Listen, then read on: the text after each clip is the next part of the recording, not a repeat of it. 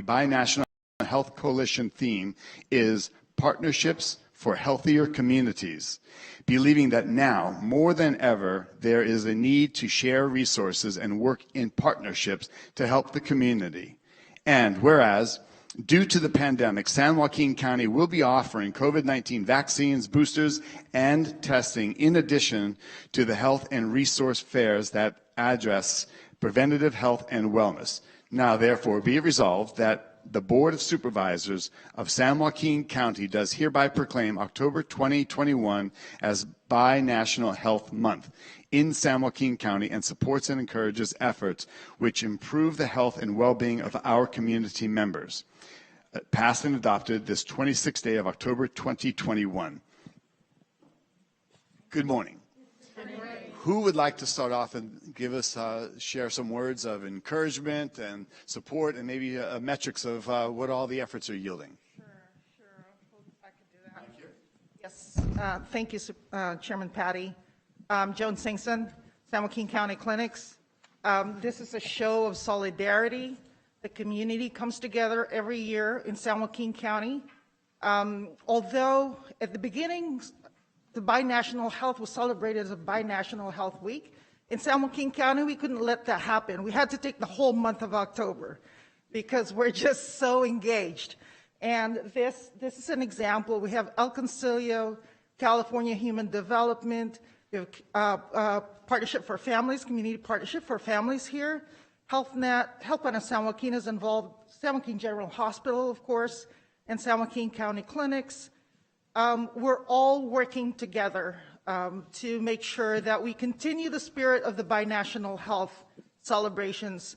And it's not just a celebration, but it's also an effort to make sure that we are paying attention to the health and wellness of people who are crossing borders, whatever direction they're crossing borders from wherever. And it started, although it started at the border of Mexico and California, with the state of California working with the government of Mexico. That commission started in 2020, actually, but since then, we've been celebrating it, and it's grown from there. So this year, although we are heavily impacted by COVID, we want to make sure that we stand in solidarity as a partnership to continue the effort. Thank you so much for this proclamation. Well, thank you very much. I know that anybody else would like to speak? Come forward, please. Hello, County Board of Supervisors, Chairman Patty. My name is Dr. Inez Reese-Houston, part of El Concilio. We are just honored because San Joaquin County Clinics, San Joaquin General Hospital, all our partners, we're all here because we know access to health is really important. And if we could do preventative health, if we do through these fairs, activities, and sadly, we couldn't be all month long, but at least we're doing something and we're out there. Because one little step with blood pressure, we could save a heart attack from happening. One quick shot could save from someone dying from COVID-19. So the work that they've been doing, the partnerships that we've been improving on, we thank you all for accepting this proclamation and know how crucial it is because health is life. Health is work. And if we don't have health, we cannot work and sustain our community and all the things that we do. So this international and collaborative, because all people matter, we thank San Joaquin County Clinics, San Joaquin General Hospital for the work in creating this partnership that we come together every year celebrating all the effectiveness that we have. So thank you all, and we appreciate this from all our hearts.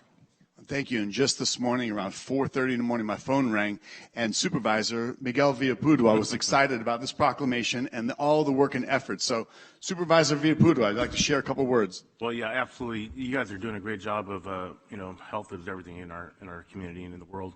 And you guys are a great team, and thank you for everything you do for our community. Supervisor Miller. Thank you.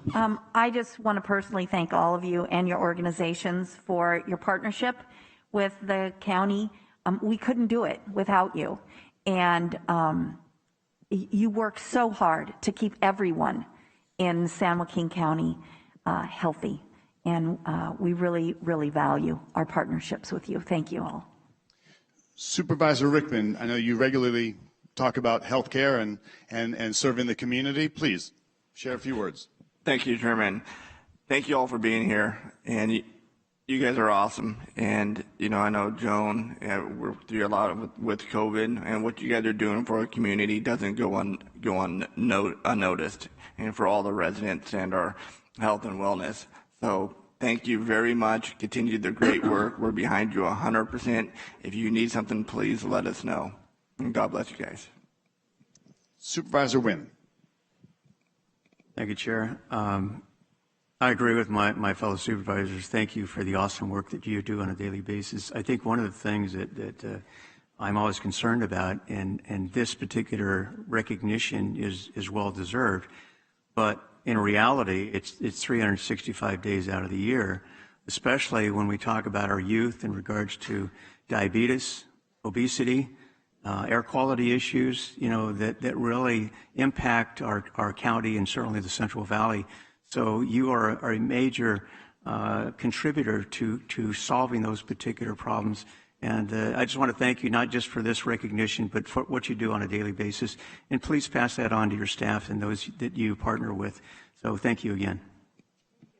And in conclusion, the work you do and the collaborative effort on so many, it's, they talk about the potentially underserved, but with all of you and with all of the efforts put forward, the underserved are very well served, and it's greatly appreciated. And a healthy community is a strong community, and there's more people, more jobs, and more robust activity for everybody's lives to be as healthy and productive in this community that we all share. So great job, continue the efforts, and please come forward for a photo. I do want to invite the community to the county clinics in San Joaquin General's campus at 500 West Hospital Road in French Camp on Saturday, 10 to 2, is our culminating activity. Actually, it's the Binational Health Fair that we're holding. There will be, of course, COVID vaccine testing, flu shots, the whole gamut of services that are going to be free to anyone who can come and wants to come for services.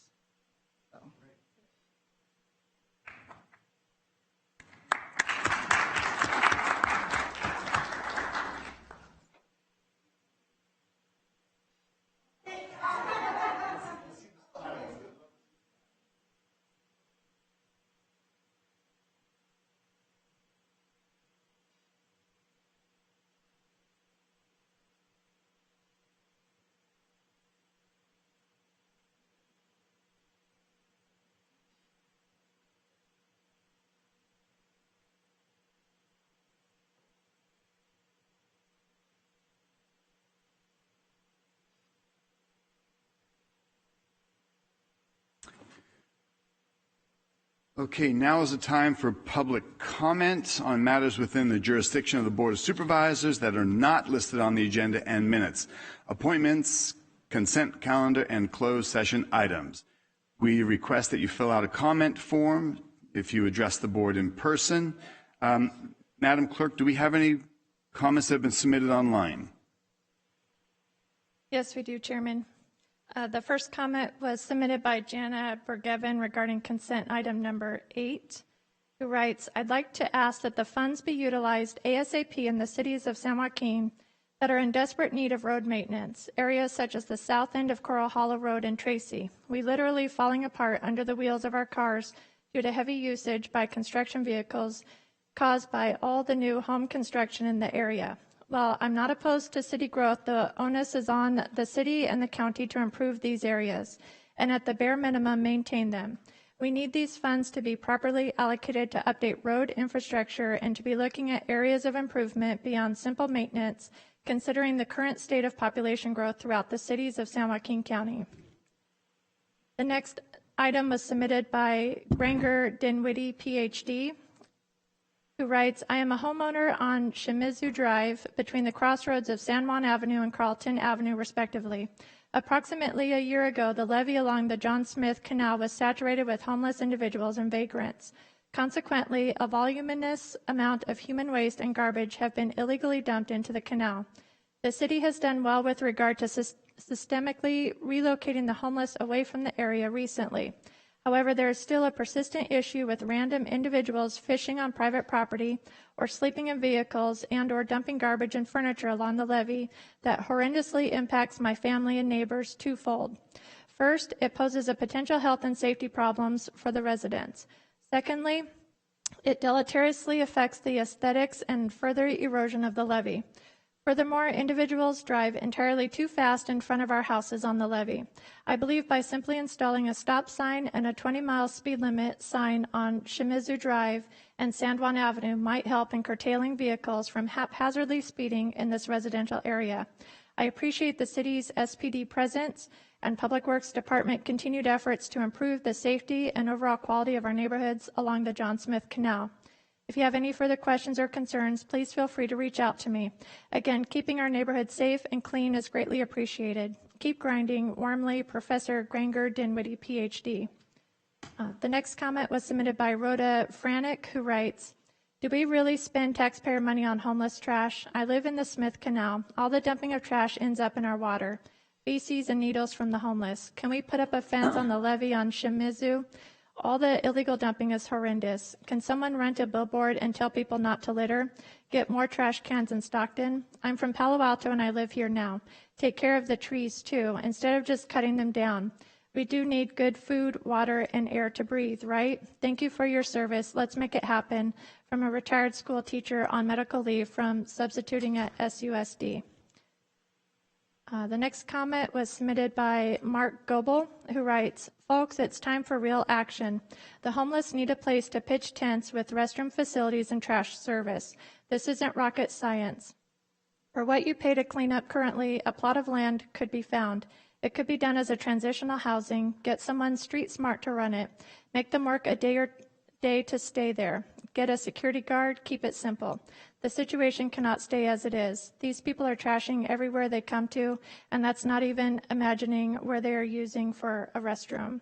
And Chairman Patty, the remaining comments are related to discussion items. Okay, thank you very much. Well, I do have some requests to speak in public. There's a 3-minute time limit. There's a device on the podium with a green, yellow, and red light. The yellow light will come on 30 seconds before the end of 3 minutes. With regard to public comment, the law strictly limits the ability of the board members to discuss matters not on the agenda, so it's not an appropriate time to have a discussion with the board regarding your comments. We ask that you refrain from personal attacks and during your comments, and that you address all comments to the Board of Supervisors, not to the audience. Comments from the public may not reflect the viewpoint of the Board of Supervisors. First up, I have Ms. Kaylee Mahoney.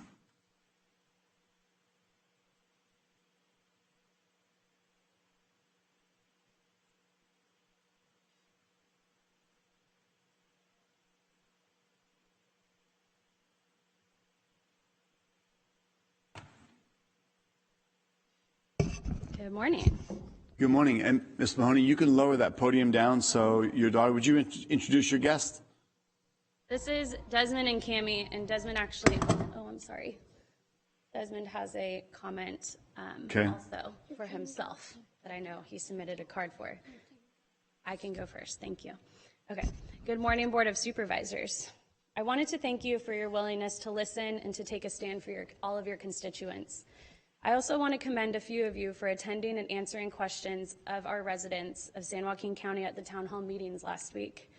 I'm speaking to you this morning in hopes of highlighting a major issue that doesn't fit within any data or statistical fact that our County Department of Health tracks or frankly seems to care about.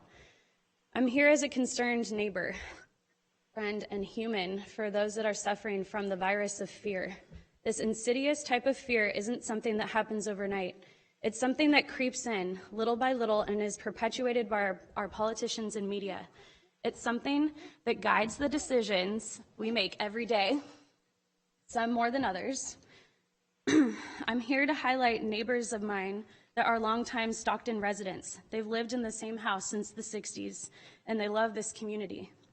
I'm here to tell you that in the last 18 months, they've transformed from the cute older couple that was very social and outgoing to something that I would now consider to be a shell of themselves. The media and our local government has convinced them that it's not safe outside and to not trust anyone as they may be sick. Our once thriving, active, and happy neighbors now rely on me to pick up their Costco groceries because they're afraid of what might come from being exposed to so many people. They are stuck in a world that tells them that living actually means slowly deteriorating in their home while suffering from depression and then relying on toxic medication to keep them alive every day. They are afraid to expose their faces around me and my kids. They are afraid when I say that there's so much to look forward to. I'm considered to be radical when I say that this is no way to live. Make no mistake, this is not a story that is unique to me. This is happening everywhere.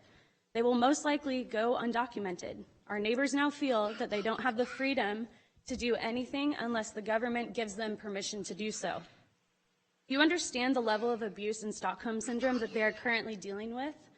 Do you understand that you all have a part to play in that? The lasting effects of this state of emergency is not worth the terrible lie that people are believing. I'm here to remind you of all of this. The government does not tell us what we can and can't do with our own sovereignty. The government does not grant us our liberty or freedom. We do not wait for the government to give us permission to live our lives. All this to say, my hope is in the future. We will not be told to live in fear anymore, and I would hope that you will join us in that. Thank you, Ms. Mahoney. Hi, I'm Desmond, and I hope we will never listen to Gavin Newsom. Thank you. God bless you. Thank you, Desmond. Next up, we have Rachel Cole. Rochelle Cole.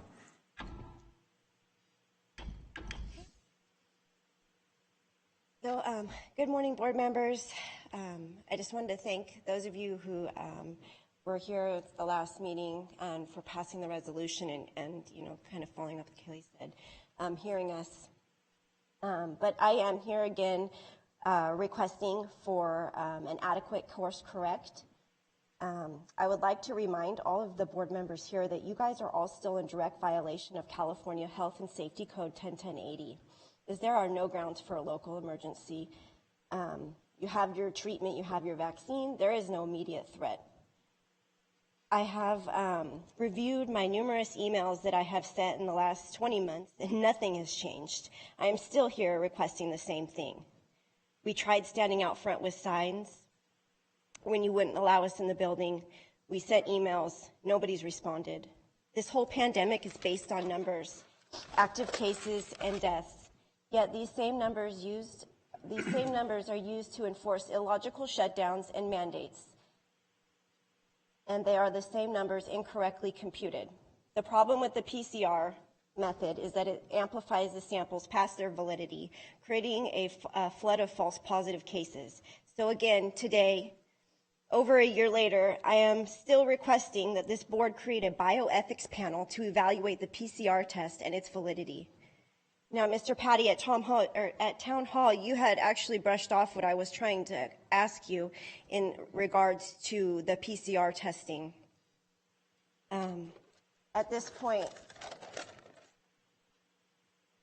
the point that I'm making is valid, and in reality, it's the glue that holds this whole pandemic together. Without these numbers, there is no pandemic, and these false positives are what is creating the numbers. You state in the resolution that you passed to ban passports that people are all created equal. Well, myself and my children are not treated that way. My children and I continue to suffer discrimination due to the false state of an emergency. When I brought this up, I was told to shop somewhere else at Town Hall. I can just shop somewhere else. I can just take my child. But what happens when you're declined service at a hospital, like I was? So where is our justice? When do we get treated equally again? Why should I have to take your advice, Mr. Patty, and go anywhere else? I am a free human, correct? Why does the actual mask mandate for exemptions allow for exceptions if you guys aren't going to enforce businesses to accept them?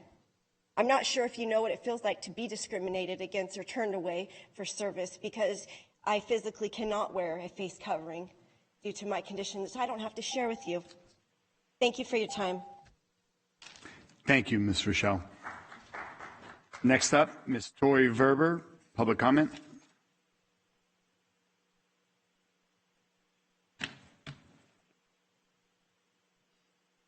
I'm sorry? Okay. Next up then, we have Ryder Ford.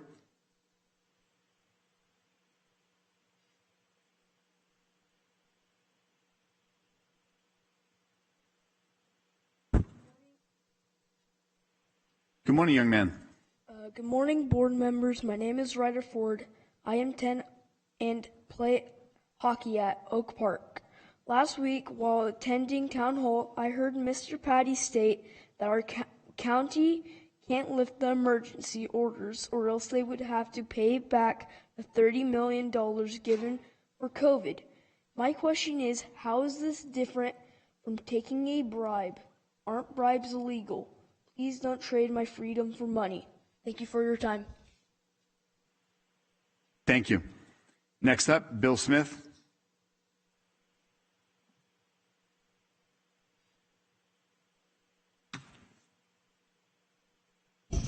I'm Bill Smith. Some of you know me. We have a health crisis. Washed down the Calaveras River the other day when we had the rainstorm, and the Smith Canal and the diverting canal. The amount of fecal and garbage that was washed into our delta is amazing, and it needs to be addressed immediately. And I mean, we need to get crews out and immediately address it, because it's a health hazard. I'm an avid boater. I'm an avid fisherman. And the sad part about the whole scenario is I don't think there's anybody in this room that would eat a fish that was caught in the turning basin. And that's a sad state of affairs. We can do better. We need to do better as a board, as a city as well. And that's all I have. Thank you. Thank you. That's my last written request. Is there anybody else in the public that would like to come forward and speak? Come on down, young lady.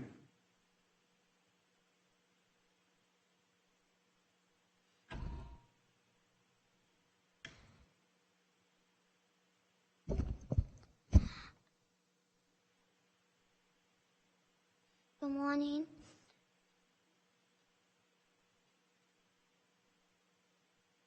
We stop the discrimination against people like me. Thank you for your time.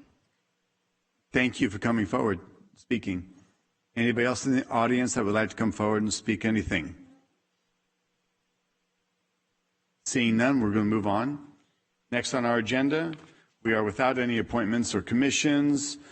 So, I'm sorry, next will be approval of the minutes for our special meeting of October 7th, 2021, barring any changes or amendments. I need a motion and a second so we can vote. So moved. Second.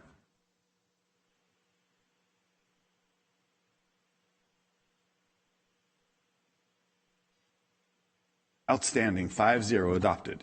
Next up, we have, and we are without any board commission appointments. Next up will be our consent agenda. Supervisor Rickman, anything to pull?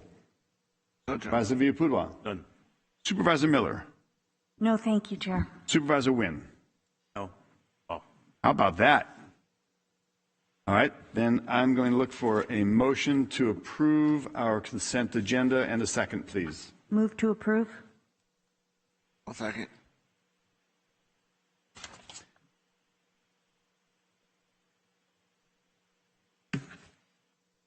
We have gotten to this far in record time. We have approved our consent agenda. Thank you. Next up will be discussion, general discussion item. We have item number 1, approval to convene and empower illegal dumping task force to review and update the existing illegal dumping ordinance. First District Supervisor representing Miguel Villapudua. Thank you, Chairman. Well, as we all have a problem in our county with illegal dumping, I think we need to change the rules a little bit, and I want to acknowledge, first of all, Chris Pelagi and Public Works for all the hard work they do. But the bottom line is they're inundated with illegal dumping. I think we all are.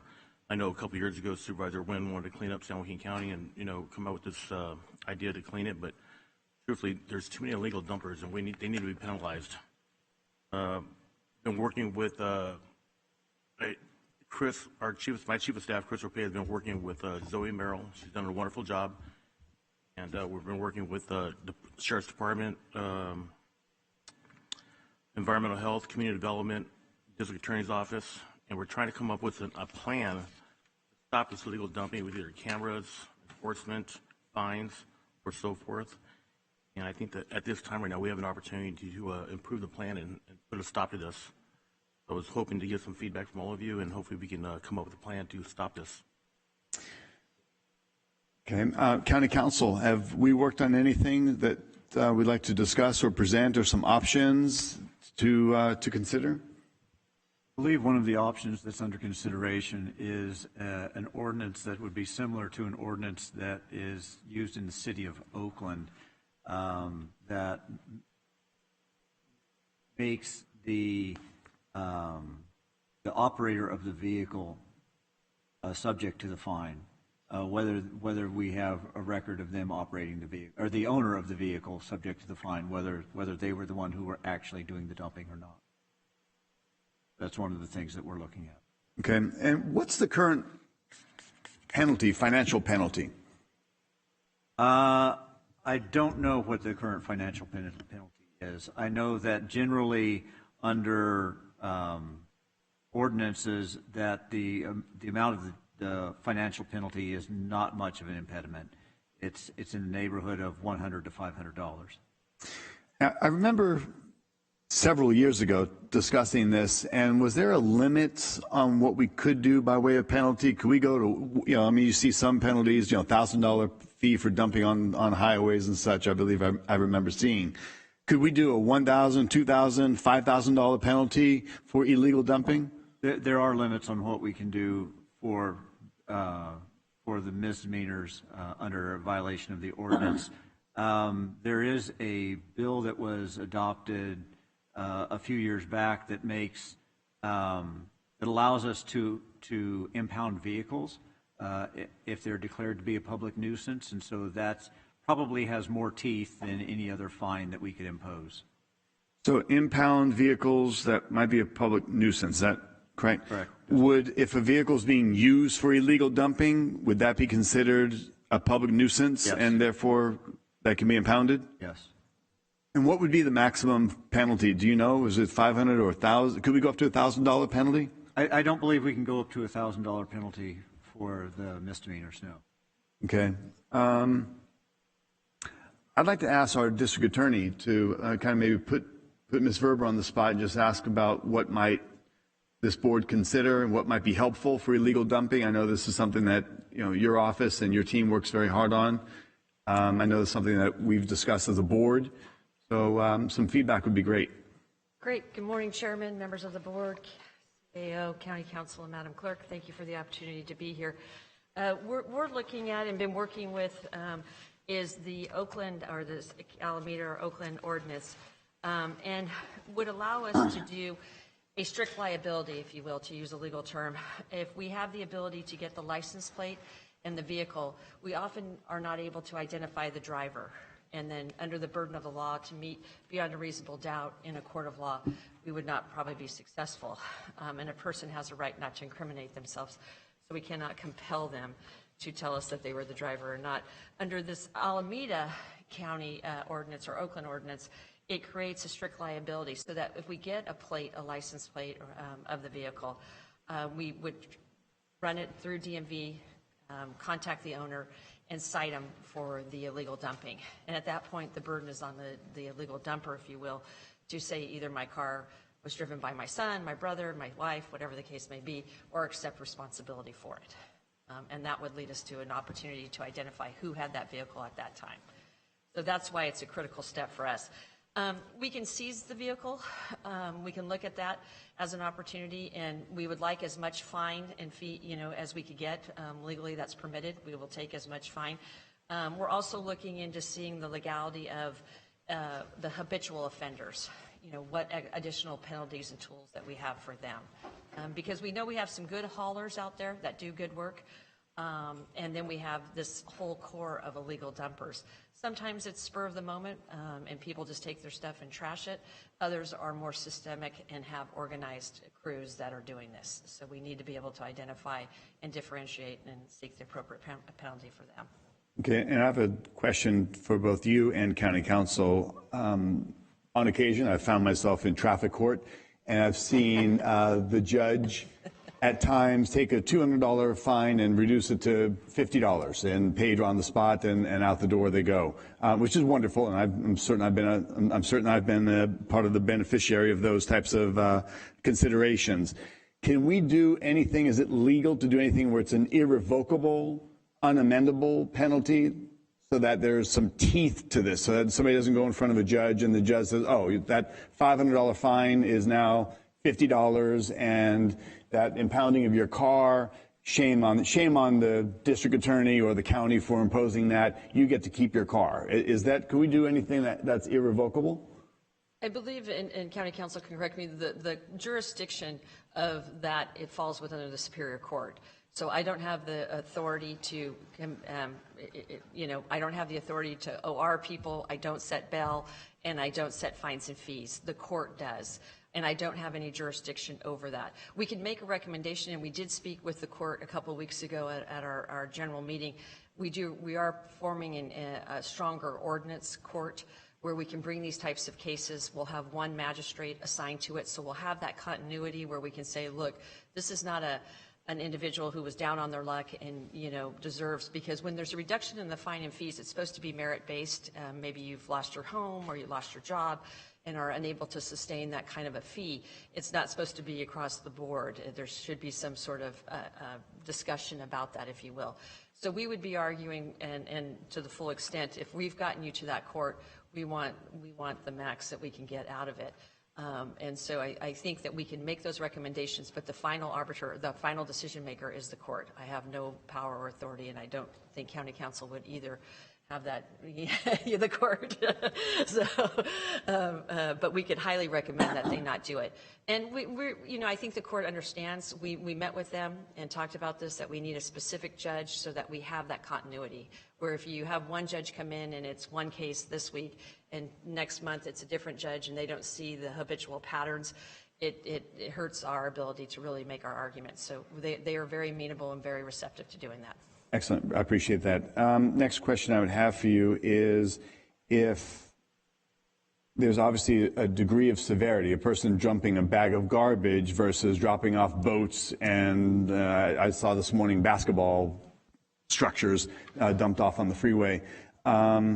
Is there any parameter of what's considered a misdemeanor versus a more arduous task of removal? The law is set up this way. Littering is an infraction, and so that's going to be a quantitative quality of a dumping. So you're going to look at how much littering is an infraction. Illegal dumping is going to be a significant more. Then you can go into this next lane. Is it hazardous waste? Is it a boat? Is it a vehicle? And there already are in existence penal codes that we can use to use those mechanisms. And the sheriff works great with our office. We really partnered on some really cool, innovative programs. They are doing some great work in this area and have the boat surrender program. They have vehicle surrender programs that are allowing people to bring the vehicles in instead of dumping them on the street, like we've seen. And then we're also using the investigative tool of going back and looking at those vehicles and then interviewing the people that to see if there's a false insurance claim because the vehicle was allegedly stolen, or if it was legitimately stolen and abandoned there, or if they hired a hauler and the hauler left it there. So we're going back on those cases because we see so many motorhomes, trailers. There's a huge boat out there right now, jet skis. I had a dishwasher in the front of my property a couple weeks ago. We all are experiencing it. And then the cost of disposal, I had to hire somebody because I wasn't strong enough to lift the dishwasher to the back of my pickup and then take it to the dump. So And then there's an additional cost because it was an electric machine, so it wound up costing me a couple $100. I didn't even do it. So, it's very frustrating, very, very frustrating. I don't mean to make light of it, but it's just very frustrating. So we're working on it, and, we would like to get this ordinance up as soon as possible. And then because we have some good Samaritans and neighborhood watches that are out there, and they're taking photographs of license plates for us.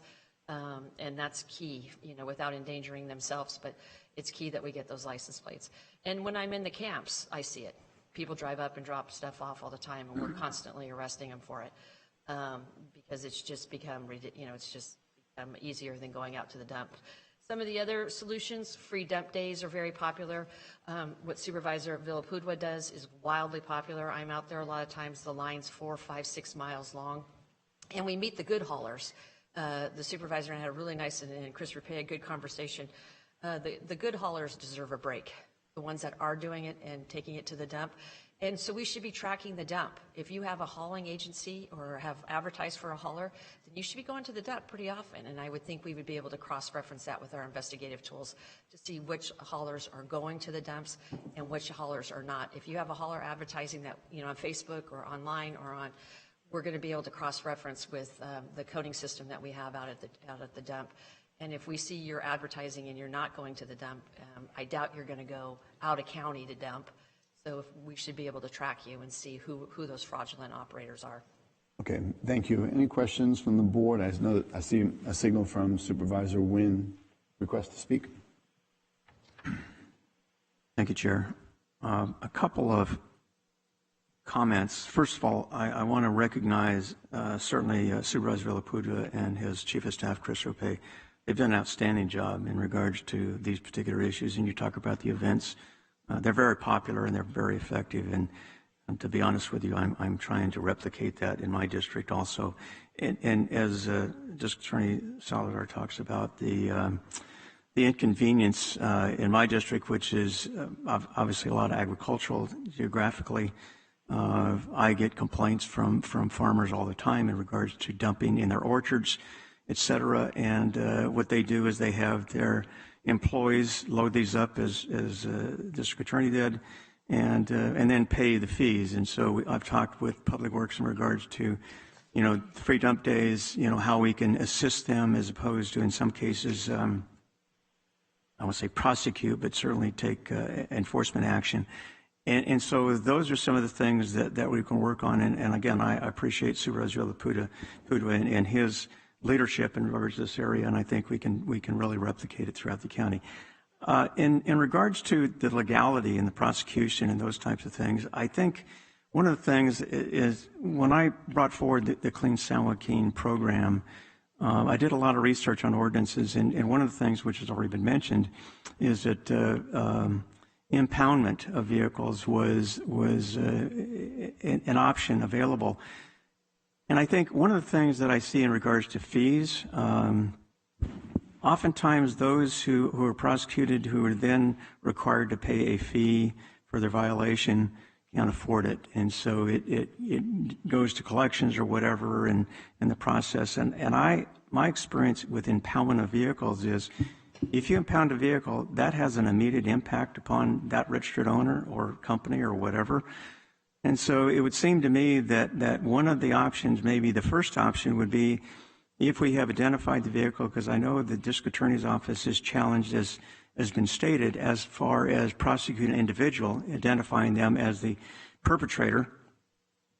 It would seem to me that if we have a license plate and obviously a picture of the vehicle, that the registered owner of that vehicle, or when we locate it, as in many other crimes, and I'll leave it to Supervisor Rickman since he's an active member of law enforcement currently and the Sheriff's Department, but it would seem to me that if that crime is committed, that we do have the legal authority to impound the vehicle as part of the investigation. And the reason I bring that up is because I would guarantee that if we impounded vehicles, one, the word would get out. Secondly, more importantly, is that the particular problem which has been generated by this vehicle and whoever is the operator is taken away. And then the other options which have been mentioned in regards to fees or prosecution or those types of things, they can be handled separately. But I think that I think by impounding vehicles, we would send a very clear message that we're not tolerating this activity. And I think very quickly there would be a reduction, I wouldn't say eliminated, but a reduction. And the other part of it is in regards to illegal dumping, it would seem in some of those ordinances that there's a process, a licensing process, that or some type of paperwork process that if you have a load of junk in your vehicle, that the potential is it's either yours, or as has been stated, as a business, you are doing this, for a fee or a payment. That if it's not yours, then you should have some documentation in regards to a receipt or some type of indication that you are operating this at the behest of another individual, which then at least gives some traction, because oftentimes when we look at the dumping and the documentation that it contains, some would say, well, I paid somebody to do this and I'm not responsible. So it seems that the steps would be impound the vehicle, do investigation if there's prosecution or fee involved, that we follow up. But fees are not the solution, primarily because oftentimes, as we all know, and I'm sure the district attorney office is well aware, that failure to pay is a common occurrence, which means nothing happens.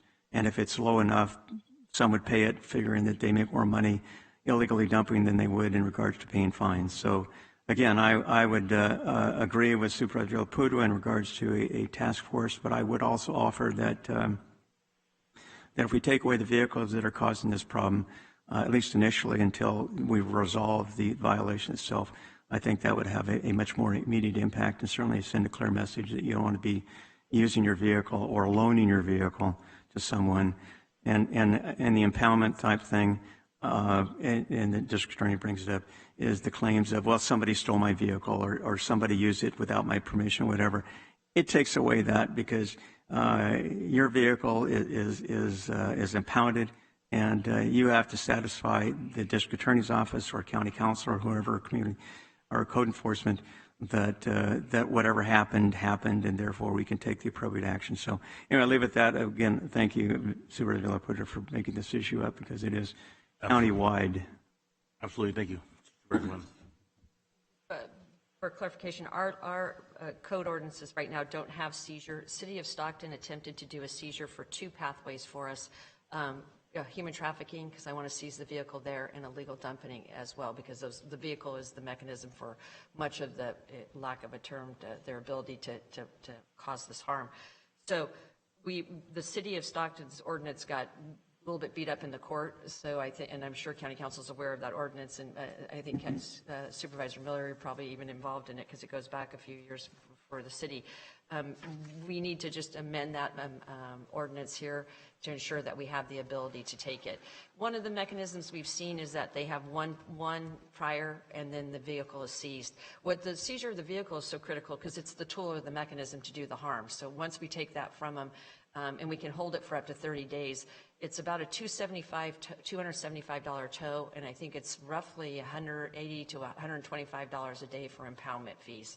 And so that's on the backside, and there is no negotiation, because that's not the court, that's the private sector, and they don't give too many deals. So that would be a strong tool for us, a very, very strong tool for us. So we would just need to make sure that we get past the Court of Appeals ruling and on Assembly Bill 14, which kind of gave us some of that direction, and make sure we're in compliance with it. And then I think we could roll. It's a great motivating factor. It is. You're right. You're exactly right. It sends a clear. It's the best tool we have, to be honest with you, because even with the misdemeanor, there's the jail time is going to be only so much as in any misdemeanor. So the harm is taking the mechanism, the tool that can cause the harm, and that's the vehicle. Supervisor Rickman, do you have any questions? Thank you, Chair. Yes, I do. I'm just reiterating what Supervisor Irwin was talking about, and Ms. Verber, thank you very much, for your work on this. I know we've talked in some great length about on this issue. In fact, we just received an email here in the last couple of days about illegal dumping. When it comes to impounding a vehicle, I mean, I know we do it for pursuits and street racing, in which, you know, you get a plate, you can get a court order and grab the vehicle that way. That's something that we can do.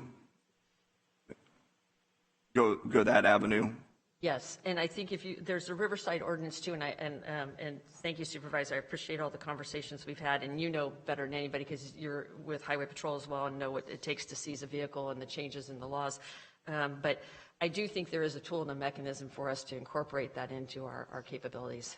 All right, cool. No, that'd be great. Just a couple of comments.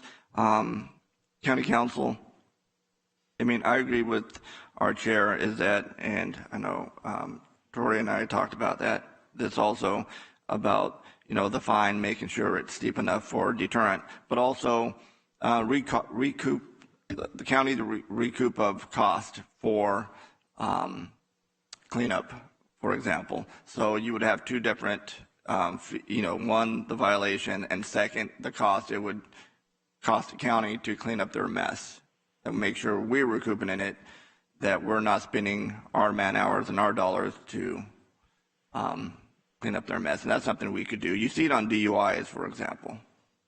We'll work to include that in the. And another thing, what about, and I'm not sure who I would put this to, but, and Tori, you mentioned it earlier about the haulers. Suspension of haulers, if we catch them in the act and their license, for example, is that something that we could pursue? Is that through the DA's office, or would that be through an ordinance? I'm going to ask my colleague, Chief Deputy District Attorney Jeff Durman, to come up because we're working with some state agencies to look at the licensing of the haulers as well. Done. Just the suspension of haulers. I mean, if they're a licensed hauler, for example, and we catch them dumping, can we suspend it? That's always something that we can go to the licensing agency and have that conversation. If there's a permit, if there's a license, see what we can do on the administrative end to get that pulled. If there's a licensed hauler who is engaging in that kind of behavior, they may also be an avenue for civil prosecution under 17200. They're engaging in an unfair business practice. They're not following the same rules that other people in their industry are following. So there might be several different ways that we can go after that if it's a licensed business who's breaking the rules. Okay, well, thank you. And I know we're just at the bare bones on this, but I want to thank you, the DA's office for your hard work. You guys are doing a great job. And this affects, not just one district, but all our districts, and mostly those that live out unincorporated San Joaquin County. You look in the back roads, and I was just driving here a couple days ago, mattresses, and it just seems for some reason people can't take mattresses to dumps. And it's quite annoying. So, and I mean, if we already have the bare bones, it sounds like, and this would have to come back to the board for adoption, and then it would take 30 days from the adoption in order to go into effect, correct? That's correct. So we'll have to draft the ordinance, bring it back for an introduction and waive reading, and then at the next meeting, we can bring it back for adoption, and then it would be effective 30 days after adoption. Okay, thank you. No, I mean, I really don't see, I'm hoping this will be back, as soon as possible in a quick manner so we can get started and alleviate the problem. And it sounds like we're already on that pace, and I agree with you, Ms. Salazar, is that doing it as soon as possible and bring it back and make sure there's not too much bureaucracy in the middle of it. We will try and limit that bureaucracy. All right. Thank you, sir. And thank you, Chair. I'll yield my time. If I might add one thing, Supervisor, and I think you and I kind of touched upon it, was I know when I hired a hauling company, I required them to come back and bring me the receipt because I wanted to see what had happened. One of the mechanisms that we're looking at is creating where if you do hire a true, there are some good haulers out there. There are good people doing good work, and it's hard work, and we appreciate them. That they get some sort of recognition as well. But one of the things we talked about is emailing that I had like I said, a dishwasher, an abandoned dishwasher I live in the rural community on my property, and I'd like to have emailed that agency and then made sure that they sent me back a receipt. And that way we can do that mechanism too, because this is still an investigation. Whether it's, as you know, a misdemeanor or felony still takes a lot of work to investigate a case and prove beyond a reasonable doubt in a courtroom. So we really want to figure out and make it miserable for those illegal dumpers and you know, acknowledge the good haulers. And we're looking at even working with our senior citizen community, because we have a lot of people, maybe they've recently been widowed, and then they have a lot of stuff that they just need to get moved, and they trust the first person that knocks on the door, because they're trustworthy people, you know, and so they don't think people would take their stuff and just throw it on the street. So we're looking at some of those tools as well to make sure that we have that follow through. And then we can really focus on the ones that are bad. The other issue that we see a lot, I was over on North Stockton, and with the evictions coming and things like that nature, people are literally just throwing it in the front yard. I mean, there was 9 mattresses, furniture, all kinds of stuff, and they just threw it in the front yard. So we'll have to tackle that as well and see how we handle that. Fortunately, we have 209 cares, and they pick it up for us. But it's a whole nother, I think, wave coming. With these evictions. No, I hear you. Yeah. And again, thank you. I know you're a very, very, very busy person, have a lot on your plate. So, I mean, I can tell you, I know I appreciate it, and I know the board appreciates, you know, going the extra step and, you know, taking care of the problem. So, thank you very much. Thank you. We appreciate it. It's just, it's frustrating because we see it and we can't always catch it. You know, it's frustrating. Supervisor Miller, any questions? Yes, thank you. Not really questions so much as just to state that I support this. I think we do need to get moving on this to give ourselves some more teeth to deal with this. I agree with our district attorney with the evictions. I actually have an area not too far from my neighborhood.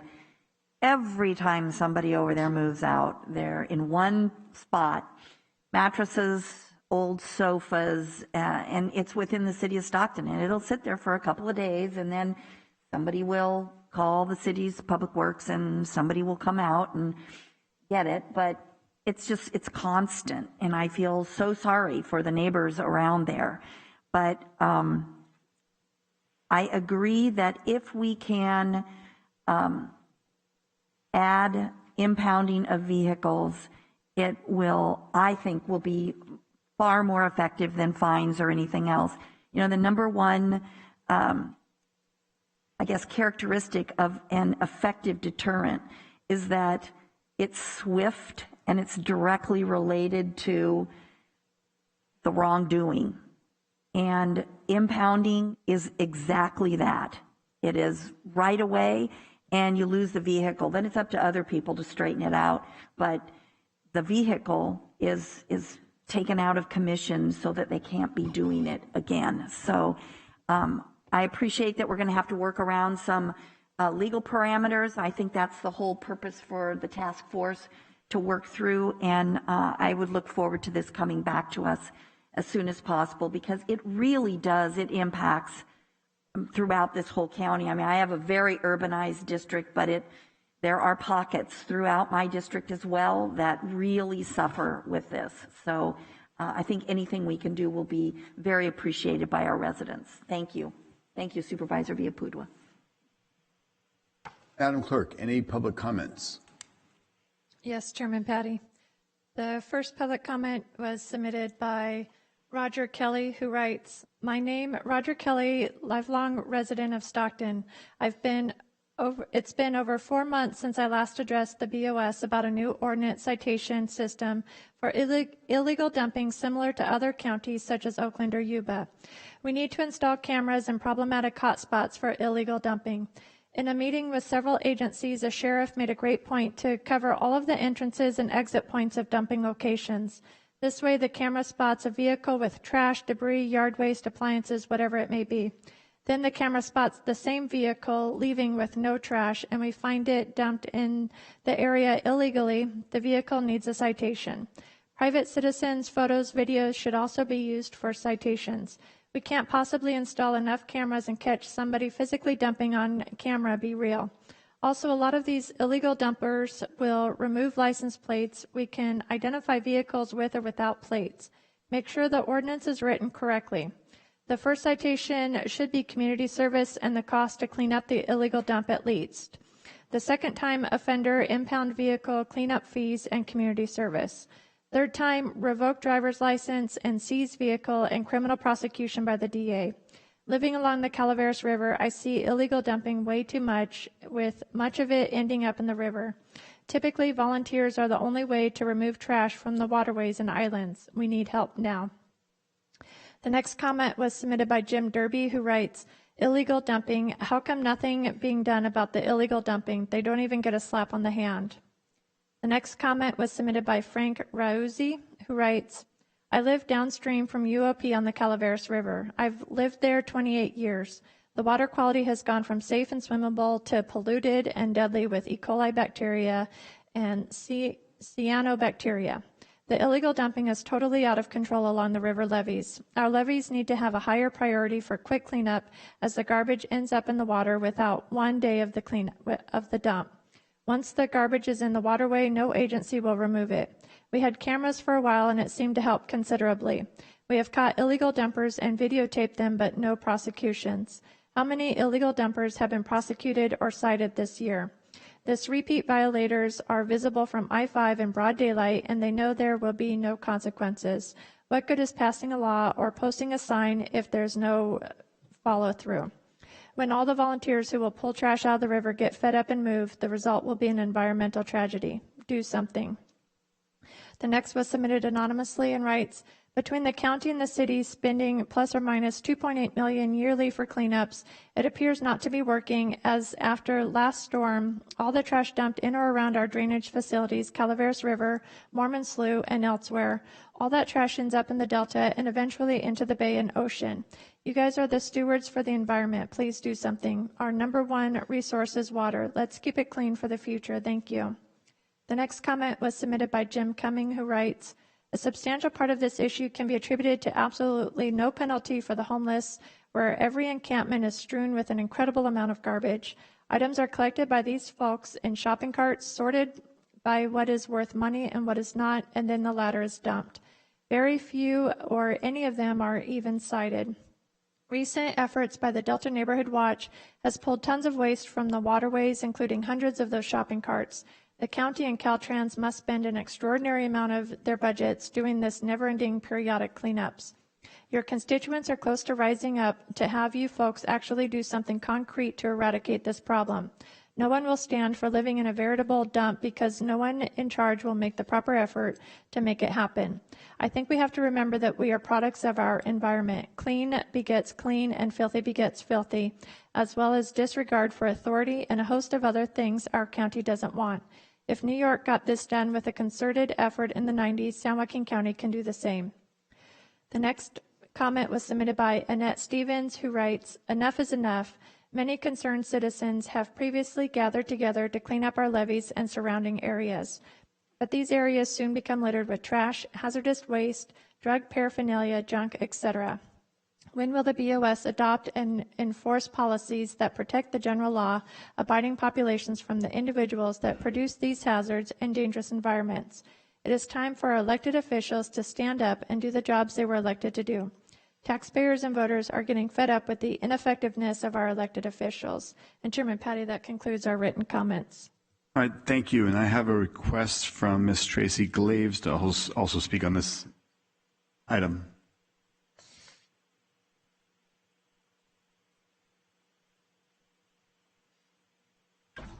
Morning.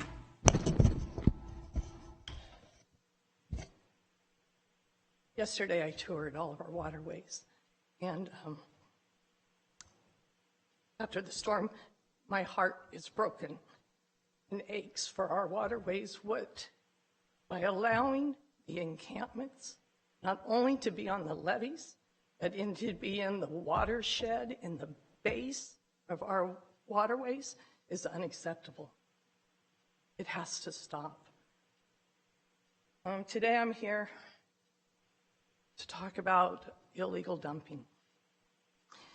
I'm San Joaquin Delta Neighborhood Watch. I'm sure you all know our main focus is crime, safety, and environmental. Yesterday, it hit all of our buttons, all of our concerns. Sometimes it takes small things to make change happen by taking negative and turning it into a positive. The criminals that are illegal dumping are opportunists, and when given the opportunity, they're going to take it. A few weeks ago, I witnessed a group of males cutting down a very large tree on a private lot residence on Shimzu. Clearly, they weren't licensed. And my husband and I said, well, that's going to end up on our levy tomorrow. I don't live on Shimzu or Smith Canal. I live on Oxford Way. I have made the commitment for 4 years. Every day that I am here in Stockton, I patrol Shimzu twice a day. I know all the criminals, I know all the players, I know all the homeless, and they all know me. On the very next day, on my very first patrol of Shimzu, that material, part of it, was on the levee, just like I knew it was going to be. And we worked very hard to build what I call a Delta Dream Team. And that includes Stockton PD, Public Works, SO, every state and federal organization that I can. And they met me there. And we went to the homeowner. And he said the guys told him, we're just going to put it up on the levee. The city comes, you see the Public Works truck every week, they pick it up. We're going to call them and tell them it's there. Which was not true. So the negative that we turned into a positive, that homeowner removed that material and then hired another group, legal, to get rid of it. He now went back out and did outreach in all of that community that were all lined up to use those same criminals that were going to be able to remove the trees. So we took a negative and we turned it into a positive. Thank you, Ms. Graves. That's 3 minutes. Let me note for the record that Ms. Graves and her friends, Roger Kelly and Frank Rousey, as well as the police, our deputies, Public Works, are all dedicated, but appreciate, Ms. Graves, the extra effort that you, Roger, and Frank take, because it's a dedication to our waterways and to cleaning it up and engaging the state agencies, and you do an outstanding job. Thank you very much for all the engagement that you continue to have. I don't know if there's any final comments from board members. Supervisor Villapudua. Well, thank you, Chair.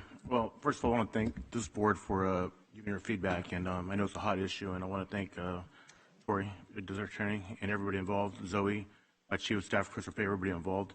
At this time, I'd like to make a motion to designate and empower an illegal dumping task force to revise the existing illegal dumping ordinance.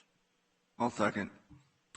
And before we vote, I'd like to include just final thoughts I have is that there were some good comments being written in about requiring community service for anybody that may. I'd like to include that in something that comes back to the board.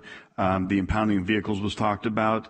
Loss of driver's license, I don't think that's any authority we would have, but also I'd like to add, bring back to the board in consideration maybe a reward of $200, $250 for anybody that provides information, photographs, or documentation, so that they'd be rewarded for helping us keep their community clean. A great idea. Maybe the task force can discuss it. Yep. Yep. I have a motion and a second.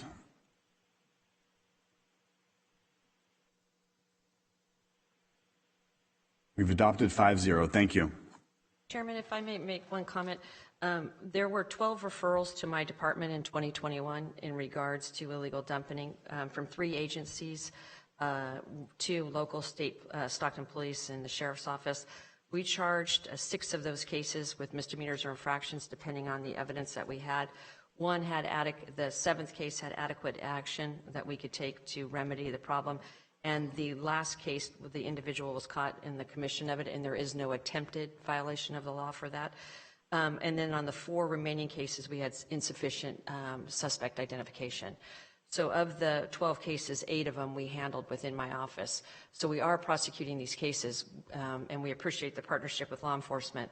We are using the infraction tool, which my office doesn't do. We're just a conduit. An infraction, like you said, if you get a traffic ticket, it goes to the court for a proceeding. So the court's handling the infraction arm of that. So sometimes people think the district attorney does all of these things. We are very much in a lane. In our lane, when we get the cases, we've taken, and we have a designated prosecutor, Jennifer Day, and we have a designated investigator as well to assist in our partnering agencies. So we have prosecuted these cases. There's a lot of times that comment comes out, and I appreciate the insight, because I do believe that the new ordinance, the illegal dumping, and I hope we can get even more poll cams out there to catch these individuals in the habitual spots that they go to, because they do go to the same places. So we're looking for any help in that area as well. So we appreciate the public's comments, but I did want to set the record straight that we aggressively prosecute these cases when we get them. Understood, and that's the key. Is we have you have 12 cases that were brought in, and we probably have several hundred violators or violations out there. So we want to get that caseload up and keep you and Mr. Dermott busier handling these cases. Thank you for the dedication and the work on this behalf and the participation, so we can make a cleaner San Joaquin and better community for all of us. And thank you, Chairman. And the last thing, if there was some opportunity for us to do education, either through social media, billboards, things like radio, that individuals are being held accountable, this new ordinance, and then and educating, most importantly, potential victims, because some people are, I followed the trail personally out at the camp. I found a lot of identifying information. I went to that person's home to say, hey, what's going on here? It was a widow. Her husband had recently died. She was almost 90, and a person preyed upon that. It also creates a secondary problem for us, because then that individual, because this woman was so kind and trusting, and she didn't have a lot of economic means or resources, and she no longer could drive because her DMV had been taken from her. She trusted this individual, but this individual now has surveillance on her house. He's seen what's in her house, and that she's a 90-year-old woman with no alarm, no system. So it takes it to that next tier of criminal activity as well. So we really want to engage our community as to hire the good haulers, and let's prosecute the bad ones. Agreed. And any information we can get out there through multiple means, let's definitely take advantage of. Thank you. Thank you. Moving on, our next discussion item, an oral report on the San Joaquin Women's Committee. This is conducted by the 1st and 2nd District, Supervisor Villapudua and Miller. Take it over. Thank you, Chair. Well, we've been meeting for the last probably 6 months, once a month, and I think there's some incredible progress that's been made. And I want to thank Supervisor Miller and Camille for all their engagement. You have done a wonderful job. And Supervisor Miller, if you have any comments you'd like to. Thank you. Yes, we promised to bring a report back to the board.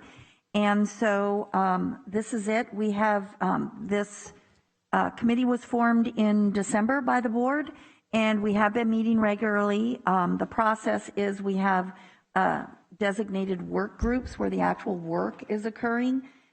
They meet every other month, and then the full committee meets the months in between to receive reports and take action and perhaps make recommendations to this board. So this is just an update for the board so that you know where we are so far, what we're finding, and where we're likely to go with this. And I will turn it over to our HR Director, Brandy Hopkins. Thank you. Thank you, Chairman Patty and members of the board, CAO Wolverding and County Council Miles, for allowing HR the opportunity to present on the San Joaquin County Women's Committee this morning. We're going to talk a little bit about equality and equity and what's going on at the state and federal level, and then we'll dive into those subgroups that our 2 board members who are spearheading this committee just referenced.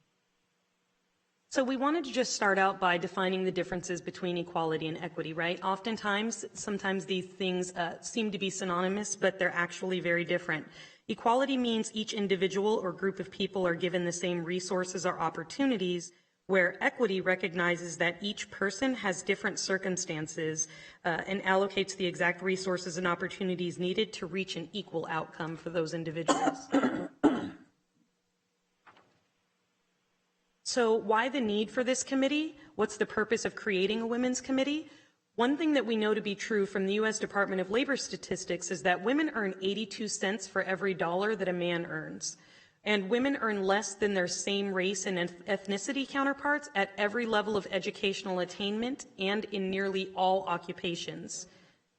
The pandemic has set women's labor force participation back more than 30 years. This is particularly true due to the traditional parental obligations of mothers. So with the education system being as it is, mothers needing to stay home. If your kid even gets a sniffle nowadays, they can't go to school. So there are all of these things that have sort of pushed that back and sort of reversed the time on that. The committee also looked at what was going on at the federal and state level. So the president recently this year signed an executive order on the establishment of the White House Gender Policy Council, and this really is about advancing gender equity and equality, as Oriana just referenced. So there's 4 sections to what the president is trying to accomplish, but really for our board and the public to understand, it's to develop a wide range of strategies for advancing gender equality in the United States. In California, we reviewed the 3 pay acts that prevent discrimination and promote equality in pay. So we have the Civil Rights Equal Pay Act, the California Equal Pay Act, and the FEHA Pay Discrimination Act. We also reviewed the Federal Equal Pay Act. So all of these pay acts play into the labor laws that we are looking at. But we're going to dive a little deeper into our actual statistics here in our own community.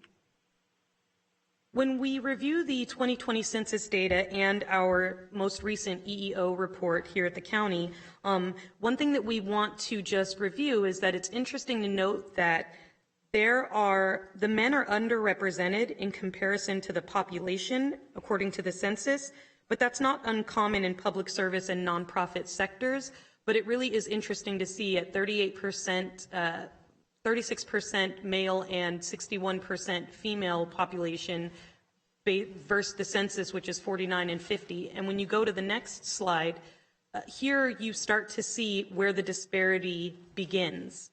So even though there's only 30% male and 60% female, once you get to the executive management and elected officials, you see that you have 73% male and 26% female employees in those areas as you start to grow in your career here. So these are really the statistics that we started to focus on when we talk about the subgroups in a few minutes.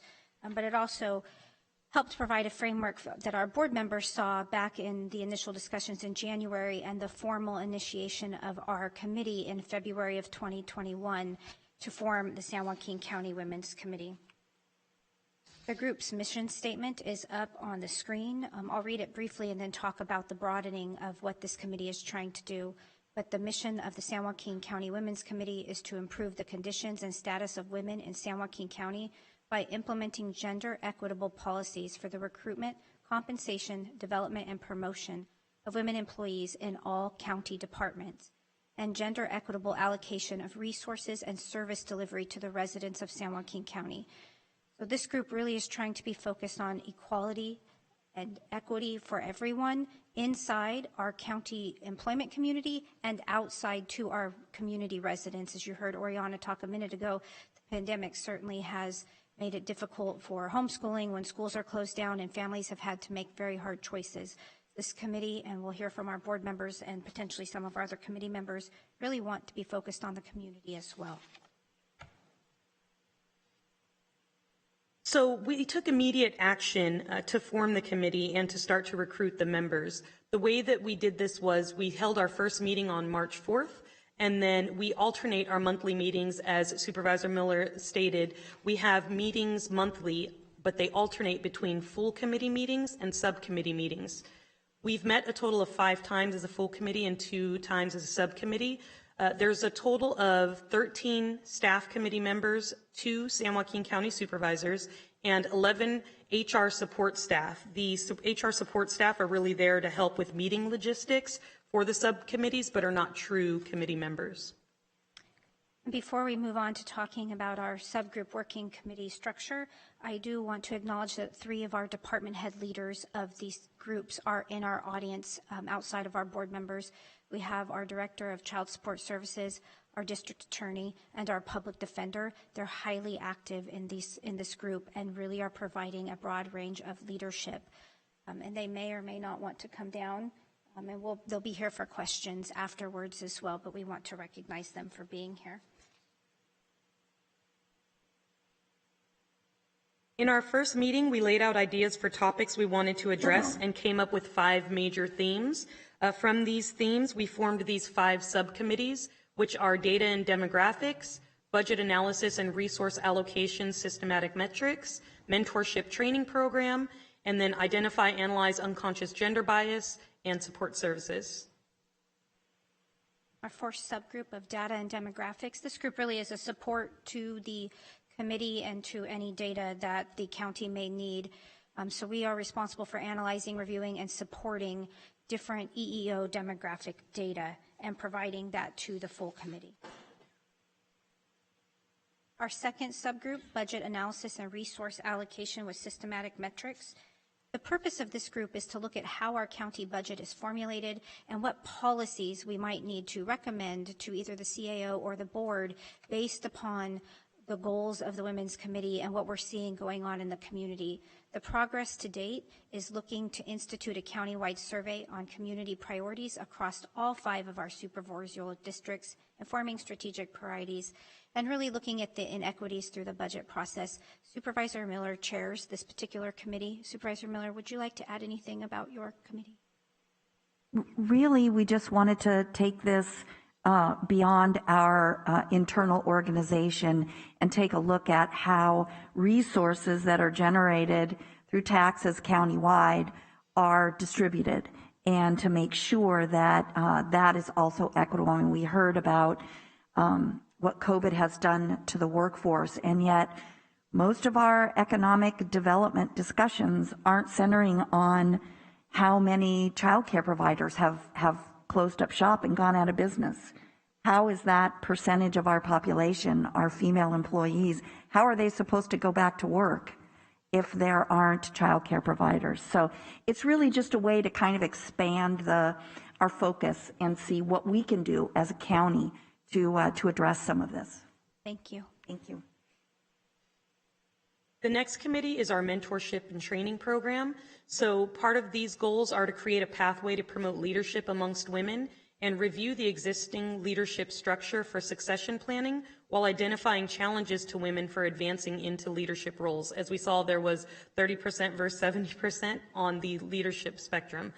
So one of the things that this group has already done, they created a survey that went out to county staff on August 12th. From there, we had a pretty decent sampling of approximately 1,300 people that responded to that survey, which really just speaks to the importance of this topic for people taking the time out to fill that survey out. But the results are going to inform and support the work of all the subcommittees, essentially. The biggest thing that we wanted to answer was, what are those barriers to promote training and education? And the other thing that they want to do is and make sure that we're offering training opportunities. One of the things that we're doing in human resources under my umbrella in staff development, we're creating this program called Developing Future Leaders Series, very similar to our Human Resources Leadership Academy. This program is going to allow individuals who are interested in becoming supervisors to have an opportunity to have a series of courses that will get them ready and prepared for that. And again, these efforts are countywide efforts across all of our equal rights groups. The next group is the Identify and Analyze Unconscious Gender Biases.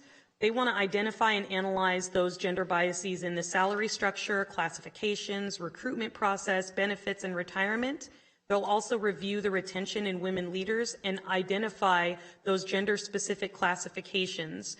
One of the biggest things there will be to compare the traditionally gender-specific classifications to compare and contrast the position structure. Our last subgroup is supportive services. This subgroup is looking to create and review internal and local resources supporting gender equity and to build wellness services around that. Again, we'd like to acknowledge the wide variety of individuals in the county who are volunteering and participating, actively participating in our committee. As Oriana mentioned, we have 11 leadership staff from Human Resources dedicated to support the Women's Committee here in San Joaquin County. Are there any questions? Well, let's start off. Supervisor Miller, any comments or questions? No, just I'm impressed with the dedication of everybody that is come together to take a look at this. I really appreciate Supervisor Villapudua inviting me to serve on this committee. It's been very interesting. It's always a positive thing for an organization to take a look at themselves, especially such a large organization, and figure out what are we doing well and where can we improve. So I really appreciate all the staff, especially and our department heads who have participated in this. A lot of really great ideas and also a lot of really good outreach into our organization. So thank you. I don't really have any questions. Supervisor Rickman. Supervisor Wynn. Well, I want to thank Supervisors Miller and Villapudua for their hard work and certainly for staff and their input. It's always good to find maybe the greater detail of our county operation, et cetera, and to make determinations.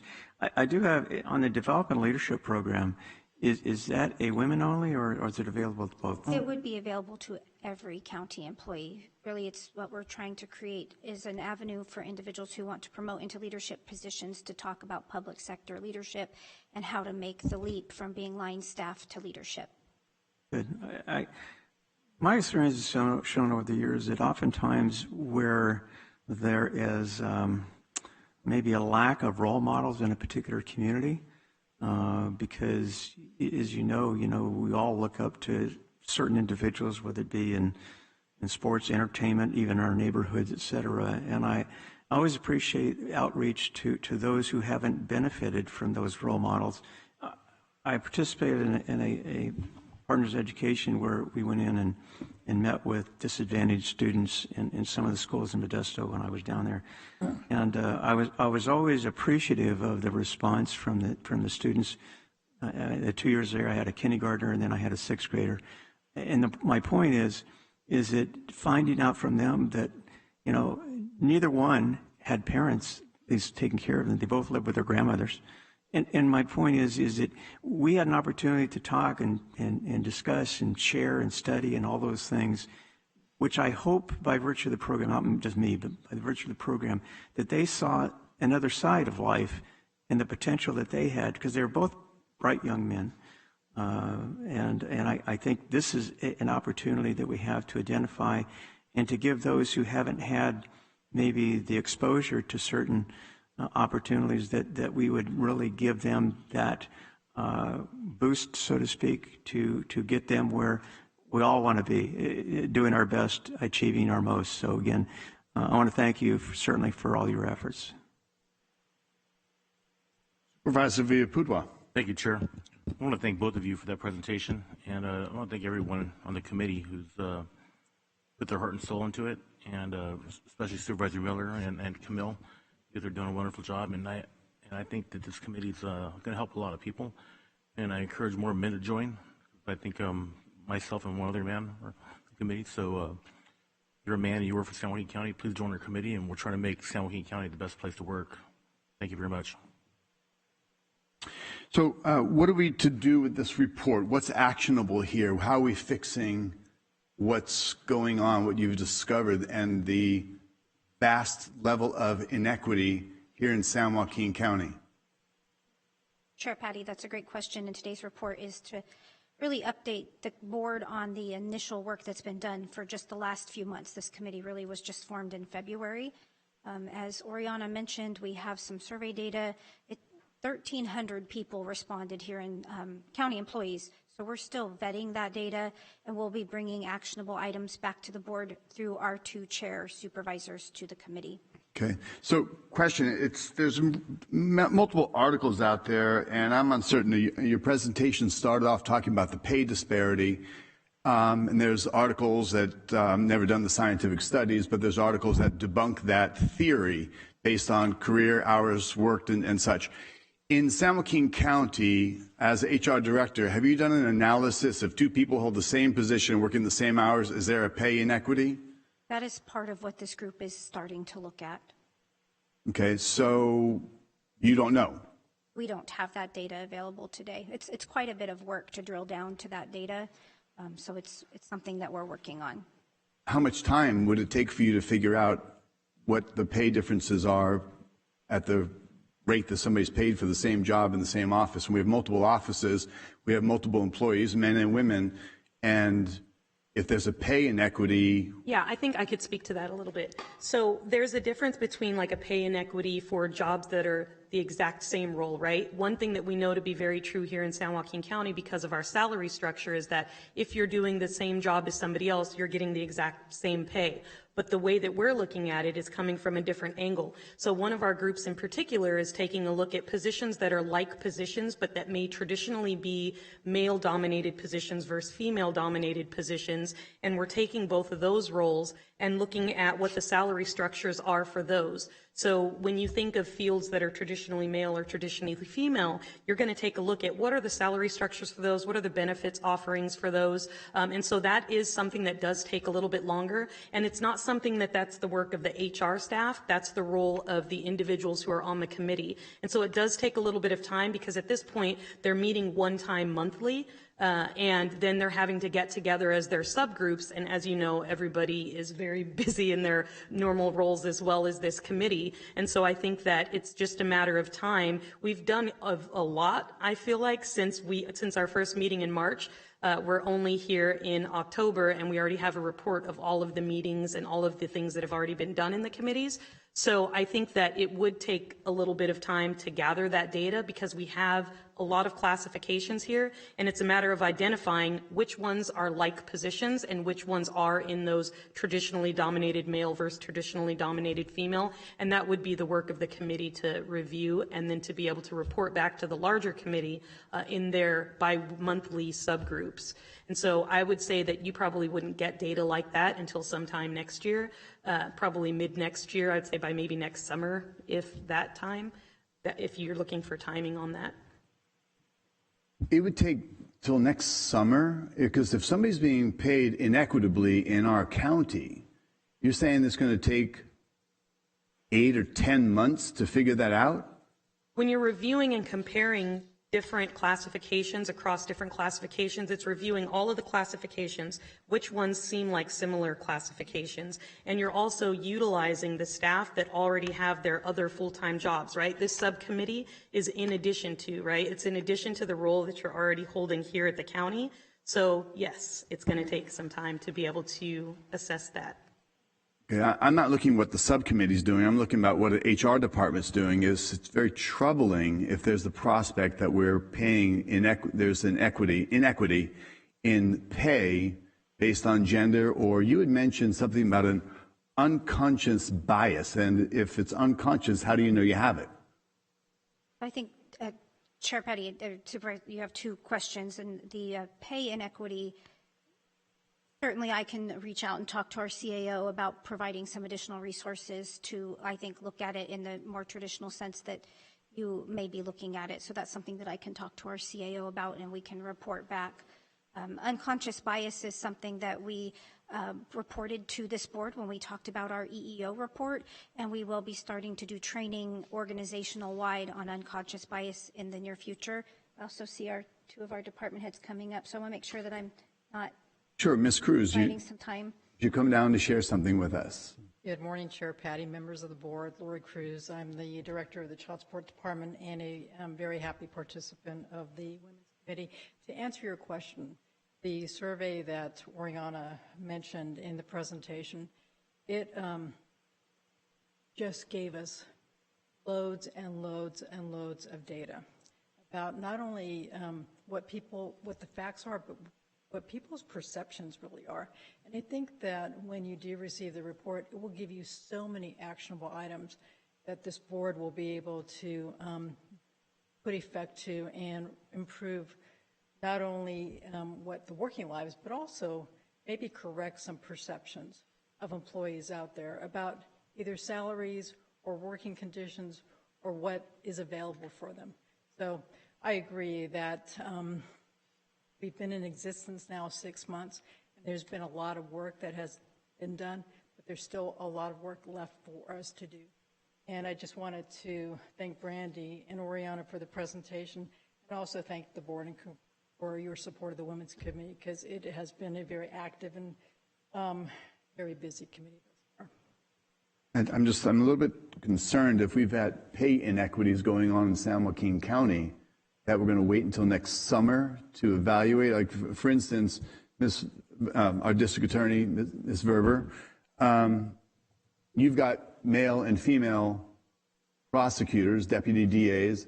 Is there a pay disparity? The men are making more money, or the women are making less money, or there's different working conditions for the men and women? I'd be very concerned of the financial risk the county has if we're discovering inequities, bias or unbiased or unconscious bias. I'm really concerned about this. That's the specter of information that's been brought forward of this inequity.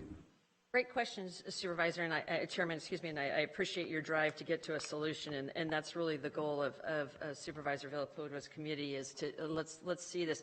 Where the inequities come, sir, are not in salary, because our salary is posted, what we make and how much we make. And if you're in my office in particular, if you're a deputy district attorney 1, 2, 3, 4, the salary is set by the county, and that's what you make. Where the difference comes in that, like say in this last contract negotiation, we gave 2% for longevity for everybody with the exception of law enforcement at 20 years. 20 years of continuous employment resulted in a 2% spike in pay, which is great. I'm a 34-year employee here, but because I had a complex pregnancy with my twins, I was put on bed rest for a couple months and then a recovery after, because I had low birth weight children. I burned through all of my time, so I had an interruption in employment. I did not get the 22%. And that's where the inequities come, because I either sacrificed my children and risked losing their lives, or I could have kept my continuous employment. That's where it hits women differently. Because women are going to take on different, and so will men. Men will take on too now. We're more expanding on our maternity and paternity leave. But that's where they're hidden in there. It's not a thing that the county's saying that if you're a male, you get this salary, and a female, you get this salary. That's not it at all. It's hidden in the things that occur that make it drive a different result. So my counterpart, who is making the same as I would be making, will get that 2% at 20. I'm at 33 and still haven't gotten it because my twins just turned 21, so I'll get it next year when I have that 20 years of consecutive service, even though, you know, I think I work 60, 70 hours a week and you only pay me for 40. So, you know, there is that kind of unconscious situations that arise. And that's where we need to mine it, and that's why it's going to take time. We don't, as a county, say you get this salary and you get this salary. But what we are seeing is 65% of our population, which is great. The county is a great employer of women. There are no doubt about it. But those jobs are going to be at entry level. And it's not a wage that I think is representative of the work that goes on there. And that adversely impacts women. Because we have more women in our support staffs, in our clerical, in our records, in those agencies. And we're only giving them 1 or 2% raises every year. And the cost of living is going through the roof. And if you're retired, you get 3%. For not working. And we're giving our hardworking people who have done an amazing job. And so when you look at that 65% on that chart there that is representing up to supervision, they're adversely impacted, and 65% of them are women. So it is adversely impacting women. It's and men. I'm not taking anything from the 35% of the men. So we need to look at that. And we really need to acknowledge and really the backbone of this county. Our support staff, our records, our clerks, our ITs, are all of those that do the day in and day out of work, which is overly represented by women. Should be 50-50 in an ideal world, but we're 65% of them, but they're paid the least amount. And that's where you got to start looking at the numbers. So with the survey, we got an overwhelming response. Okay, we saw a lot of things: more pay, equitable pay, cost of living concerns. Daycare is huge. We have to do something for daycare. We have schools here, we should have daycare here, because you could literally work your entire life here and bring your kids to daycare and bring them to school, and whether you're male, female, whatever the case may be. So we need to look at those tools to lift it up. Because we had such an overwhelming response, there's no way, I don't have that skill set to digest that data and to make it a product. My recommendation is that we bring in a third party, at a firm that does data analysis, and break it down for us and give us that professional presentation. And I made that recommendation a while ago, because there's no way the people on this committee have the time to navigate 1,300 responses. The other thing that I thought was so positive about this is we should use this tool as a county. We should do a survey once a year or twice a year about these issues that are so important. We're the largest employer and the most profitable employer. We're $2 billion, 7,000 people, and we want to ensure their health and wellness. And it's a valuable tool for us. So you're exactly right. We're not paying men and women differently because it's a set salary, but in there are some hidden consequences that we just need to fix. So would that be part of a contract negotiation issue or county policy issue? When you talk about like the 2% that you didn't get, and yet you had time. If you're here 30-something years, you should be getting that 2%, even though there was a disruption. It may not have been 20 years continuous, but even though there's a disruption. Now, is that something that goes into a contract discussion?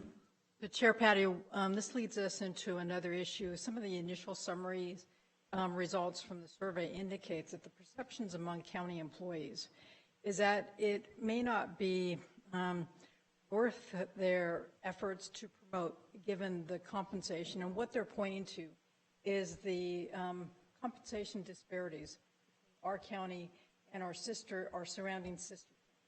That came up as a huge exclamation mark in our survey, that many of our employees who responded indicated that was a obstacle to promoting, because they did effort compared to they wanted to go to the Alameda County job that they're doing now and perhaps get paid more. That was seen as. Well, if we had Alameda County's property values and taxes, and if people want to live over there and spend 5 times the amount of money for the same size home, that's an option and a choice. If you look at that, yeah. So, but we definitely want to be relative to the cost of living and regional. As we saw, we recently had addressed the pay disparity with our deputy sheriffs because we were looking at regionally and competing markets right here within our county. We were well below the median. And I think that's a perception issue, and that's where the can further educate our workforce about those issues that you're talking about, the trade-offs. Mm-hmm.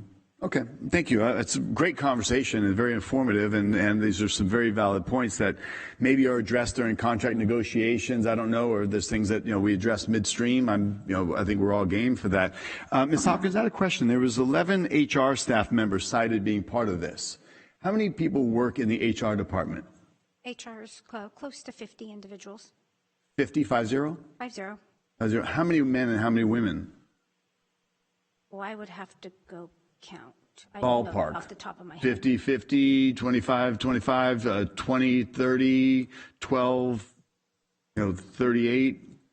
37? I would say probably 30-70. Probably 30% men, 70% women. But I would have Very to representative probably of what you see in the context of how many 60% women and 30% men in the county itself. It's very similar to that structure probably.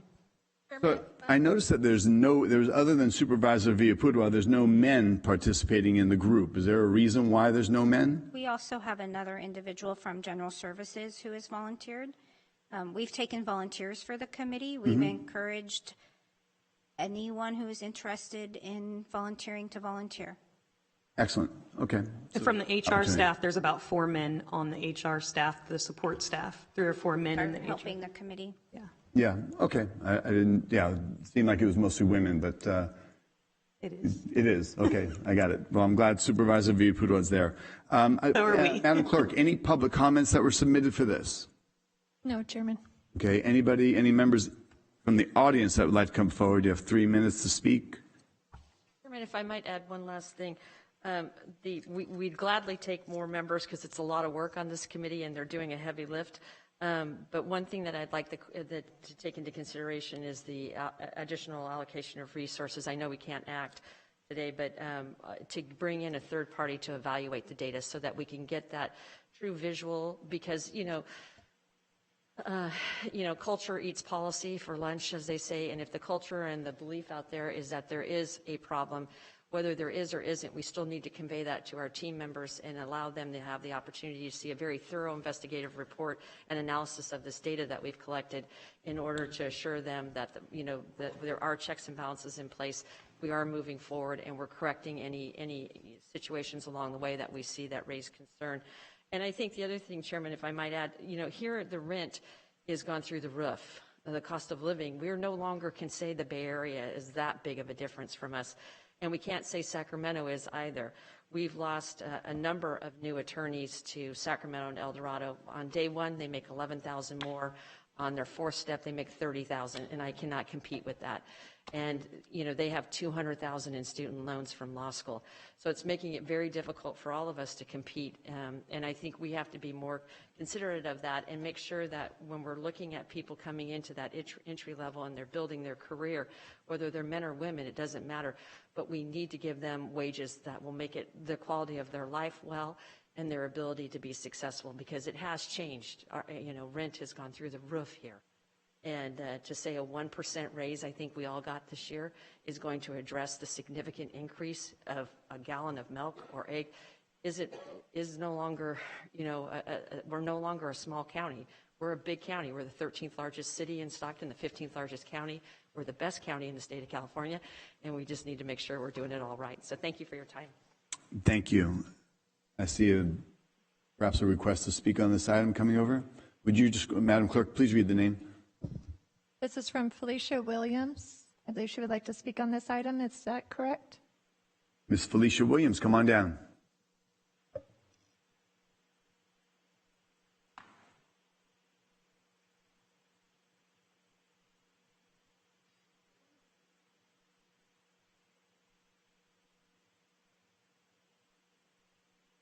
Thank you.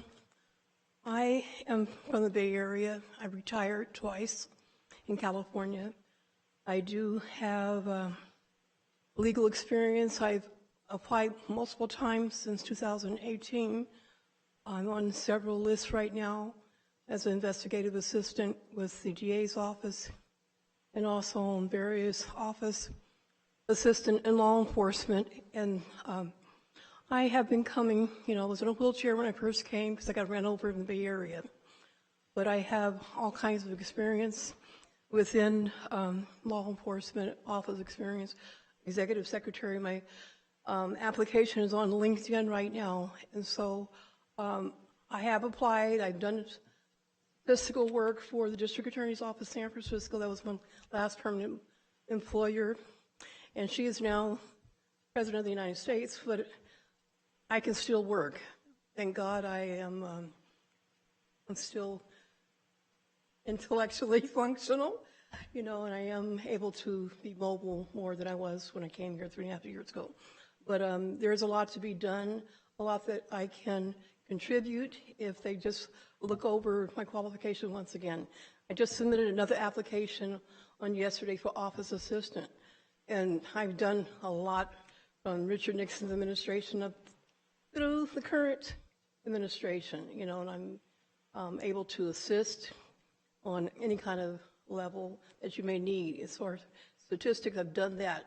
I had to keep the quarterly reports and everything. I'm just saying that there is a lot that I can help with, and there's a lot of work to be done. There's committee vacancies open that I've noticed, so that's my 3 minutes worth, and I'm making myself available. Ma'am, quick question. Are you applying for a job or are you looking to participate in the committee? I'm on a list of eligibles right now, and I've passed tests. I've had one-on-one interviews in the past month, 3 with the district attorney's office. And my mailing address is in Santa Clara County. I have been displaced a very long time because of my identity being compromised, and we're just getting down to what's happening with that. I had to replace my driver's license, Medicare cards, all kinds of things. Things have been stolen from me, but that doesn't stop me, So right now I am on a list, several lists here in this county. Okay, great. Thank you very much. Thank you. Have a great day. Chair Patty, can I say something Yes, real Supervisor quick? Joaquin. Thank you, Chair. I just want to say thank you. You both thank the staff for all the information. I mean, there's a lot of, just looking at that today, it's just a lot of data. So I appreciate everybody's hard work. As a dad of 2 teenage daughters, as you wonder why I don't have any hair, teenagers, and like all parents of daughters, I want to make sure they're treated fairly, just like anybody else. So thank you guys for the work that you're doing. Thank you. All right, would you like to make a motion? We don't need a motion. No. Are we just accepting? There's no motion? Yeah. This is just accepting. Just accept the report. The report. Okay. I would like to say, though, if I might, Chair, that yes, I would be fine perhaps having Ms. Hopkins and our CAO have a conversation about any additional resources that this committee might need. We are going to be receiving another large batch of data from a survey that is being conducted that is going to also inform the board's strategic planning in January that our CAO has overseen, and that data is also going to be analyzed by this committee in terms of how the public perceives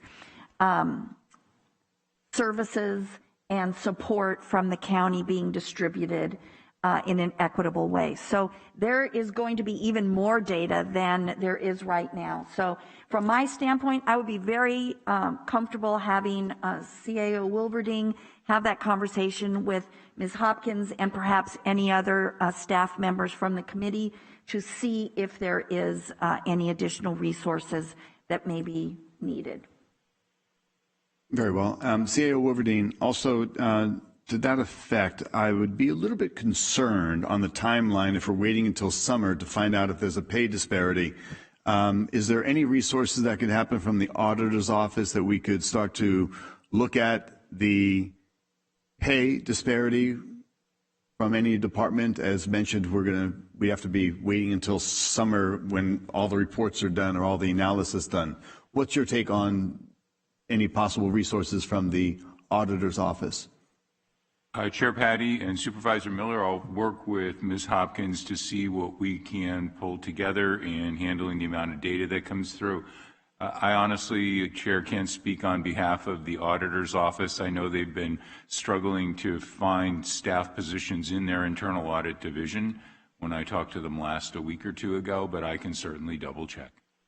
Okay. And Chair Patty, I wouldn't hold on to that summer date. The reason that I stated that was because as a group, we only meet bi-weekly as a total body. And so that's when we would probably be able to come back to present next. That doesn't mean that HR wouldn't be doing its due diligence on the work behind the scenes to get things done. That's just when I would foresee as the administrator of I facilitate all of the meetings. And so I don't foresee us being able to come back to do another presentation for several months on something to that scale. So I wouldn't hold that July date as HR is not going to be doing our due diligence to ensure that things are equitable.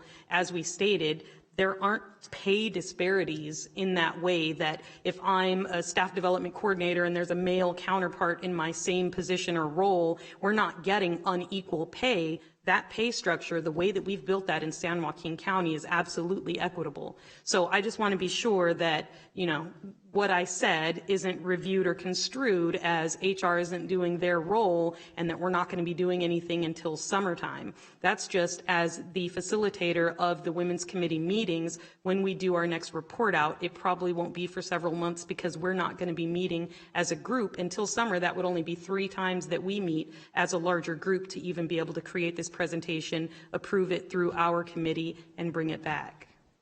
Understood. And as Supervisor Rickman points out, I'm the father of a daughter as well. So, these are important issues.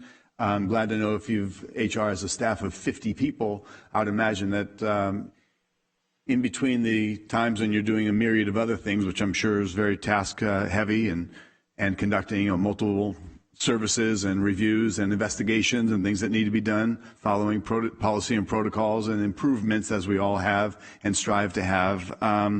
But equity is important amongst our workforce, and if there's disparities, we need to discover them and prioritize them, not go down the road months upon a bit more of a dedication to discovering where they might be. So that's where I would be on it. But great report, great effort. Glad to see that that this is yielding some information, and very interesting. See where it goes. Thank you. Thank you. Our next agenda item is a discussion on traffic concerns raised by the Hanson Road constituents in the 5th District. Supervisor Robert Rickman. Thank you, Chair. You. And thank you, Board, for allowing me to bring this forward. This has been a concern for the residents of this community for over 5 years, I would say, in excess of 6 years. So let me paint a quick picture of it. Prologis would be just south of 205 on the west end of Tracy, and it's in a Prologis industrial park. It's about 1,800 acres, and you have warehousing, for example, like Amazon, Medline, FedEx, large industries. What the concern is and what the problem is, a lot of this traffic, be it big rigs or people going to their jobs or going through the community of Hanson and causing issues of safety, issues of roadway usage, and so on. And since I became in office here in January, we've tried, and this one of the thing that I elevated up to the very top of my priority to try to alleviate as much of this traffic as possible. We've worked with Public Works, Mr. Balaji, which is here today, and I'm sure he'll be doing a presentation, the California Highway Patrol, the City of Tracy, and the community itself, and see what we can do. We've tried, putting attenuators up, and we've tried putting Jersey walls, to limit the amount of big rigs that can go down Hanson Road. And, for a while it reduces, but once you take out that external part of it, for example, the Highway Patrol, then the traffic picks right back up and the big rig picks right up. As to the attenuators, we put the attenuators up there, or the Jersey walls, and, they work, but what usually happens is, the big rigs just, takes them out. So we've tried a multitude of traffic calming measures, and like I said, they have worked somewhat, but not to the satisfaction of myself and to the community. So we're to a point that this has been going on 6, 7+ years, and there needs to be closure on this. And only way to do that closure is to bring this to this board, and this board to make a decision on what we can do to the roadways in that area. It's beyond just one supervisor's authority. And, just to note, hey, I was born and raised in Tracy. I remember Tracy when it was 15,000 people. So I understand their frustration and understand their concerns. And, we have to do everything in our power that we can to help this community. So, we have a couple of presentations here, and this board to listen to, and hopefully we can come up to some type of conclusion, be it the legality of it, the best way to move forward and help our residents here in the Hanson Road area. Sorry, you say you have a couple of presentations. There's something by Public Works? Right. Thank you.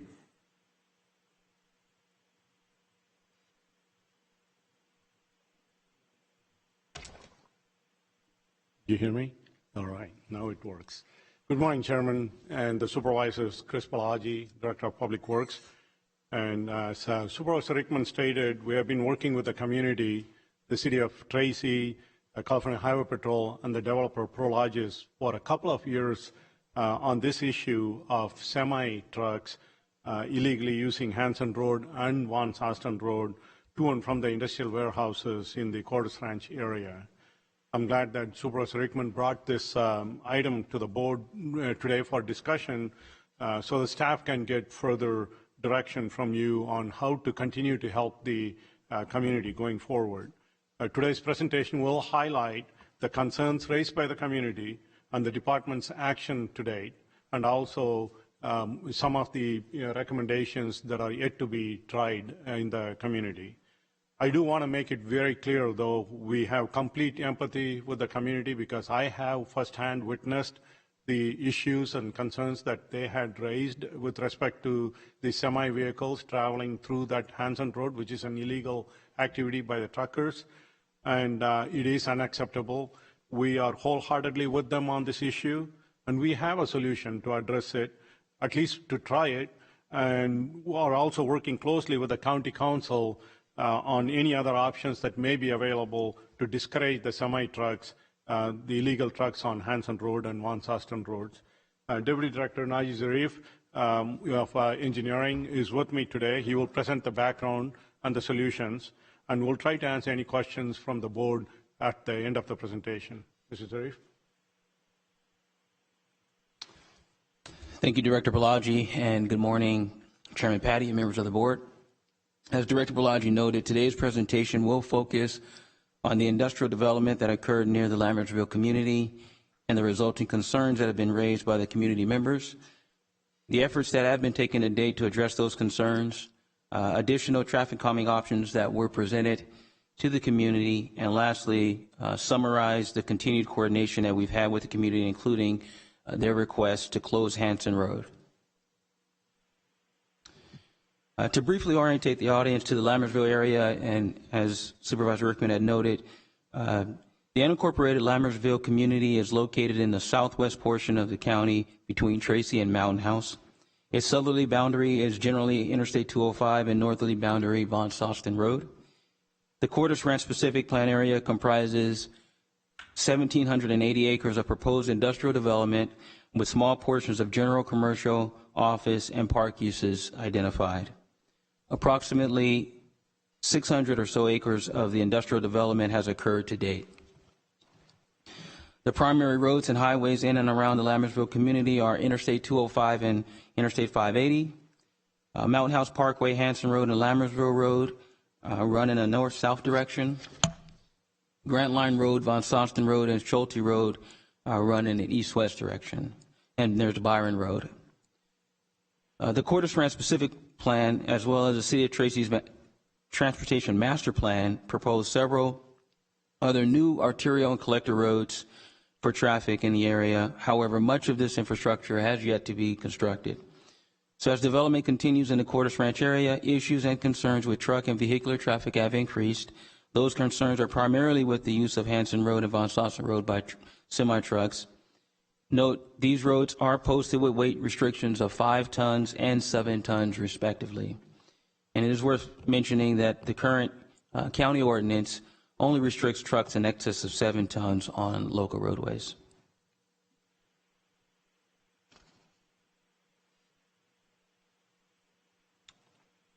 So, in response to the issues of the semi-trucks using these roadways, the department, as I mentioned, has worked very closely with the California Highway Patrol and the partners to implement several measures to discourage this behavior.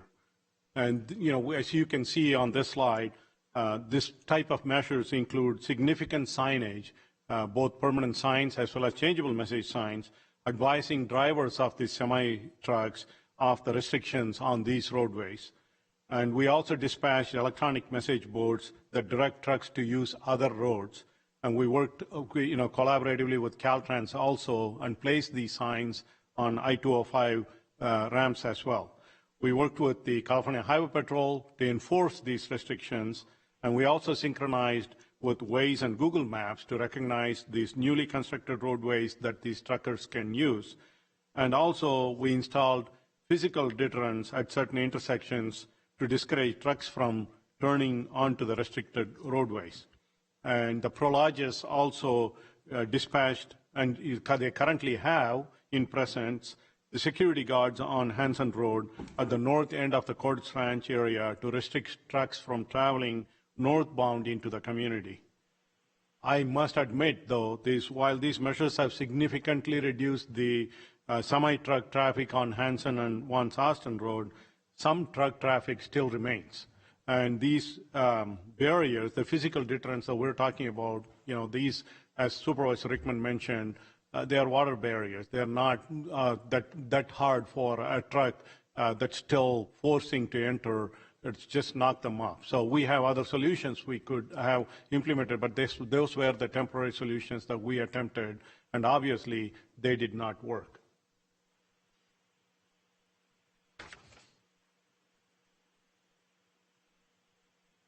So in response to the stopgap measures that we implemented and the need to identify additional measures, the community was presented with three options for near-term or I guess immediate response to their concerns. Aware that several of the community members desire for Hanson Road to be closed, the first option presented to the community was a full road closure. A full road closure would require the placement of barriers on one or both sides of the Interstate 205 overpass. Turnarounds would be required to allow errant drivers an opportunity to reverse direction.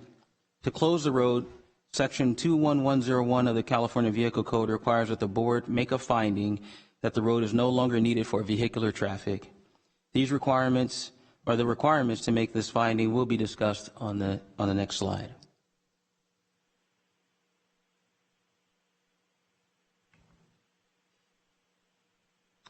So in general, to determine whether a road can be closed to vehicular traffic, an environmental study is necessary to evaluate the impacts of that action. This would include a traffic study to determine the impacts on other roadways with the proposed diversion of traffic, an evaluation of the impacts to emergency responders and other public services, an analysis of impacts to private property owners, public outreach to communicate this project or the action and any identified impacts and proposed mitigations. In addition, the Community Development Department would be required to confirm consistency with the general plan. Specific considerations of the full road closure include closure of the road would eliminate all through traffic on Hanson Road. While most of the traffic on Hanson Road would be eliminated, the anticipated traffic shift would most likely result in an increase in traffic on Vance Austin Road. As mentioned previously, one known mitigation would be the construction of a turnaround in advance of the closure point. For southbound traffic, we anticipate that land acquisition is going to be required. During our community meeting, we did share that the department has received reports in other areas of nuisance activities around cul-de-sacs, especially those in more rural areas. The City of Tracy may also need to make similar findings to close Hanson Road within their jurisdiction, and also agree to the installation of appropriate signs and physical improvements within the city. Lastly, County Council reviewed this matter and determined that all costs associated with the closure were to be borne by the party or parties requesting the road closure. The second option presented to the community was a concept of a soft closure to promote active streets. Over the last few years, this concept has been more frequently introduced into residential neighborhoods as a traffic calming tool to reduce traffic and vehicular speeds while promoting bicycling and walking. In general, a soft closure consists of the placement of temporary barricades that reduce access to a single opening with supplemental signage indicating that the road is open to local traffic only. To implement a soft closure, a board-adopted policy would be required to establish the criteria and the appropriate setting. This is an example of the soft closure treatment. Barricades and similar signage to what is shown in the photo would be placed at both ends of the roadway designated as an active street. The barricades would be staged such that a single 10-foot to 11-foot wide opening would be available for ingress and egress onto the roadway. While this treatment would not eliminate all through traffic on Hanson Road, it would discourage drivers from cutting through. The barricades are temporary and movable, so access by emergency response and public services would be minimally impacted, if at all. As mentioned previously, these types of treatments have been implemented in other jurisdictions to promote alternative modes of travel, such as bicycling and walking. Through traffic would use other roads, which would likely increase in more through traffic on Von Soston Road and other neighboring streets. However, it should be noted that this type of closure does rely on an honor system by drivers and is difficult to enforce. Because of that, it may also become less effective over time. This treatment would also require the City of Tracy's approval to place signage and barricades in their jurisdiction and at appropriate intersections. The cost to implement this option can be borne by the county. The third option presented to the community was a one-way street. This option would place barriers at key points to restrict southbound traffic and only allow northbound traffic on Hanson Road. To minimize the circulation impacts to residents on Hanson Road south of Sorellis Drive, a short section of roadway allowing two-way traffic would be provided so that they can have access to their residences. The California Vehicle Code provides authority for the local agency to designate roads for travel in a single direction, and this designation can be accomplished through the adoption of an ordinance. The northbound one-way street option would eliminate all southbound traffic generating from the intersection at Von Soston Road, reducing volume on Hanson Road by nearly 50%. It would also allow for access by emergency response and public services to be maintained. Because through traffic would remain on the roadway, no turnarounds would be required, and the reduction of traffic and implementation of additional traffic calming features would allow us to promote bicycling and walking. It is possible that a minor increase in traffic would be observed on Von Soston Road. Also, property owners on Hanson would need to use the side streets to access their properties, resulting in a slight increase in traffic on those roadways. The City of Tracy has conceptual plans prepared to install a roundabout south of Interstate 205 that would include constrained geometry that would restrict trucks from traveling northbound on Hanson. In the interim, the city has indicated that Prologis has committed to maintain the security guards that currently prevent large semi-trucks from traveling northbound until the roundabout is constructed. This concept relies on the city to continue those measures to restrict trucks, and the cost to designate a one-way street and install the signage to implement it can be borne by the county. Supervisors, we knew that when we were presented with these issues, when we went there, put those changeable message signs, these water barriers, and so on and so forth, we knew that they were only going to be a stopgap measure. We knew that we needed some permanent solutions. And that's what prompted our engineers to look into these three options. And these three options were presented to the community at a virtual public meeting that we held in May 2021. And we went through the pros and cons that you just heard with the community members as well. And this table in front of you presents summary of those three options that were provided to the community and shows the anticipated financial participation, the time to implement, and the impacts for each of the options. And Public Works recommended trying the implementation of option 3, the one-way street, to address the community's concerns, as it felt that the option can be implemented promptly at no cost to the community, and it would result in reduced traffic impact and be somewhat equitable to others as well. As you know that traffic is like water. You block at one place and it's going to find its way through others. So we wanted to be cognizant of the impacts that it may create to other communities. So we felt that the option 3 would have an equitable way of at least trying to attempt at a solution. So subsequent to the meeting, where these options were presented to the community, residents from the community requested Public Works to meet with them to discuss a 4th option that Mr. Zarif can go over.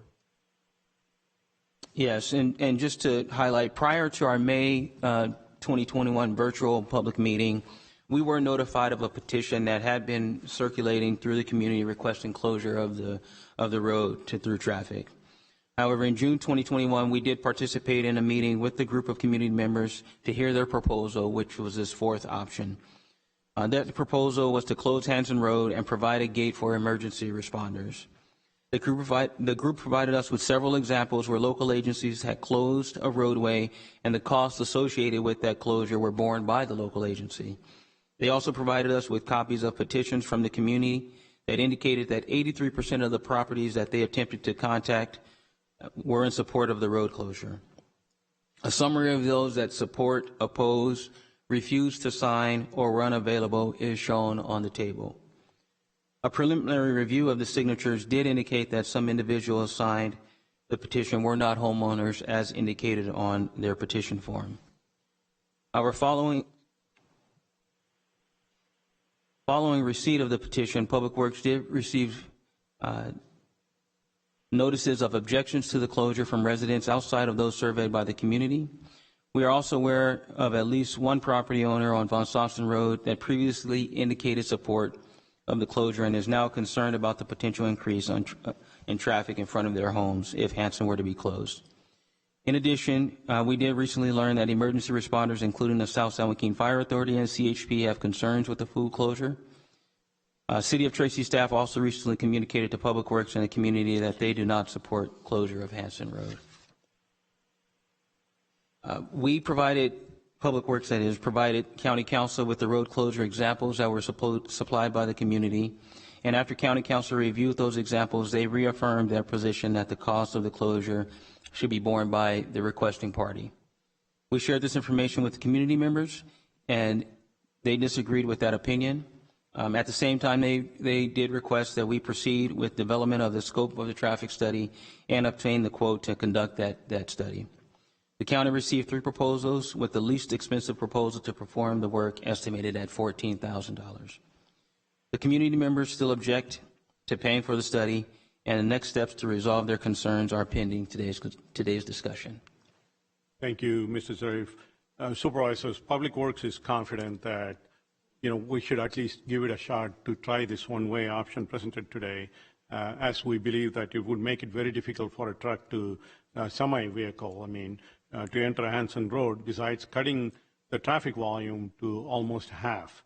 As we all know that in general, the traffic has increased considerably over the last 20, 30 years.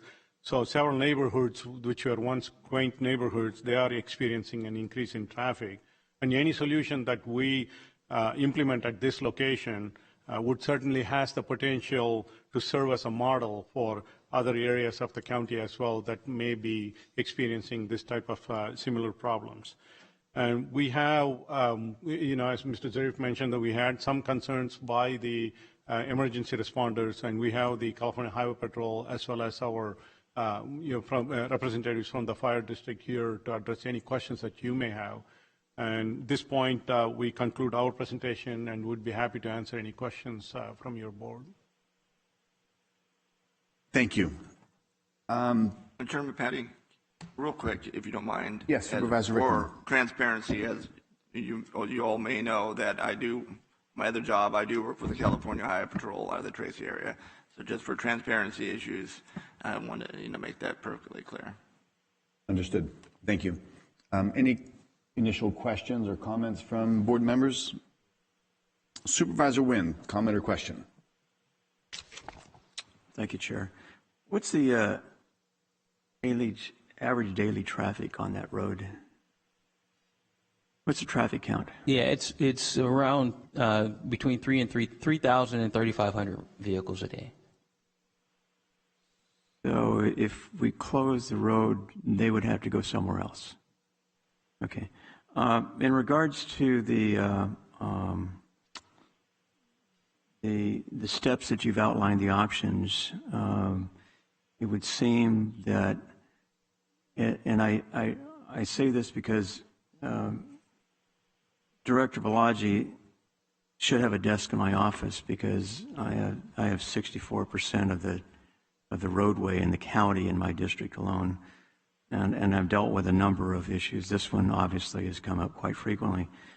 I'm always concerned in regards to, because every action has a reaction, and having dealt with, for example, some of the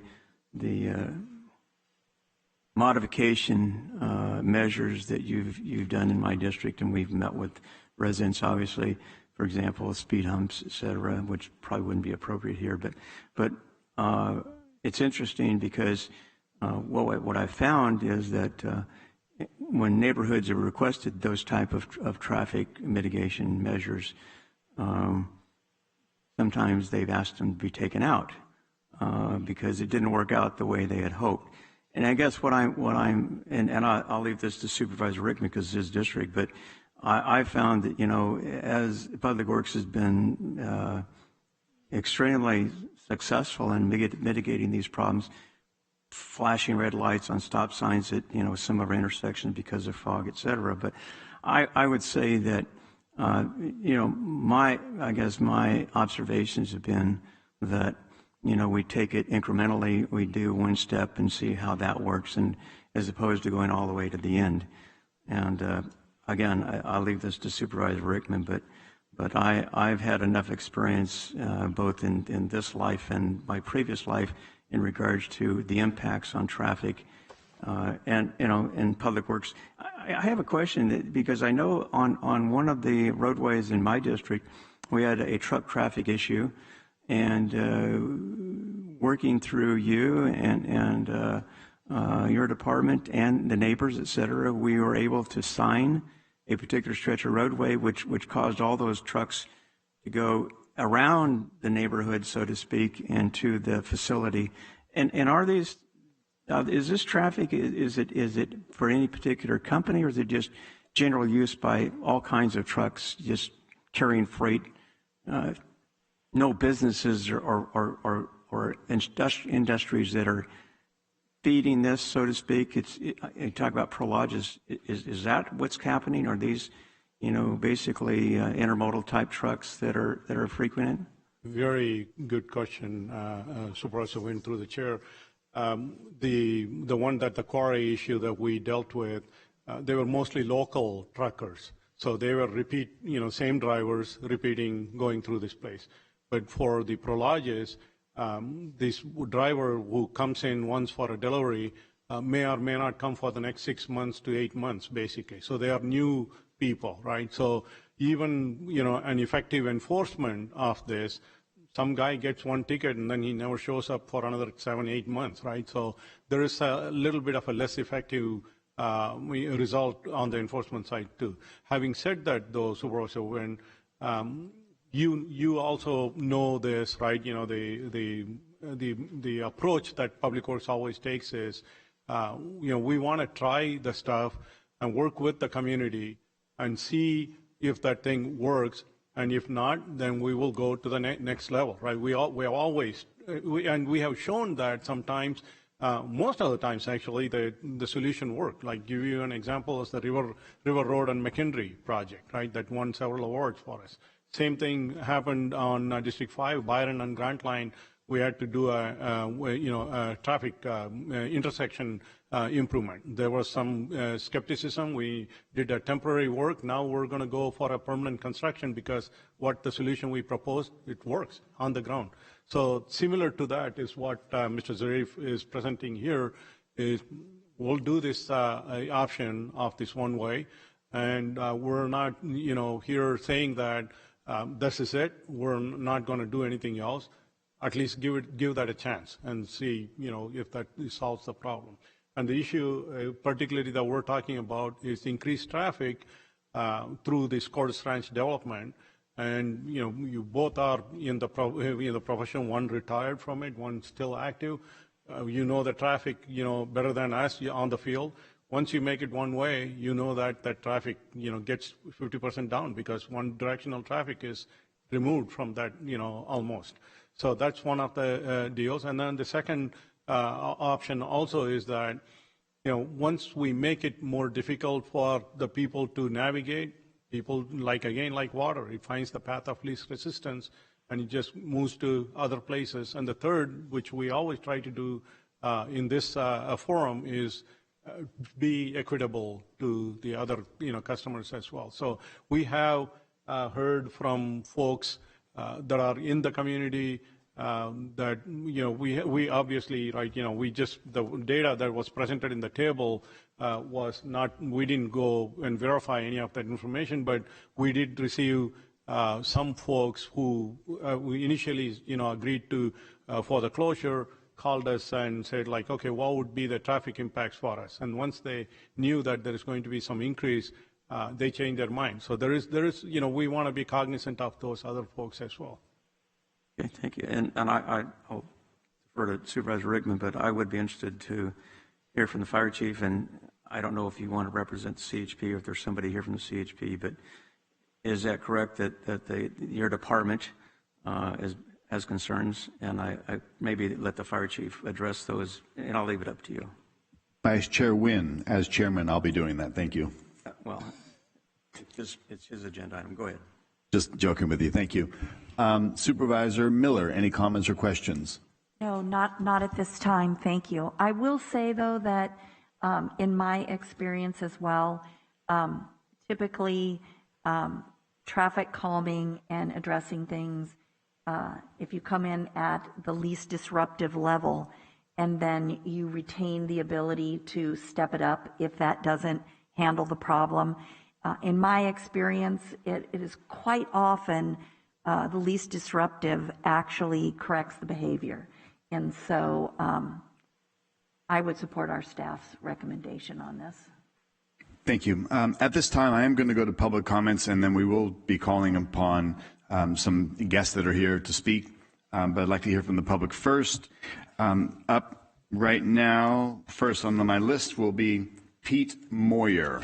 We do have a 3-minute time limit. If it's going to be repetitive and redundant, feel free to come up and speak, share any new information, share your concerns, your interests, what we can do, but let's also be mindful of our time. Thank you. Thank you. These gentlemen over here have been very cooperative in working with us. Prologis has been working with us.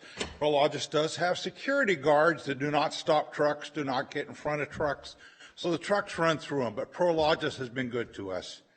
This morning, leaving my house, 106 yards is my driveway to the intersection of Von Sausten and Hanson Road. A great big giant red crane truck came down the road. My grandson goes to school at Mountain House. I couldn't get out of my driveway for 4 minutes because the guy in the truck was lost. He was going slow on a street that had signage, had barricades to keep big trucks out, nothing over 5 tons. Here's this big monster giant truck blocking traffic. I couldn't get out of my driveway because everybody was passing around them. That's very typical. I've done some road counts. You guys, the county, somebody did traffic counts on our street recently. My street, I've done set-down counts. We have cameras. We've done lots of things.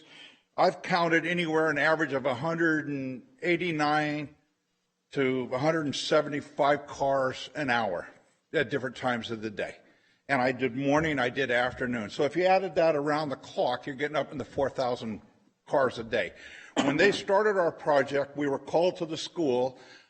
We were given a proposal. Mr. Rickman was a city councilman, the county supervisors, and so on, Prologis people, Cordes Ranch people. They had an EIR that said it would not affect Hanson Road in any capacity. We were going to have 890 cars a day was their estimate. We're at about 4,000, their number 3,500. I don't care who you take. That's huge. We're one lane in each direction. Our roads are falling apart. Everything's falling apart. My house is falling apart from the trucks and the bouncing. We were given a schematic or a map that showed, the questions came up about traffic, and they're going to have a pass-around road to keep all the trucks and the traffic on that end of town out of our community. They were going to widen Lammers Road and run it over the top of the freeway. They were going to do a lot of things. They were going to widen Mountain House Parkway by Prologis. Most of it is widened now on Mountain House, but part of it's still one lane. This project is 30% built out, and we're getting 3,500, 4,000 cars a day. What's going to happen when it's 100% built out? It isn't just a diesel truck issue. Yeah, we get 125 trucks a day off of our camera over 5 tons. We have an issue. We have a project. No, the city and the county has not put up the infrastructure and the things that need to exist for us to exist. I don't live in peace. My kids can't ride horses. Kids don't walk to school. And I hope you all received the letter from Mr. Pombo from the school board, because I think that's very valuable as far as safety goes. This is a safety issue. Thank you very much. Thank you, sir. And I hope it wasn't a Delta Cranes crane truck riding down the road slow. Next up, I've got Mr. Jake Ivester.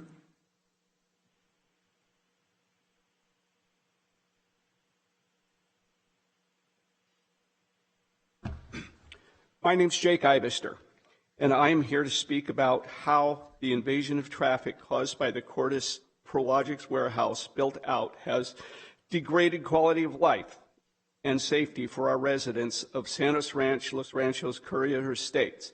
Thank you for the opportunity, and thank you for Mr. Rickman for getting us on this agenda. I would like to start with a couple of reminders. In a constitutional republic, which our constitutional republic has come under attack for the past 10 months by the government itself, for every conceivable angle, citizens form a government with an understanding that the government derives its just power from the governed. Citizens look to that government to provide its citizens with 2 critical services. In a constitutional republic, citizens look to their government to protect their sovereignty and their safety and protect their rights to own and acquire property. One of the dearest properties an individual possesses is their quality of life and the quality of life they strive to provide to their families. This is evidenced by the fact that Americans are leaving states like New York, Illinois, and New Jersey in large numbers due to political policies in those states that have drastically degraded their citizens' quality of life. For the first time in history, California lost 182,000 residents in 2020, again, due to degraded quality of life in our state brought about by radical government policies. Recent reports indicate 56% of the Bay Area residents are seriously considering leaving the Bay Area in the next 2 years to the degraded quality of life they are being forced to endure. People make significant personal sacrifices to live in and have the quality of life that a community like ours can provide. A quiet rural environment where children can safely walk and ride bikes to school and safely ride horses. The traffic caused by the build-out of these nearby warehouses are stealing many of these quality of life properties. I have lived in Santos Ranch for 35 years and have witnessed and experienced the degradation in the quality of life and safety in our community that the relentless traffic from the warehouse build-out has caused. This degradation of quality of life in our community has affected our neighbors in a very discriminatory fashion. On a personal note, my wife was struck by a reckless driver that crossed the center line on Von Sostin on November 27, 2018, sending her car airborne into the canal along the north side of Von Sostin. 3 years later, she is still struggling to regain the quality of life she had before the accident. Our neighbors that live along Hanson and Von Sostin Road are forced to bear the brunt of the negative impacts of the environmental increases. Do I have to stop? Yes, sir. I got a little bit more. Okay, thank you. We're done, thank you. Next person, please. I'm sorry?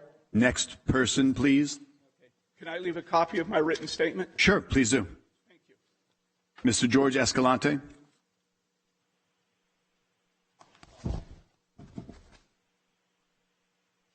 Morning, gentlemen.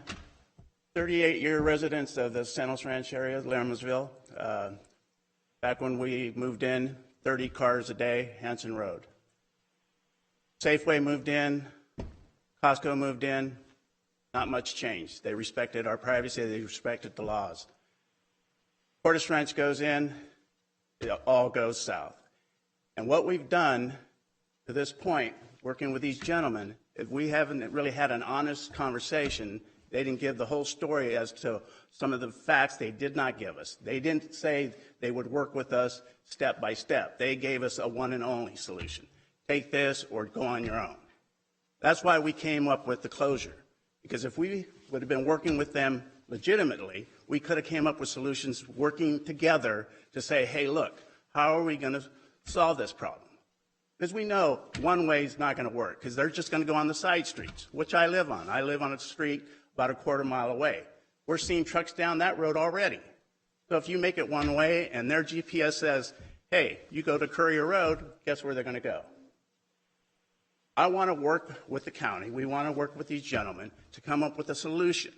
But the solution that they're presenting, that 90% of the community is backing, we need their help. We need Rickman's help. We need the county's help. Otherwise, it's going to get worse. Otherwise, someone's going to get killed out there. That's how bad it's gotten. And like I said, as a community, we're together. As a community, we want to solve this. But we need real action from the county to work with us so that we come up with the solutions together.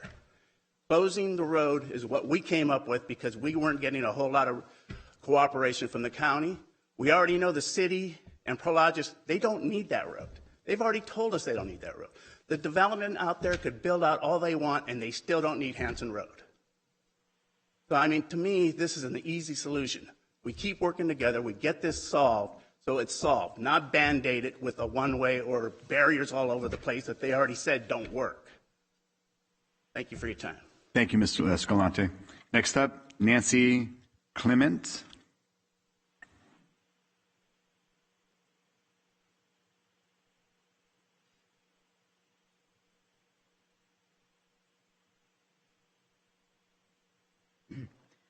I am Nancy Clement, a dedicated member of the LPA. Okay, let's get this party started. Well, wait a minute. This isn't a party.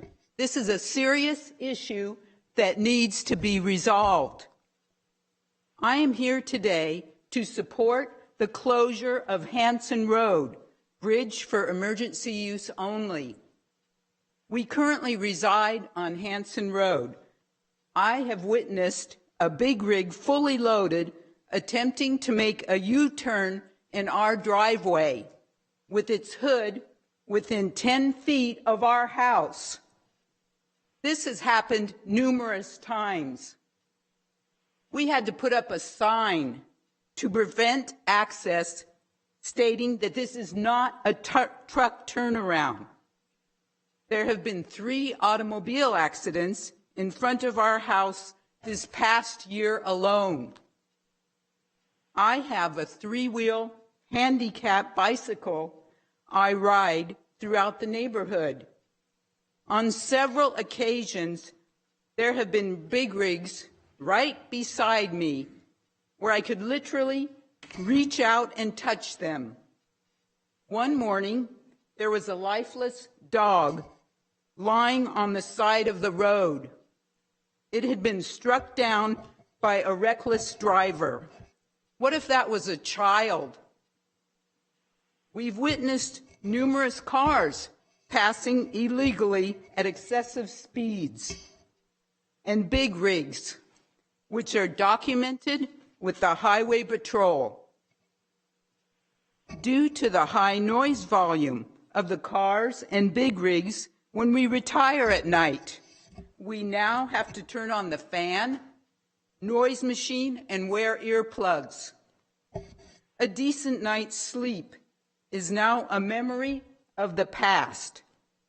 I've spoken to many of our neighbors throughout the community, and they all have the same or similar stories to share on how they too feel their lives are now in jeopardy due to the toxic traffic situation we are currently experiencing.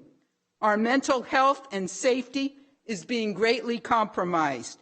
We have suffered long enough. Hanson Road Bridge must be closed for the freedom from harm or danger within our neighborhood. The cost to be borne by Prologics. Thank you very much. Thank you, Ms. Kilmeet. Next up, I have a request by Vanny Dart. Good morning, board members. For the record, it's clean. Good morning. Let me give you a history on the Hanson Overpass. It was built in 1970. At the time when it was built, traffic was very minimum, mostly agricultural vehicles. In 1998, Caltrans counted 680 vehicles a day. Predicted to be in 2036, 2,681 a day in 2036. We are here at 2021. We are close to 4,000 a day. You heard it from Naji. Prologics is 30% built out. With the math, that's going to be over 12,000 vehicles on the road that was built in 1970, support 2,681 car a day. I have a little short story to tell you. I'm going somewhere with this. When I was a little girl, I had a family doctor. He looked at me and he said, I am my best doctor. I am my greatest advocate. Fast forward 40 years later, his words came back when I had doctors who came and went and did nothing for me. He went into medicine to treat his patients, to save lives. He didn't just hand me a prescription. He encouraged me to speak up instead of telling me to shut up. He knew that I can tell my body better than anybody else. The citizens in our community know our community better than anybody else. Better, Director Balaji. Have you lived in our community? No. Have you been there overnight? No. You have handed us prescriptions after prescriptions. Did it fix the problem? No. We still have the cancer. So my take in this is this. Please do not just listen to one side. Let us present to you. Give us a chance to be on your agenda in November. Give us a chance to present to you what we see, what we live with day in and day out. I have a letter in my hand requesting you to put us on your agenda so we can give you the presentation that Public Works just gave you. We weren't allowed to do that. We're not allowed to even have photos to show you. So give us that chance. Accept our request letter. Put us on your agenda in November, please. That's all I have to say. Thank you, Ms. Dart. Next up, James Kilmeet. My photo. Thank you, Rochelle. There is the photo in front of you of what I was just talking about. The one-way road will not work. You can see traffic's coming and going. You can see that even with one way, there will be drag racing going one way because there's now no opposing traffic coming the other way. They will drag race. They will speed up. They will pass one another. So one-way traffic will not help the problem. It will create more problem. So your prescription will not work. Thank you, Ms. Dart. Prescription still will not work. Thank you. Next up, James Kilmeet.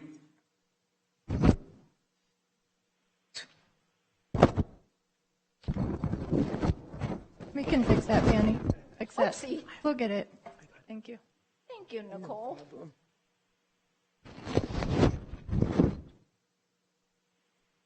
Mr. Killement. Good morning. I'm Jim Clement, and this morning I was wakened at 4:30 in the morning by just the cars going through the neighborhood, because I know we've been hearing semi-truck, semi-truck, semi-truck, but we also have automobile, automobile, automobile, and they're not exactly the fanciest cars in the world. They're going down our street. They're loud, they're noisy, they have no respect for our neighborhood, and that's one of the reasons I woke up at 4:30.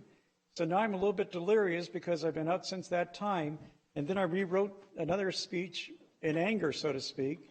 But then I think I should go back to the original one I wrote, where I want to discuss the environmental impact studies. That I've been a resident of Hanson Road for 24 years, and that we had meetings at the Lammerville School at that time to discuss the possible traffic impacts. As a citizen and a resident, we expressed our concerns that there's something terribly wrong that's going to happen with the development of the business park. But this was back before the real estate crash in 2008. We were promised that we would have an opportunity to review final documents before the project would progress. But unfortunately, two windows of opportunity to dispute the issues closed because the project was stopped in 2008 due to the real estate crash. And all of a sudden, we're holding meetings down at Lammerville School, and we're told, oh, your window of dispute has closed, and that now it's not time to talk about the ERA report. Well, there must be something terribly wrong with the ERA process, because now we can't put input. Prologistics has created an intense environmental situation for our neighborhood, and to be truthful, the environmental report should demand that the law should be written that the builder or the creator of a problem should be responsible before, during, and after completion of the project. So therefore, we feel that Prologis is causing our environmental problem and destroying our health and well-being in our neighborhoods, and it should be their responsibility to correct the problems. The county is telling us that, or the public works is telling us that we're responsible for the cost of $14,000 for traffic studies. Well, we're not the creators of the problem. This should be the responsibility of Prologistics. They created the problem. It should be resolved. And there's a new buzzword out for like tearing up railroad tracks and that's called rail banking. Well, we could do the same thing with our bridge. We can rail bank our bridge. I would like to see the bridge closed. Have you guys think about a new fire station over there on Mountain House someplace, because that community is growing as well. Have emergency service come from there. And then if the bridge closure doesn't work, then the bridge will still be there to open again in the future. So that's what I would like to see happen. Please close Hanson Road and think about our safety and well-being. Thank you, sir. Next up, I have Mr. Tom Heckman.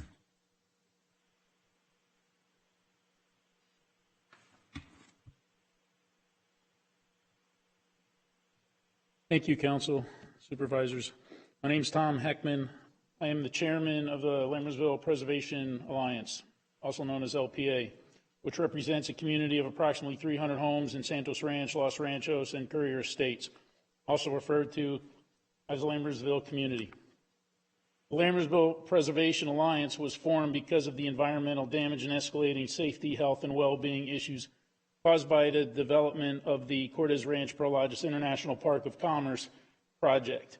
What we're dealing with, it's two prongs. We're dealing with excessive levels of unsafe or illegal truck traffic, and equally as menacing and unsafe are the cut-through commuters. This is not just trucks, it's cut-through commuters. And you can argue which one's worse. This traffic issue that we're talking about, it runs 7 days a week, 365 days a year. We recognize and appreciate the various mitigation attempts to date that Prologis and County have made. However, none of them have resolved the traffic safety issue, and on multiple fronts have just made things worse. And I appreciate County Public Works for acknowledging that earlier. A couple things. You all in your inbox should have a very meaty and informative email from me that I sent you all last night. Along with that email is a slide deck that illustrates and evidences the safety issues we have in our community. I encourage all of you to take a good look at that email. It's very informative. If you need more information, my contact information is there. A couple things. We talked earlier about the one-way, what County Public Works is suggesting. It will cut down traffic by almost half. Well, I ask you this. If a shark that is very dangerous, you remove half of its teeth, is that shark still capable of taking your hand off? I think we'd all probably agree that is the case. So the point is, somebody didn't reset my mic. You have 30 seconds. Wow. Sir. So the point is that reducing it by half doesn't resolve the problem. So the only solution is to close Hanson Road with the emergency access. We provided the petitions. County, city, Prologis, all are very well aware of the issues we're dealing with, and there is only one solution. And the one way that they're proposing, it's not going to work. The community is going to continue to get louder and louder until this issue is taken care of. We didn't make the mess. We should not have to pay to have it fixed. Thank you, sir. Next up, Robert Guadagnina. Did I get that right? What is it? Guadagna? Thank you, sir. I apologize. I've been there for 35 years. My kids went to school. They walked. They rode their bikes. They don't do it anymore. You don't see any kids. Too much traffic. They've tried delimitators. We've tried everything, and it's not working. Where's the common sense? How many different things we need to try to get it right? We need to close Hanson, period. And it's not our fault. It's Prologic's fault. It's the Tracy Council's fault. And it's the county's fault here for not sticking our back, helping us with our backs. Got our backs. So, thank you. Thank you, Mr. Guadagna. Next up, I've got Tammy Merrill.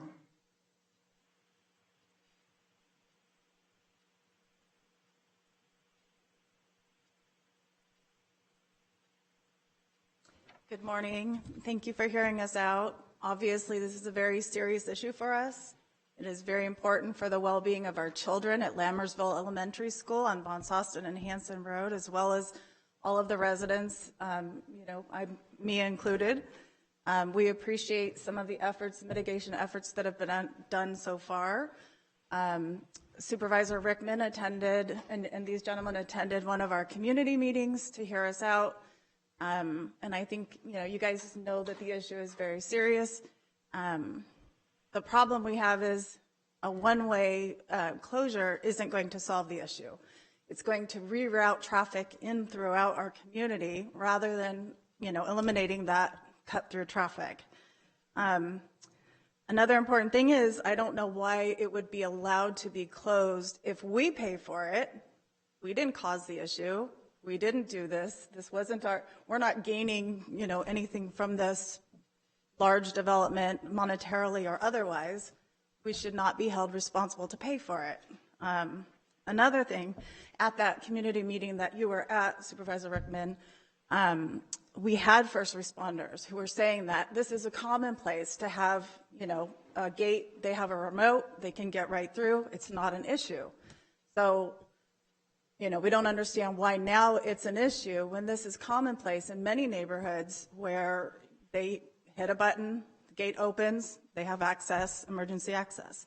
So we're asking for full closure of Hanson Road. Thank you. Thank you, Ms. Merrill. Next up, I have a request from PACE. Wish I had more than 3 minutes to address many of the issues that are here today, including some of the things that Naji and Mr. Balaji brought up, but I'll stick with my original. In their May 22nd presentation, your Public Works Department gave our community 3 options that you heard today.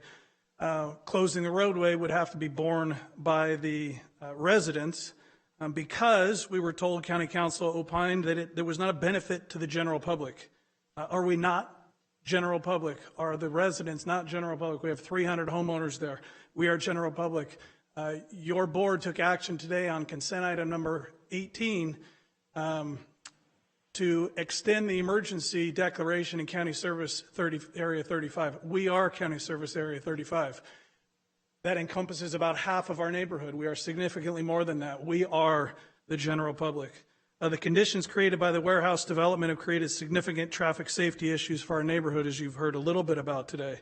We're all tax-paying constituents, and the most basic responsibility of government is to protect its residents. This government thus far has failed to do so and is complicit with the negative impacts in our community. I recognize that this board is only hearing this for the first time. We've made steps in improving traffic, but we have a long way to go. We don't need traffic calming measures, we need traffic eliminating measures. After informing Mr. Balaji that our neighborhood still wanted to close Hanson Road because we didn't feel we should pay for a solution that we didn't cause to a problem we didn't create, we were later told that county council indicated that the county couldn't pay for it because we didn't go with their recommendation. Which is it? Not a greater public good or benefit, or we didn't go with their recommendation? If we failed to establish a benefit for the general public, I ask, how is it that Public Works has spent thousands of dollars in failed attempts to mitigate these traffic safety issues? They've added speed humps in a failed attempt to slow down cut-through commuters. Where's the general public benefit of the added speed humps? Public Works has installed traffic delineators at 3 different intersections in order to deter big rigs from turning onto certain roads. Where is the great general public benefit to the delineators that now make our neighborhood look like a construction zone? At their May 22nd meeting, Public Works proposed a soft closure, as you heard today. That was not the recommendation, but for some reason, the county can pay for that. How is that? How does that work with the greater public good and benefit and it not being the recommendation? Why is it the county can pay for that? The Public Works recommendation opinion, their recommended opinion was to make it a one-way road, as you heard. Where's the greater public benefit to a one-way road? The rationale for not being able to pay for the closure of Hanson Road is totally without merit, and in fact, I provided, as alluded, 5 examples of other communities with very similar situations where the city or county paid for the entire cost of those road closures. Thank you, Pace. My final request at this moment is Pat and Dale Brandes.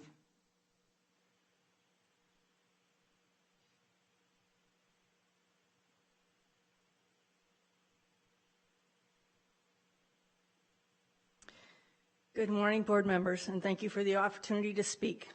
Our names are Dale and Pat Brandes. We live at 16551 Las Positas Way. We've lived there for 27 years.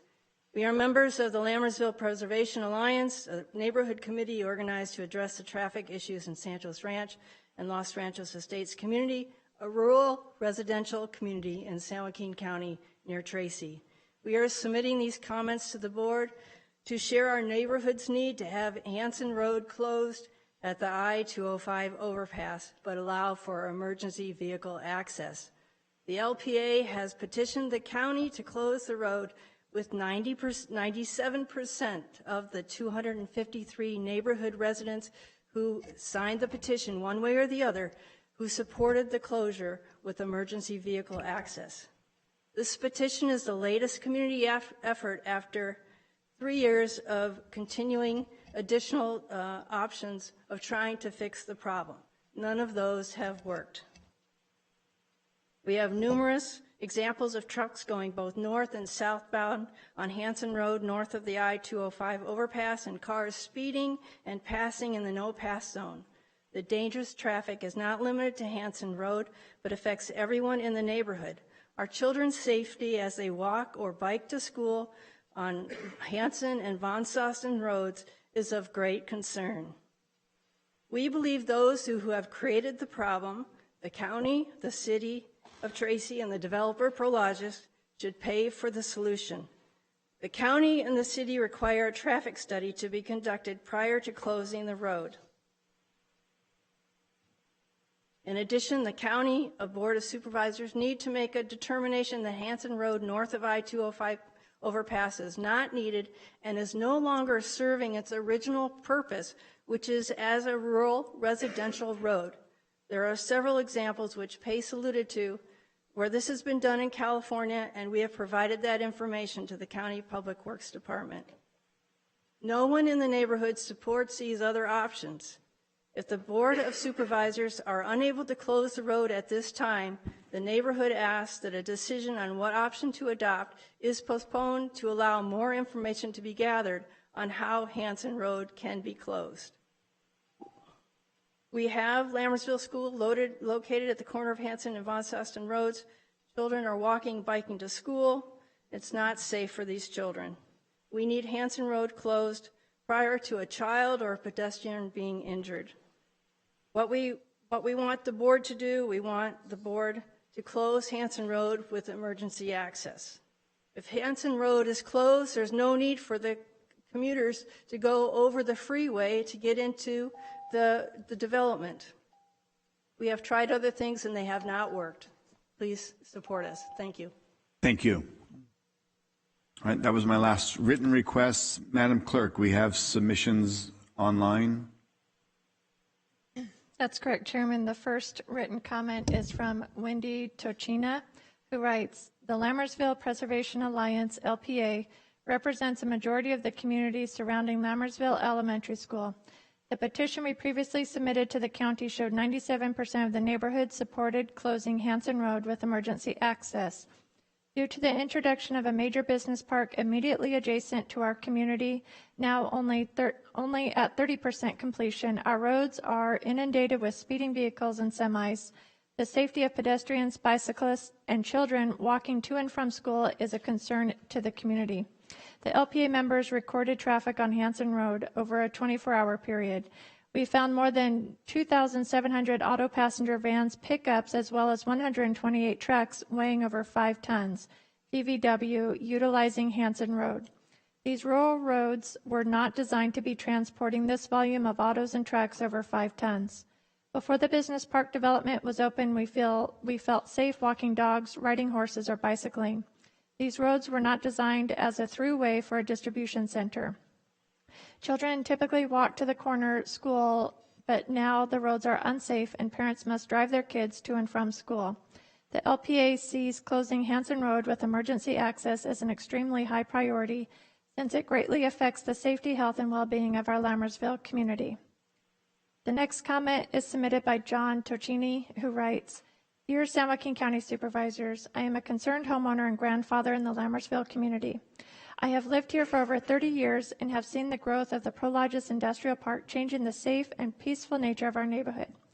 Safety of our community roads should be the #1 priority of our county. Part of our tax dollars should be used to protect the community. I was part of a traffic study looking at a 24-hour period on a typical weekday. The study shows a high volume of commuter vehicles, speeding vehicles, and semi-trucks using Hanson Road to reach the Prologis Industrial Park. At the end of their shift, these vehicles return using Hanson as a main throughway. Hanson Road was not designed for semi-trucks and large volume commuter traffic. The commute to Prologis Industrial Park not only affects Hanson, but also the neighborhood roads leading to Hanson. The safety of our children walking to and from school, people out for their morning run or walk has been compromised. It is just a matter of time before someone gets hurt. Please allow the Lammersville Preservation Alliance to present the study before any decision is made. As county supervisors, one of your duties is to look at all the evidence which shows the need to close Hanson Road with access for emergency vehicles as the best solution. Please allow the community to present this data. The next comment is submitted by Julie Groves Escalante, who writes, Dear Board of Supervisors, my name is Julie and I have been a member of the Santos Ranch community for nearly 30 years. I have watched how the traffic within the community has changed for the worse since the Prologis warehouse went in directly across from our community. I am not against the warehouses, but I am against the traffic issues the warehouses have caused to our neighborhood. The solution is obvious to me, and that is to shut down the access to the warehouse from Hanson von Sosten roads by shutting down Hanson Road. Speed bumps, plastic road dividers, and security personnel have not resolved the issues that have come from the warehouse traffic. In fact, the speed bumps are less impactful if you go over them faster. I used to ride my bike down Hanson and von Sosten, and now I no longer feel safe considering the amount of traffic on the road, speeding through the neighborhood, crossing the double yellow lines, not stopping at the stop signs, ignoring the, quote, no trucks on Hanson Road, end quote, signs, etc. There are more than 3 other routes to these warehouses that don't include ruining our community, causing high risk to our children's safety, our neighborhoods, our homes, and our roads that we pay good tax dollars to use. I moved to this community because it was a safe place to raise my family, and now I no longer feel that way. The county needs to make it right. The next comment is submitted by Tatiana Briff, who writes, Hello, my name is Tatiana Briff. I am a resident of Courier Drive at Santos Ranch Estates. 7 years ago in 2014, the big development started west of Tracy, south of our neighborhood. According to the law, all new developments should undergo environmental impact studies, and all negative impacts should be mitigated prior to the development. Such study indeed was conducted. However, our neighborhood was excluded from the study with the wording, quote, "The impact will be insignificant for that neighborhood," end quote. All traffic to the new development was supposed to go via Mountain House Parkway from the very beginning. However, due to the lack of traffic mitigation measures, we started having heavy impact from the increasing traffic from the beginning of construction. Santos Ranch Estates is a rural residential area, and no large trucks supposed to be there at all, unless they deliver to the neighborhood. On the top of large commercial trucks, we have a speed limits of 25 miles per hour in our residential area. As residents and neighbors to the community development tried hard to be friendly and negotiable, we applied to the county for help multiple times. As a result, we have increased signage and speed bumps installed since 2015 to 2019. In 2021, county tried water barriers installed. We tried contacting Google Maps and Waze apps to stop sending drivers to our neighborhood illegally. The bottom line is that City of Tracy and San Joaquin County cannot enforce the law. They cannot keep commercial trucks from cruising the residential area. The next comment is submitted by Jack Simmons, who writes, "My name is Jack Simmons, a volunteer with Lammersville Preservation Alliance and referred to as a Hanson Road constituent. The main purpose of this email is to address the safety issues with semi-trucks and excessive speeding commuter traffic on Hanson and Von Sosten roads. We want Hanson Road closed with emergency access only. All other alternatives will not solve the problem, and traffic issues will get significantly worse since the build-out of Cordes Ranch Prologis development south of the I-205 overpass is only about 30% complete. The closing of Hanson Road is the only mitigation measure that will resolve this traffic safety issue. If the county does not implement the requested needs of this community, which is very, very clearly the closing of Hanson Road with emergency access only, then the voice of this community will get louder and louder until the right thing is done and this traffic safety issue is resolved. We want the Board of Supervisors to make the determination that Hanson Road is no longer needed and close Hanson Road north of the I-205 overpass, but allow emergency vehicle access. We want the parties who created this problem to pay for the solution. Thank you, Jack Simmons." The next two comments were submitted by Dale and Pat Brandis, who had an opportunity to speak here in person, so I'm going to go ahead and skip those for today. The next comment was submitted by Keith Vanderveen, who wrote, "The truck and car traffic transiting the Santos Ranch community to reach warehouses on the south side of I-205 has created a safety risk for residents, as well as children in attending Lammersville schools. In addition to disturbing residents by increasing noise levels, there are no sidewalks along the neighborhood roads used by the warehouse traffic, so children walking to school are at risk of being struck by an errant car or truck. Compounding the danger, both cars and trucks transiting the neighborhood do so at high speed, frequently in excess of 50 miles per hour on a 35 mile per hour road, 25 mile per hour in the school zone. There is an accident here waiting to happen. Making Hanson a one-way road will not solve the problem. Commuting traffic will just speed through the neighborhood on the direction left open, possibly at higher speed. In addition to the hazard caused by speeding warehouse traffic, the additional air pollution caused by the traffic, especially the trucks, poses a hazard to residents' health as well as the health of the children attending Lammersville School. Closing Hanson Road can be done without affecting public safety by installing a crossing gate that opens to emergency vehicle traffic, or that in an emergency can be run through. Other traffic crossing the freeway on Hanson besides the warehouse traffic is minimal and mostly limited to residents of the Santos Ranch neighborhood." The next comment is submitted by Janice Carl, who writes, "I am a resident of the Los Ranchos Santos Ranch area. I am requesting the Board of Supervisors address the traffic problem in this area caused by the City of Tracy's Prologis Industrial Park. Many attempts have been made to address this situation, but to no avail. We are still overrun with large semi-trucks traveling at high rates of speed day and night. The original EIR for this project indicated that our area would not be impacted. Therefore, no other infrastructure consideration or action was taken. Prologis project is only at 25% build out and already causing detrimental issues in our neighborhood. The closing of Hanson Road north of I-205 overpass with emergency vehicle access is the only solution to diverting this industrial commercial traffic onto the intended industrial commercial routes.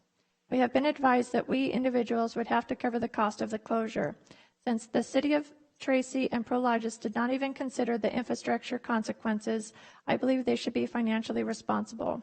They both profit greatly from this project, and we only get the problems. As our representatives, this community needs the county's help in this matter. The cities in this county, when approving projects, should be required to be accountable for infrastructure problems that their projects will cause outside their city limits. Thank you, Janice Carl. The next comment is submitted anonymously and writes, as a resident of the Santos Ranch community, I am deeply concerned with the safety of our neighborhood. We moved in this area to raise our children in a small, quiet, safe country neighborhood. It has been wonderful, that is, until the industrial park was built less than a mile away. I cannot believe these warehouses were approved without any plans regarding the impact of traffic alone has on us. We don't have sidewalks or streetlights. However, we do have an elementary school where many children walk or ride their bikes. It is dangerous. Hanson Road has become a speedway. Commuters and trucks driving recklessly, passing illegally, and having complete disregard for our neighborhood. The city and county is 100% negligent in allowing this to happen.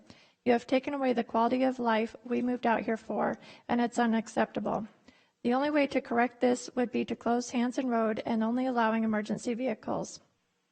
We are tired of the traffic, the crime, the noise, warehouse employees parking and littering on our properties. Someone needs to step up and realize the excess building is creating unsafe roadways for the residents. The developer should incur all costs, as this should have been done prior to the first warehouse being built. The next comment is submitted by Raymond Dart, who writes, first, a quote from the Cordis Development EIR regarding Hanson Road north of the I-205 overpass. Quote, because the specific plan addresses the control of Hanson Road traffic in this way such that it is anticipated that few, if any, trips would use the section of Hanson Road north of I-205, and thus any traffic impacts here would be less than significant. Accordingly, this section of Hanson Road is not included in the study area, end quote. Present day, only 25 to 30% of the development is built, and the impact on the Lammersville community has been tremendous. Obviously, the study was terribly flawed. Supervisor Rickman's letter for the agenda item today gives the appearance this is a Hanson Road issue only, which is untrue. The current traffic situation affects all Lammersville community residents. Semi-trucks have traveled all residential streets, damaging our homes. Walking or driving within the neighborhood is dangerous due to commuter vehicles illegally passing and speeding. More recently, afternoon drag racing is becoming a daily occurrence. Over the past several years, Public Works has implemented several mitigation efforts to resolve these problems, including barriers, signage, and security guards. All have failed. Daily, dozens of trucks continue to travel through the neighborhood, while commuter vehicles are becoming increasingly more aggressive and dangerous. The evidence is clear based on past failed efforts by Public Works. Closing the road with access to emergency vehicles is the only viable permanent solution.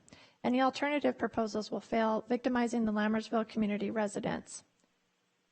The next comment is submitted by Esmeralda Brasenio, who writes, I hereby would like to request the closure of Hanson Road except for emergency vehicles. The building of warehouses has caused a safety concern to our neighborhood. It has increased the number of speeders that use Hanson as a shortcut to rush to work, as well as increased trailer trucks. This traffic poses a high risk to our children as they walk to and from school or play in front of their homes without sidewalks. The closure of Hanson would separate the warehouses and its traffic from our otherwise peaceful neighborhoods. Are trailer trucks driving through other neighborhoods within Tracy? No, right? Why is it okay that they put our children at risk? There's been so many close calls. Heaven forbid that a tragedy occurs. Please help us preserve our neighborhood with its county setting. Thank you. The next comment was submitted by Melissa Machado, who writes, Trusted Board, thank you for hearing our concerns and your attention to this matter. Please realize that while we may take up a small section of your constituents, these issues has greatly impacted our lives. Over the last couple of years, our neighborhood has turned from a peaceful, safe, family-oriented area where we could allow our kids to play, walk to school, and ride our horses to a racetrack, semi-filled roadway, drug use, and car sex central. The opening of the warehouses has turned our lives upside down. Imagine how we felt when we discovered that our neighborhood was not considered in the studies as one that would be impacted by the growth of this zone. While it would be easy to assume that only those living on Hanson are affected, my neighbors and I can no longer allow our kids to walk to school, ride bikes, or play outside safely for that matter.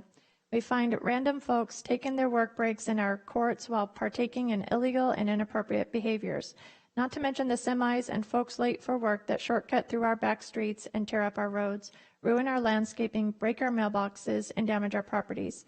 It is not right to ignore our neighborhood in the planning of this development. Please help make it right by closing Hanson Road to all but emergency and allow us to return to our way of living safely and peacefully. Thank you. The next comment was submitted anonymously and writes, I have lived on Von Sosten since 1993 and have observed a significant increase in semi-truck and warehouse employee traffic speeding from Mountain House Parkway to Hanson Road.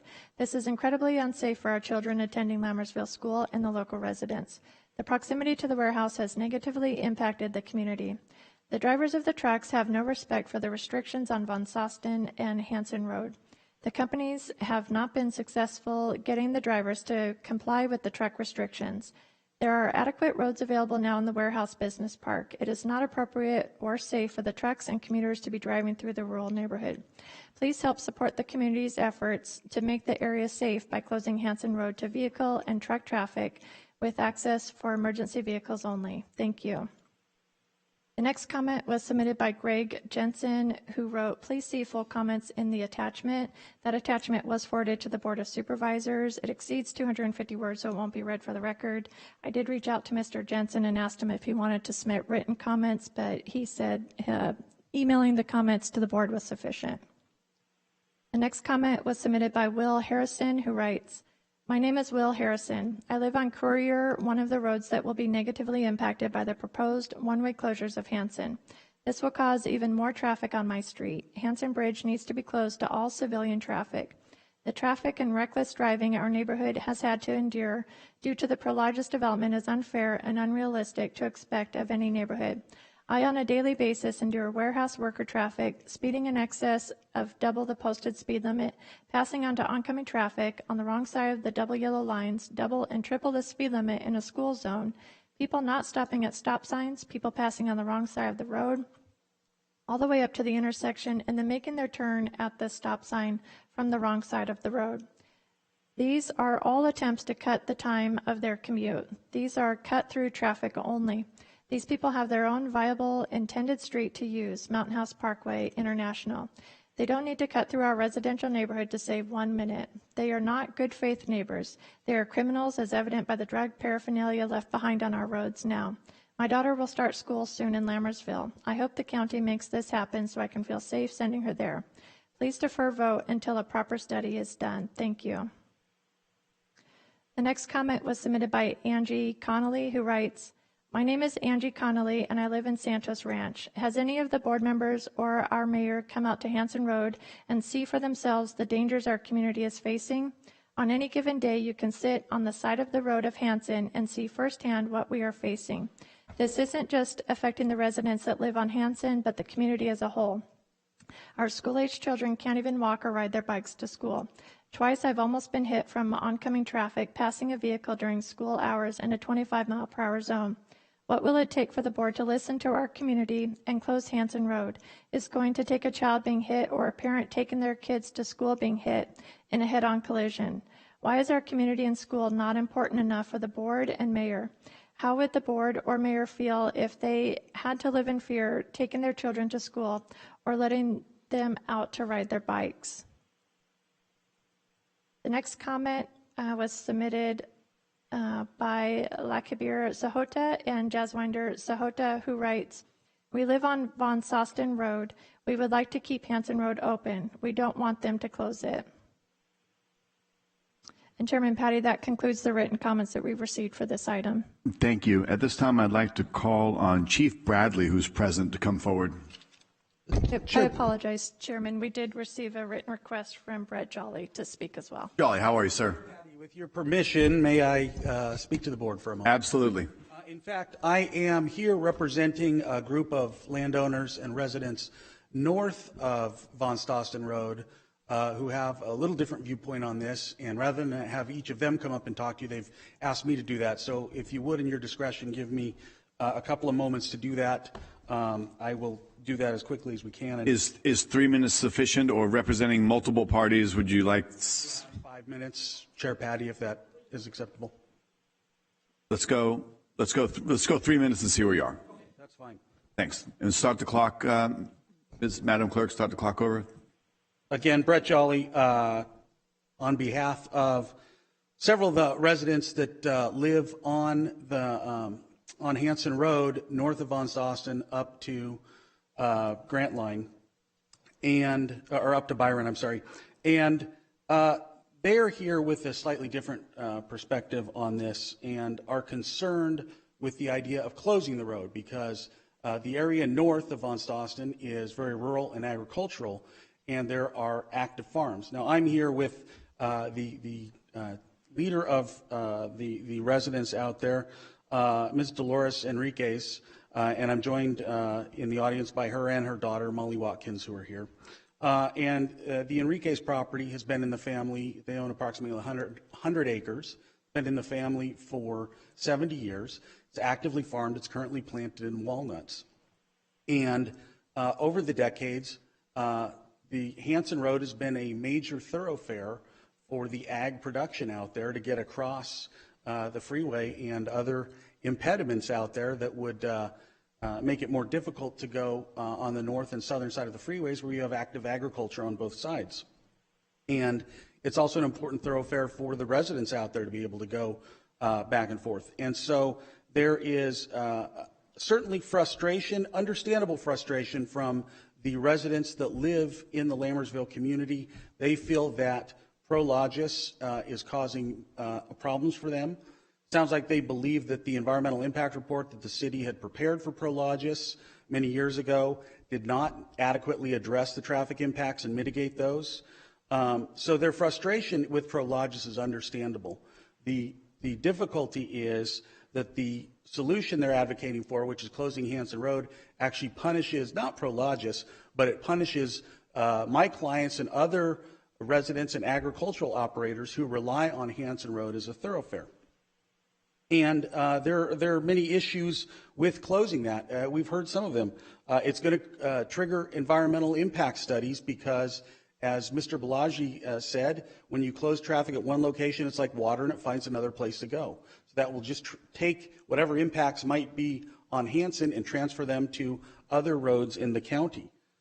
We also know that the general plan that the county is required to adopt under state law has to have a circulation element. And the circulation element looks at how each of the roads in the county interact with one another. There have to be consistency there. And shutting down this thoroughfare may well create general plan inconsistencies that would need to be evaluated. In addition to that, this really affects the ability of the ag properties out there to continue their course of operation as they have for decades. So Mr. Ivester spoke about his concern about radical government policies. Quick question, Mr. Jolly. Yes, sir. You're here representing a couple of people and speaking on their behalf? Yes, and in fact, they're here, and then there are other landowners as well in that area who they're...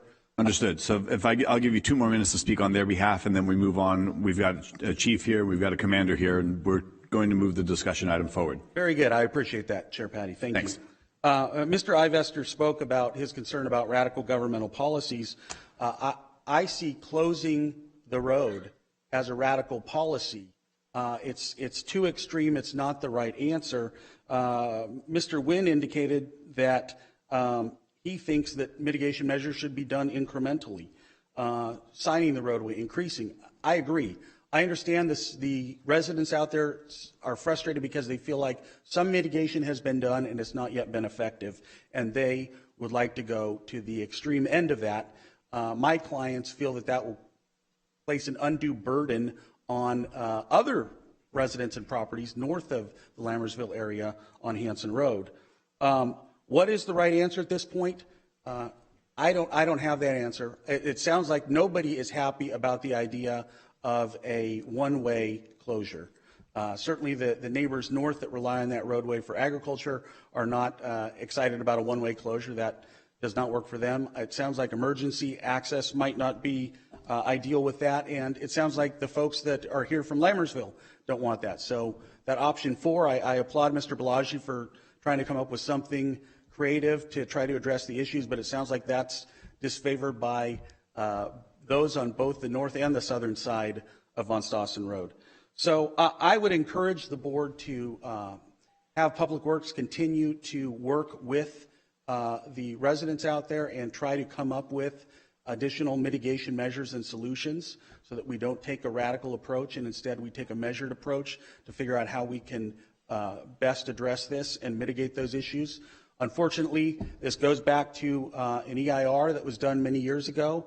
I assume people have looked at that and made sure that all of those mitigation measures have been implemented. If not, that may be a place to start.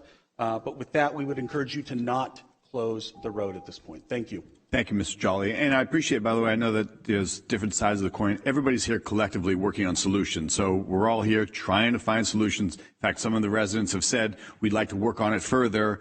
And some have said you want to close it. So we're listening. We understand it's not, the single sole answer for everybody that's been identified. So I appreciate everybody's engagement, and we are hearing and we're listening. Chief Bradley, I see that you're here in attendance. Perhaps you have something to share on this.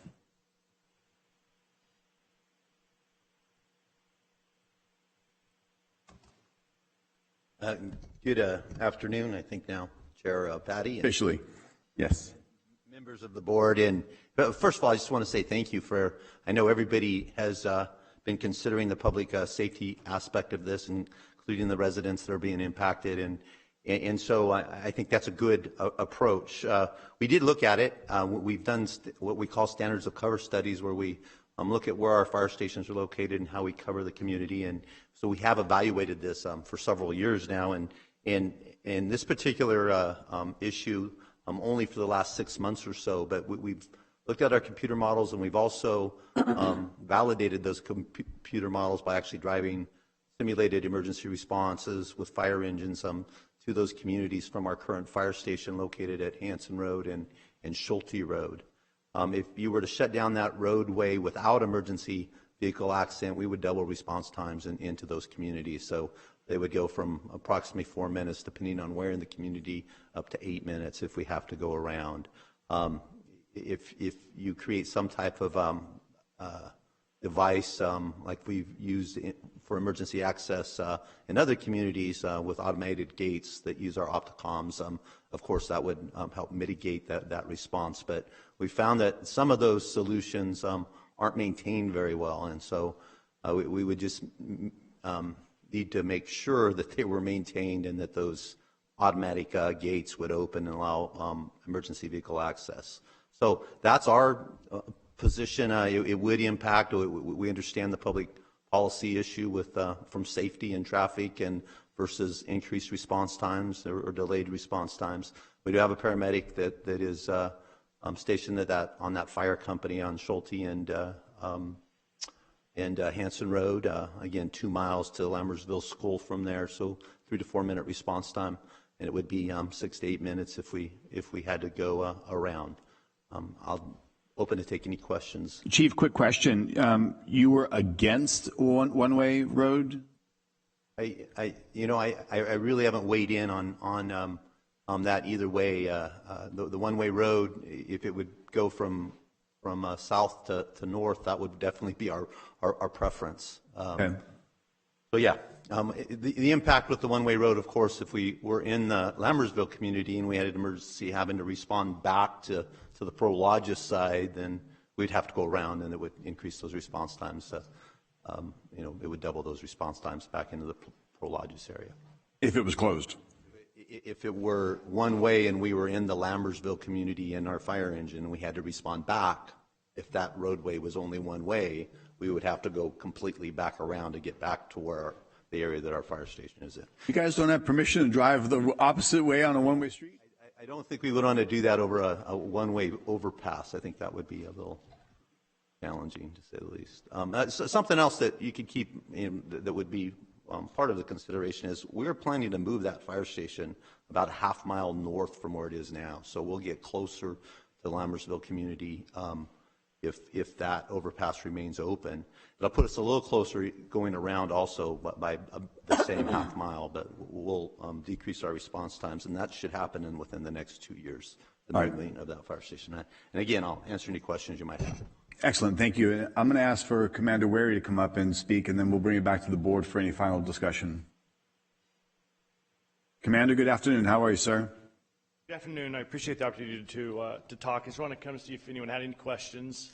So I appreciate the multifaceted approach we're taking. There's many people involved, many aspects involved. Nothing operates in a vacuum, so one solution could impact and cause other problems. I think we're all recognizing that, and that's why we're all here today, and I do appreciate that. The Calvin Highway Patrol, as a law enforcement agency, does have jurisdiction in that area for enforcement. So the engineers will come up with solutions, and then we converse and collaborate, and we can talk about how the Highway Patrol will tailor an enforcement program for those solutions. That's kind of been our involvement at the Calvin Highway Patrol. All of these solutions that they have different enforcement models that will work, different challenges and different benefits. So once the solution is selected and implemented, then we can tailor something to fit that. Anything from closing the roadway, one-way roadways, and signs. Currently, we're using signage to reduce traffic. That's as effective as the enforcement is. Trucks go down the roadway, they are told how to go that way through GPS, and I'm glad we're working with different GPS services to try to revamp that and maybe even have a option on those for commercial traffic, so they will not go down illegal roadways. The enforcement aspect of it, we've noticed a lot of the trucks that come to that area, to the warehouses, are from out of state. They may only come once a year, once every 10 years. So when they get a citation, it hurts them that trip, but they don't come for 10 years anyway. The educational aspect of a citation is more effective for people or drivers that come down there routinely. I also believe that a lot of truck drivers will see those signs and they'll gamble. Is there an officer there? Will I get a ticket? They take that chance. Sometimes they make it, sometimes they don't. But we do use our resources to go out there and hit those areas very, very aggressively when we have the resources to do so. We come back with citations. Another thing that we've done is education. We have gone out with our commercial unit from our division and some of our staff in Tracy to the warehouses, met with management to educate them. Suggested flyers, signs, educating the drivers. It's difficult for us to hold the management of the warehouse, hold them accountable for what the contracted drivers are doing. So ultimately what happens is the drivers get tickets, they get points in their driving record, they lose their commercial driving privileges, they lose their job, they don't drive for that company. There's an influx of more truck drivers that come in all the time. So it's just constantly educating those and educating the warehouses. The educational aspect has had some success with some of the warehouses, not so much with others. That's kind of where we stand with the enforcement education aspect of that. Thank you. And again, we'll have questions final comments from board members. County Council, would you kind of give us a little briefing on where we're at with this history, perhaps, and just a overview of what we should or shouldn't or could or couldn't consider? So one of the things that, the topic appears to be that the focus is closure of the road.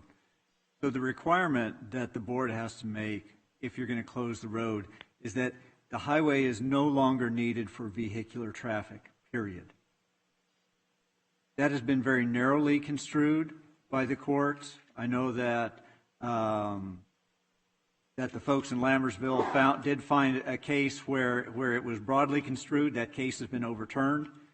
So it is very narrowly construed. So the fact that in the consideration is, well, we're going to put gates there that will allow emergency vehicles to use that roadway indicates that the roadway is still needed for vehicular traffic. So you wouldn't be able to make that finding that the roadway is no longer needed for vehicular traffic.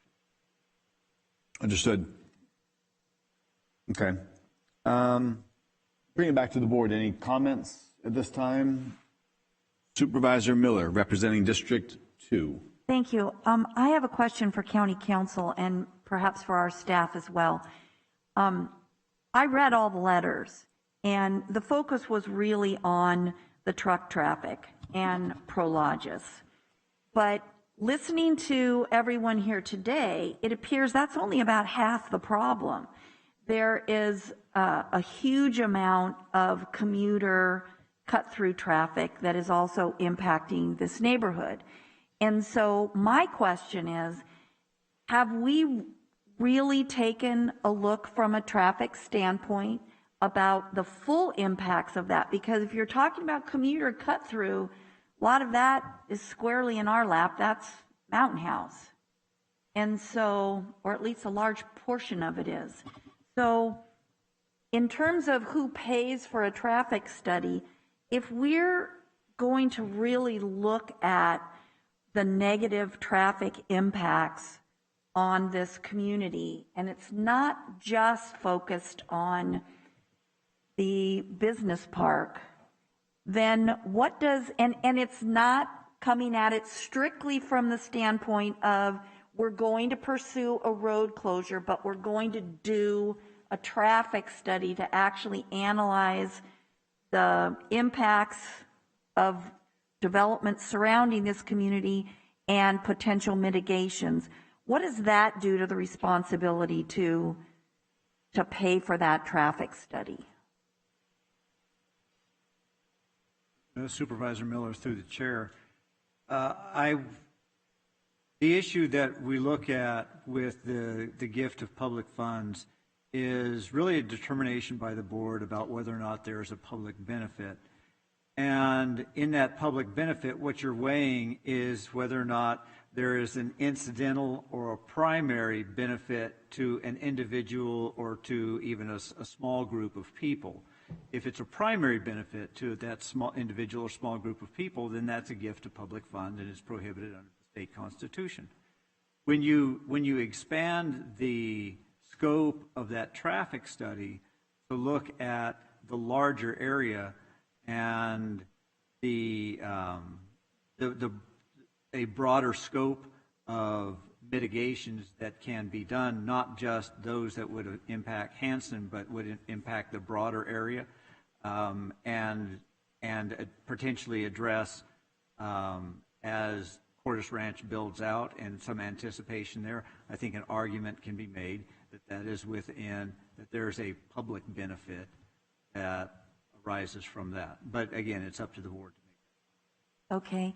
I would like to hear from Public Works on this, because it seems like it is larger than what initially we were looking at, which is truck traffic and how do we keep the trucks off of Hanson Road. So, because I appreciate the fact that if we make it one way, yes, that eliminates that route for truck traffic, but it doesn't impact the commuter cut through, because they will go around it. As we all know, they will go through other neighborhoods to get through there. So I guess that's my question. Do we have the ability to take a closer look at the traffic impacts on this community? Supervisor Miller, through the chair, the traffic information data these days are very sophisticated, that we have data that shows where the origin was and how much of it is a cut-through traffic versus how many of them are actually going through the Hanson Road to Cordes Ranch, right? We can get that data. That's not a huge difficulty for us. Najee, you want to chime in on that? Sure, yeah, no, that's exactly right. And part of the consideration with the one-way is specific to, this consideration of, hey, traffic coming from Mountain House, right? So the southbound closure would restrict some of that cut-through traffic coming from Mountain House from going to the community. It would force them to stay on Mountain House Parkway and appropriate roadways. So the one-way, that's part of the reason why we want to do, we recommended the one-way is to eliminate half of that traffic from that road, which would include passenger vehicles as well. It's not just trucks that would be eliminated, but it would reduce the traffic on the roadway. to address those concerns of cut through and increased vehicular traffic. With respect, yeah, we could do a study. There's studies that we can do that look at the overall general area. It does need to, and this is one of the challenges with even with the EIR and sort of the way that we do traffic studies is that it typically will look at what this community is going to look like when it's fully built out. So it takes into consideration all of the infrastructure, all of the additional roadways, all that's going to be in place, and what is the traffic going to be. We're in that interim period here, right? So there's some development going on. Not all the infrastructure has been built out.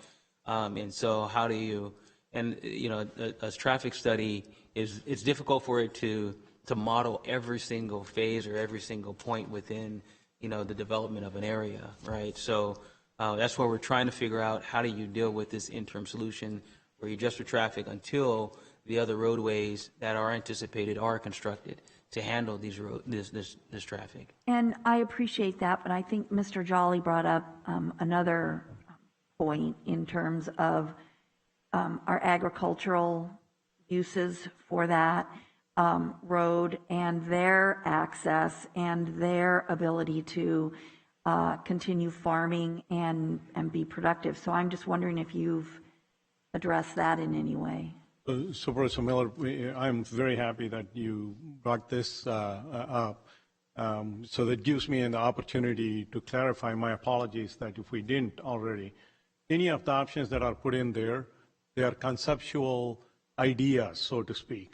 We need to still go back and look at that in detail, right? So that means we need to reach out to all the stakeholders that are concerned, including Highway Patrol, the fire chief, and as well as the people north and south of the Lammersville area. So it is only a conceptual thing, right? So it could work or it may not. The study may show that, like you mentioned, there may be traffic that is coming from Mountain House that you could get dispersed somewhere, causing more severe problem to some other community.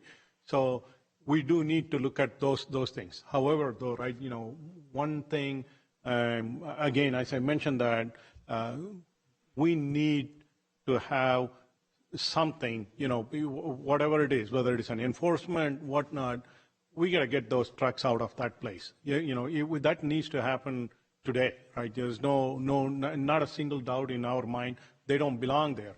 Yes, staff disagrees on the tonnage. That's just a semantics, right? Because the county code only, goes from 7 tons and above, which means like delivery trucks and stuff, right? We can't just force them out of that place. But however, we will look at those, even with that one-way option. We'll reach out to Mr. Jolly and his clients, as well as the emergency responders, to make sure that that thing is going to work. And also, as we have done many times, we have tried stuff, right, before we buy it, and make sure that thing works, right? We don't make it concrete, so to speak, like permanent. We try it, and if that works, in our case, right, it has worked. Maybe call it a luck. We have worked. Our engineering has worked every single time, as you know it. So we're not saying like this is the solution and that's it type of deal. We can adapt to any changes that we may have to do if things don't work. Again, we do need to look at it more detail with respect to the traffic analysis, with respect to our other stakeholder impacts before we go implement any of the options that we showed today. And also, there is a misconception there that if someone pays for a study, that means that will be implemented. No, it's just the study. We still need to evaluate the results, any mitigation options that may be available, and those things have to be looked at it in detail. So I just want to make sure that there is no misconception there. If somebody just writes a check for a study, that means we're just going to go and do that option. Okay, thank you. Speaking of study, as you just mentioned, has Prologis been involved in any discussions? Because they seem to be a considerable contributor to the issue here. So if there's going to be any study, it should not be a burden to the residents. The residents have inherited something that's going on through proper or improper planning, through midstream, as as Mr. Jolly pointed out, we're kind of in the middle of what perhaps might be the full build out and perhaps changes coming down the road. So where's Prologis on covering, which is not a large expense, but it's very hard to go to, 100, 200 individuals and say contribute money, and then it ends up being a bigger burden for some than others, and it's an issue. Where would Prologis be on taking care of this traffic study? Very good question, Chairman Patty. That's why I asked it. Before I answer that question, right, the Prologis has been very cooperative and collaborative. They understand that the problem, they are kind of the source of the problem. And to that effect, not only, that the virtual meeting and other public meetings that they attended, they have been, Mr. Zarif and a representative from the Prologis and Mr. Heckman, who presented today, they have been having weekly calls, actually. They call them check-in calls. Is that what you guys call, like check-in calls? So Prologis is part of that call. So will they have been traffic study? No, discussing the traffic studies, discussing the options, where we are going to go, all that stuff. So when it comes to the financing of that study, we did, we tell them that, hey, there needs to be some level of participation from them. And I'm unsure, who has the authority to demand that they shall, pay for that study. Tell them chairman of the board is demanding. Chairman of the board strongly requests. To be fair, Supervisor Rickman has been hammering them on that too, and his chief of staff, Scott Tyrrell, has been telling him, the Prologis, to step up to the plate and do that stuff as well. Any decision we make here, what would be your course of suggested action at this moment? What's our takeaway? What's our course of action? What can we do today that would help facilitate long-term? And I know that we're asking for road closure, but we're also asking for further engagement. We're asking for solutions. So noting, as County Council talks about, road closure is a very unlikely pathway. So then what can we do? Is the greatest recommendation you have contingent upon doing a traffic study, or do you want to try something now while we do a traffic study, or where are we with what we're going to do at this moment? I was dreading you were going to put me on that hot seat by asking that question. Well, just kidding. So very good question again, Chairman Patty. The option that we're saying right today is that let us go and try out that option 3. That doesn't mean we're going to go and do exactly what you saw with the animation and things like that. Mm-hmm. Let's at least look into that option. And it is my understanding from County Council, if we were to go do that option, because we were told very loud and clear that your board to make that finding that that road is not needed for vehicular traffic, as you mentioned, is a very tall order. And that's the reason why we wanted to go to that next step there.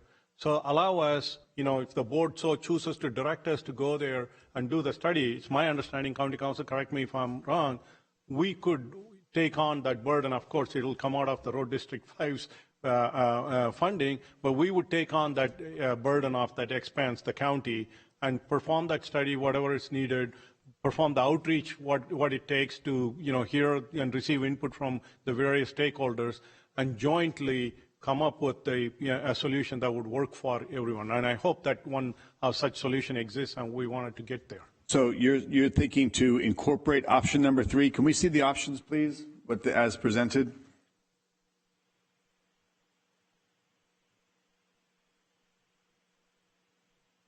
And in the meantime, I offer to take Commander Wary for lunch every day if he could put a CHP out there, and if he sees any truck in that location, just get him a citation, just pull him out somewhere, right? Well, could we utilize technology where you see they take a photograph of what's permissible in the county or the state to take a photograph of a vehicle that shouldn't be on a road but is accessing and utilizing? That kind of gets in the realm of red light cameras, something like that, where we would get a picture of the vehicle and mail them a ticket. I'd have to look into that. I know there's a lot of legalities there that I'm actually not sure of. So you're kind of asking, would that be an option? I can look into that. Okay. At that option. I don't know anywhere else in the state where that's being done for that type of violation. I know that some other states do speed. I don't believe California does, but there is a red light. So I can look into that. I just wonder if it's a possibility. What you're saying kind of goes back to keeping the owner of the vehicle liable, responsible for what that vehicle does. Yep. Okay. And Chairman Perry, we would volunteer to be a pilot for that thing if they wanted to do a photo enforcement. Sure. If we could, would you follow up with Mr. Balaji and see if what state law allows, or if we could be, a test model of utilizing something like this? So we're looking at option number 3, one-way traffic, northbound only. That's correct. Northbound, south. Chief Bradley, is that what you had talked about? Northbound only? Okay. So you're thinking to try this while we further engage? Let's study this thing, and we even to try this, if the stakeholders are okay with it, we can go and try this without spending a whole lot of money putting permanent infrastructure and things like that. If there is not a major error in this option, then we'll go try this thing, right?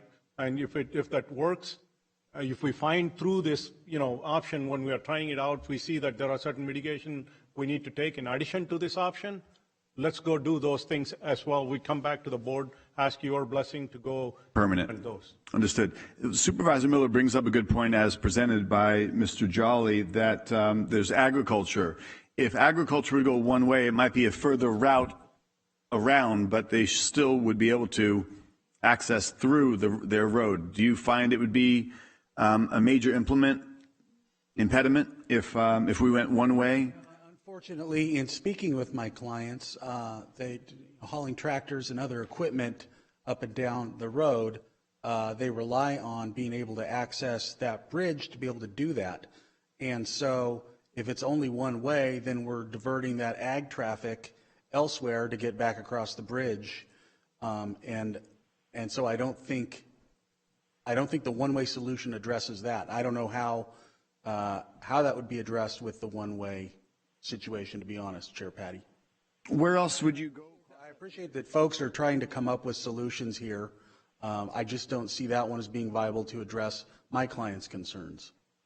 Do they access that bridge seasonally, or is it just year-round agriculture activity? It's obviously going to be heightened during certain planting and harvest seasons, but you've got properties owned by or leased by the same entities on both sides of the freeway, and so they're using equipment for both of them, and whether they have maintenance facilities on one site, they're going back and forth. It's obviously heightened during the seasons, but it's not completely dormant during off seasons. Mr. Balaji, I'm sorry, Chair Patty, I interrupted. Thank you. You have something further to add? I just wanted to say you also have the residents that live up north of that as well that rely on that for general access to get down south of the freeway. And so you have that additional group of stakeholders, whether they're actually farming or not, that are residents up there that are also concerned about that for their own ability to access the south side of the freeway. Thank you. Von Soston is a truck route? It is not. No. Not a truck route. Yeah.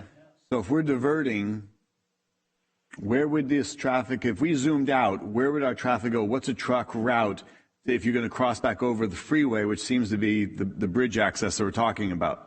Actually, Chairman Patty, there is no reason for the trucks to even be on Von Soston because Mountain House Parkway, they could take that Mountain House Parkway and enter the Cordes Ranch Road. Okay, no, but what I wonder is if, to Mr. Jolly's point, if you did close that bridge to one way, and because we're trying to stop traffic from going, so now they have to reroute, where would they be rerouting to get on the other side of that bridge? What we would suggest, Chairman Patty, is to allow the staff to go back and work with them and find out what other options exist, and then maybe come back to you and present those solutions. Because it may be harder for us to, look at the map and really come up with something. And I tell you though, right, I heard two things, right? One, people used to tell me, like, consensus is where, everyone goes home unhappy, meaning that no one person got that full, benefit of it. Everybody gives in something in there. And also I know that through experience, when we all work together, understand each other's constraints, we can and we will be able to come up with a solution. And I'm confident that you give us the direction to go, now that we know that it is a tall order to close that road, and we know that there are stakeholders that are going to be severely impacted by that, we'll go back and work with the community. We take this, one-way option and use that as a starting point, and work with Mr. Jolly's clients, work with our Lammertsville community folks, and see, what we can come up with. Okay, so then, I guess we'll bring it to the board to make a motion, or do we want to, you're saying you want to work with the community, so we're looking to not actually make a decision right now, come back to the board? My request would be to direct the staff to go back and work with the stakeholders, having known that, the closure is not an option, to come up with other options that would be, less impactful for the community as a whole. Chair, can I pipe in here? Yes, Supervisor Rickman. Thank you.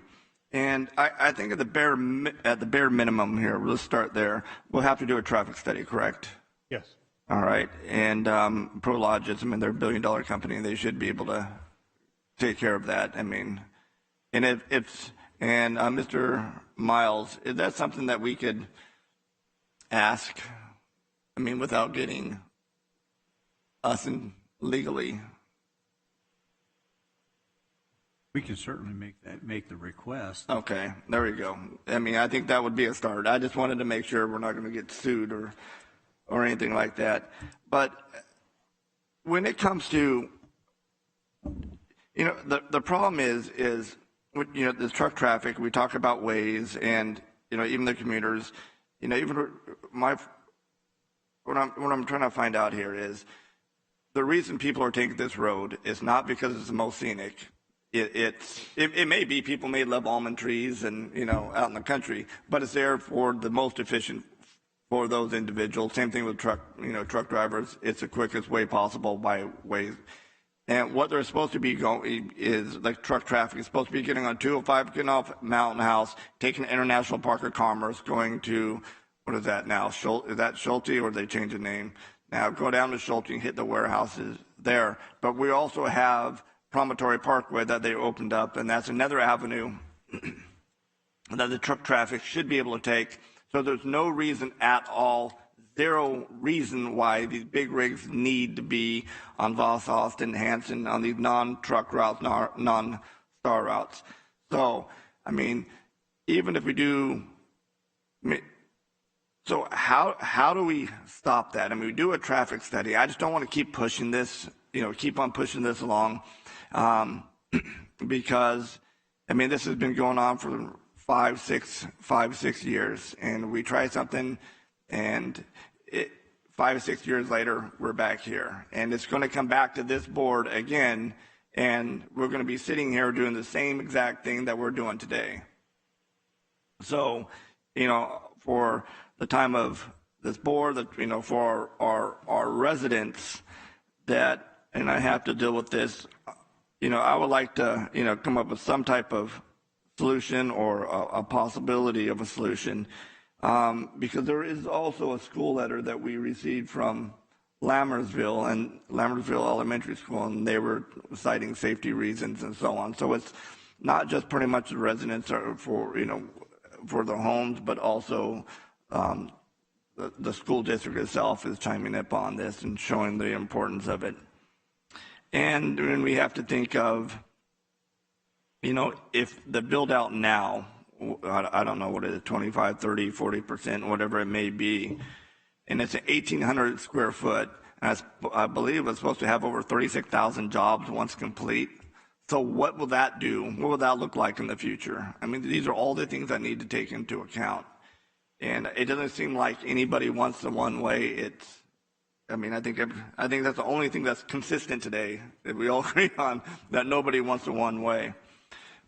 Now, playing devil's advocate here, Mr. Miles, if you look at a roadway is no longer needed for vehicle travel. If you have other roadways that can be used to accomplish that same goal, but even it may be in more amount of time. So, for example, if you shut down Hanson at the bridge and they can use International Park of Commerce, would that satisfy that no longer needed for vehicle travel? No, I don't believe it would. Under the law, I don't believe that it would. Put that picture back up of this area. So from what I'm seeing, the Mountain House International Parkway is an alternate route over. So that's not the only bridge. If we're taking this Hanson Road out of the equation, then anybody that lives on Hanson Road that needs to go around, whether it be on Schulte over to Mountain House, you can get over the expressway. That's the big issue on the bridge, isn't it? It's just a longer way. Right.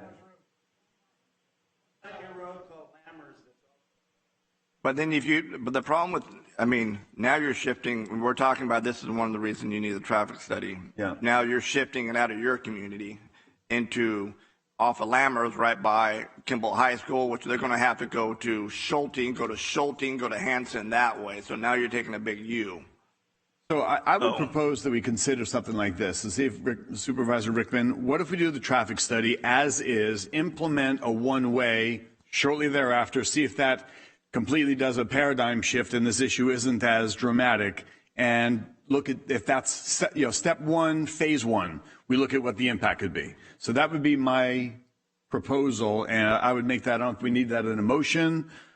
Yes. Chairman Patty, yes, that seems like a very reasonable step to take, right? To expedite this. But my request would be, whatever the cost of the traffic study, let us front that and start it while we make the request to Prologis and stuff. We don't want to. I don't want to wait for that and Agreed. cause further delay. Now let's move forward. We need solutions, and these people are frustrated. This is a quality of life issue that's gone on for a long time, as Supervisor Rickman points out. This has been on his radar and of concern from the very beginning. So we need to move forward and look at what's working or not.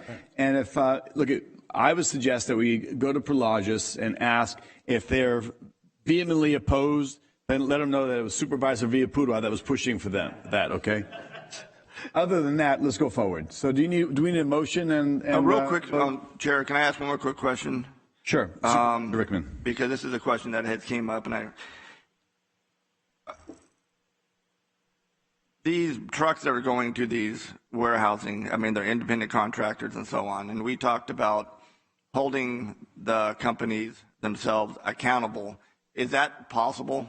Can you hold, say, for example, and I'm not naming a particular company that's at fault, but just as an example, say for FedEx, if they're using third-party independent contractors, can we go after FedEx legally and their independent contractors? Can we hold them accountable, hold them liable for them doing all this crazy stuff they're doing? I would have to research it further, but my initial reaction is that would be a difficult burden to try and show that the business was directly responsible for the actions of those third-party contractors, much like what we were talking about earlier this morning with the illegal dumping. Right. And lastly is like the EIR, and the more I've been in this for 10 months now, since October, trying to deal with this issue that seems like it should have been taken care of years ago, is to, the board, and when we start looking at development, that, what goes on in the city has an effect on the county. I'm dealing with it we just had another meeting in the Banna community about the Grant Line bypass because of increased traffic. We're dealing with it. Again, it seems like this is my district, the 5th district. It's because we're the fastest growing district. Paradise Road is another thing that's, they open up the back into River Islands. And so traffic is on a 2-lane roadway, on 1 lane in each direction. Traffic's going, there's another issue. So it's as cities develop or as cities develop right next to the county, we have to be aware, and this is Public Works and our planning department, to make sure we're implementing, what's good for the county also, and to make sure development pays for itself so we don't run into issues like we're running into this today. And again, community, I want to thank you very much for being here. I mean, it's 1 o'clock, and we usually go until like 8 o'clock at night, sometimes no lunch, because our chair just is a hard worker. And I want to thank you all very, very much for being here. I want to thank everybody who wrote in for their concerns, and this is how government's supposed to work, represent government. So thank you very much. All right, thank you. So I think we are without a board action that's necessary. I think you've gotten some good feedback, what we can do, and I believe we can move forward. I think you need a motion and a vote. Do we need a motion? I believe in the board so. letter it didn't say that. Okay, well then I would make a motion that we go forward with the traffic study, try and incorporate a reimbursement from Prologis, and we'll blame Supervisor Villaputo if it doesn't work. And then shortly after the traffic study, we do a one-way experiment, one-way road to temporary and see, and other mitigating measures, while we also get a report in on other possible enforcement mechanisms, and I would make that an motion. I'll second that with the contention that can we make sure this is going to come back to the board? Absolutely. So, that it will come back to the board for further discussion. Maybe need like a 3-month review? Once we get the traffic information, we'll come back and present that to you. Would 90 days be sufficient, or 120? We'll make it as quick as possible. With the traffic information, we should be able to move forward, right? Correct. Yeah, the traffic study, Chairman Patty, the traffic study should be complete in around, I'd say 6 weeks or so. Okay. And then at the same time, we will move forward to try and implement the one-way. All right. As far as traffic studies go, Miguel Villaputo has a clicker. On weekends, days, he can go out there and do some clicking, so we can get that study done really quick. All right. Thank you. We have a motion and a second. Please vote.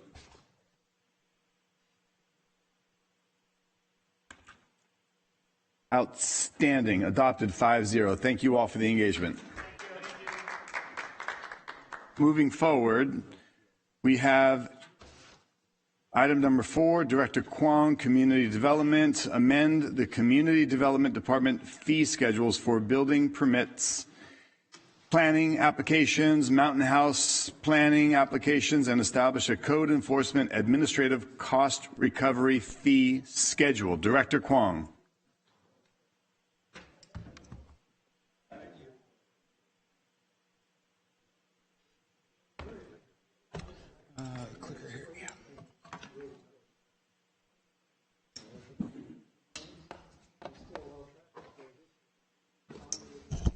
Chairman Patty, members of the board, David Kwong here, your Community Development Director.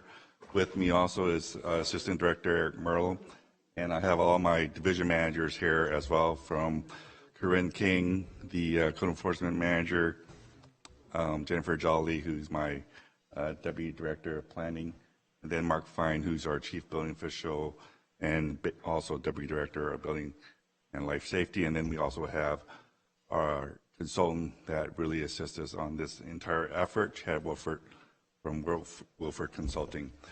So typically, what we do as a department is bring to you an annual fee report and try to address the operational fee characteristics of our department. And from that standpoint, what we usually see here in front of you is a schedule of building permits, fees, planning application fees, a separate planning application fees for Mountain House, and then also looking at what we do for code enforcement in terms of fees as well.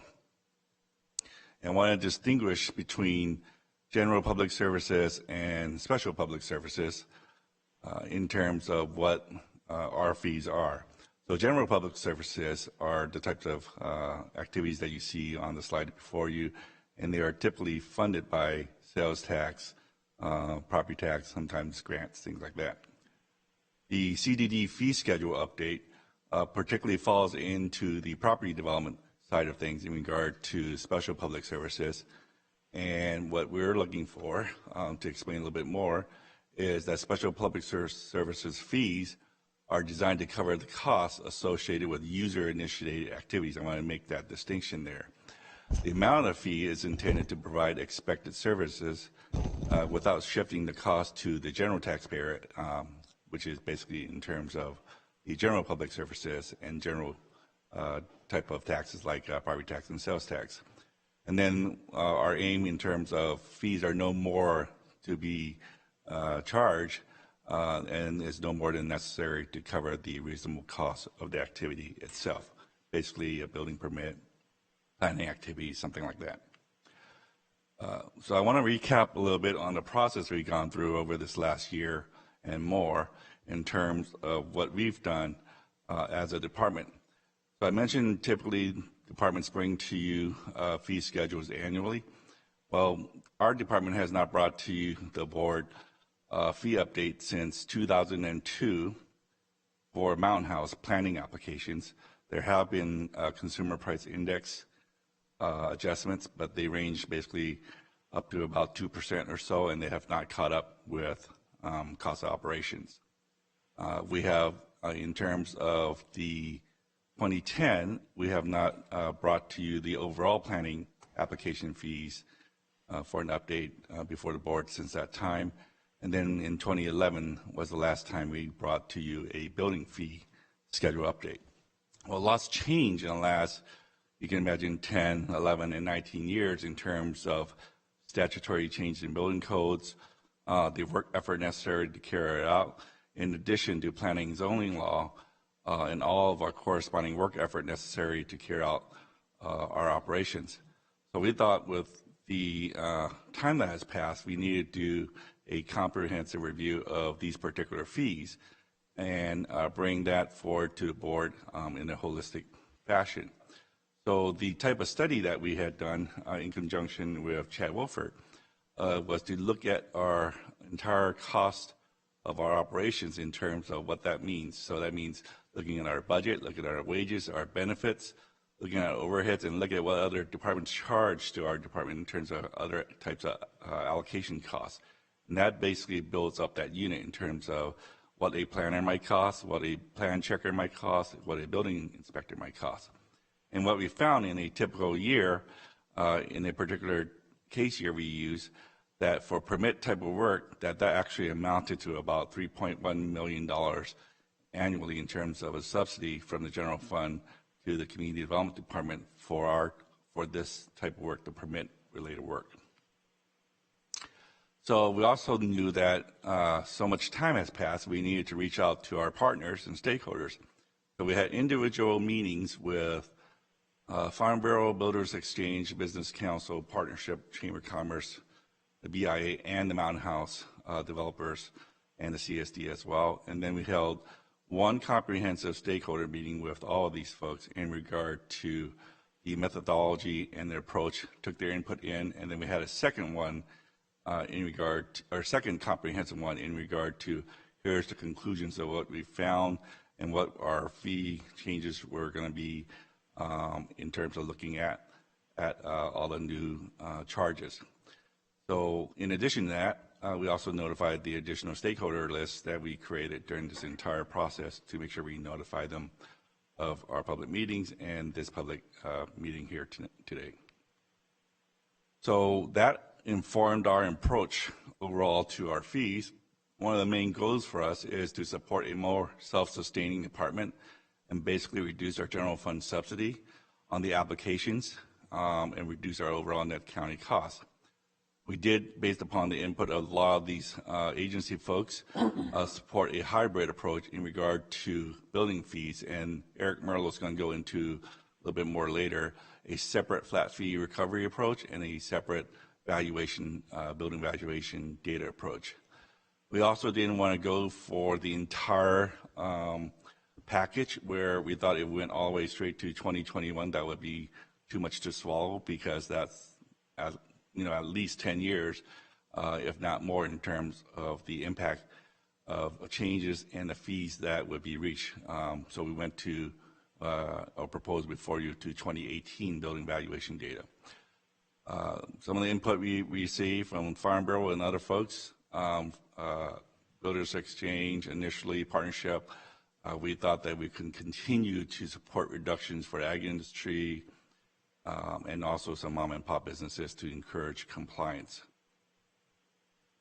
I'm going to go into a little bit of the planning, and then Eric's going to go into the building, and I'll conclude with the code enforcement and the overall conclusions and our recommendation.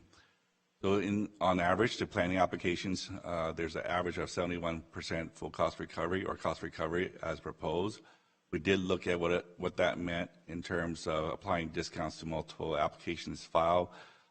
So for example, you filed a use permit, a rezone, and a general plan amendment, but when you charge you a separate fee for each one, there would be a discount because it's the overall package of applications or entitlements associated with that particular project. And then went particularly on Mountain House, we did aim for full cost recovery based upon the development agreements and in the 2002 resolutions, particularly the development agreements themselves. There always an intent in regard to achieving full cost recovery for Mountain House as a new self-serving community. This is a table of the most commonly applied for types of applications. I'll note that we put the appeal there because it costs a lot for a staff to actually process an appeal to the Planning Commission, but to keep the appeal costs low and for people to be able to actually appeal, it will continue to be very heavily subsidized. But the remainder of the applications are the type of activities that we do on the planning side, at least, that occurs a lot, and you'll see the corresponding increase in fee percentages and the subsidy amount that remains. So with that, I'm going to hand this over to Eric to discuss the building application side. Chair Patty and members of the board, thank you. I'm going to address, as David said, I'm going to address the building fees in a little bit more depth. The building fees represent the largest component of fee revenue to the department. So, and our goal has been to increase cost recovery, yet also maintain certain subsidies. David mentioned subsidies to the agricultural industry, but also subsidies to smaller projects that would encourage compliance with the building code. So we don't want to chase away people from getting building permits because the fees are too high. So CDD uses both valuation-based fees and flat rate fees. So that is the hybrid approach. In some cases, flat rate fees are also applied in conjunction with more complicated projects where you have a valuation-based fee and some flat rate fees. But in general, new construction will continue to be valuation-based per the California Building Code using building valuation data, which is published biannually by the International Code Council. It's based on market values. So there are actually 2 editions per year.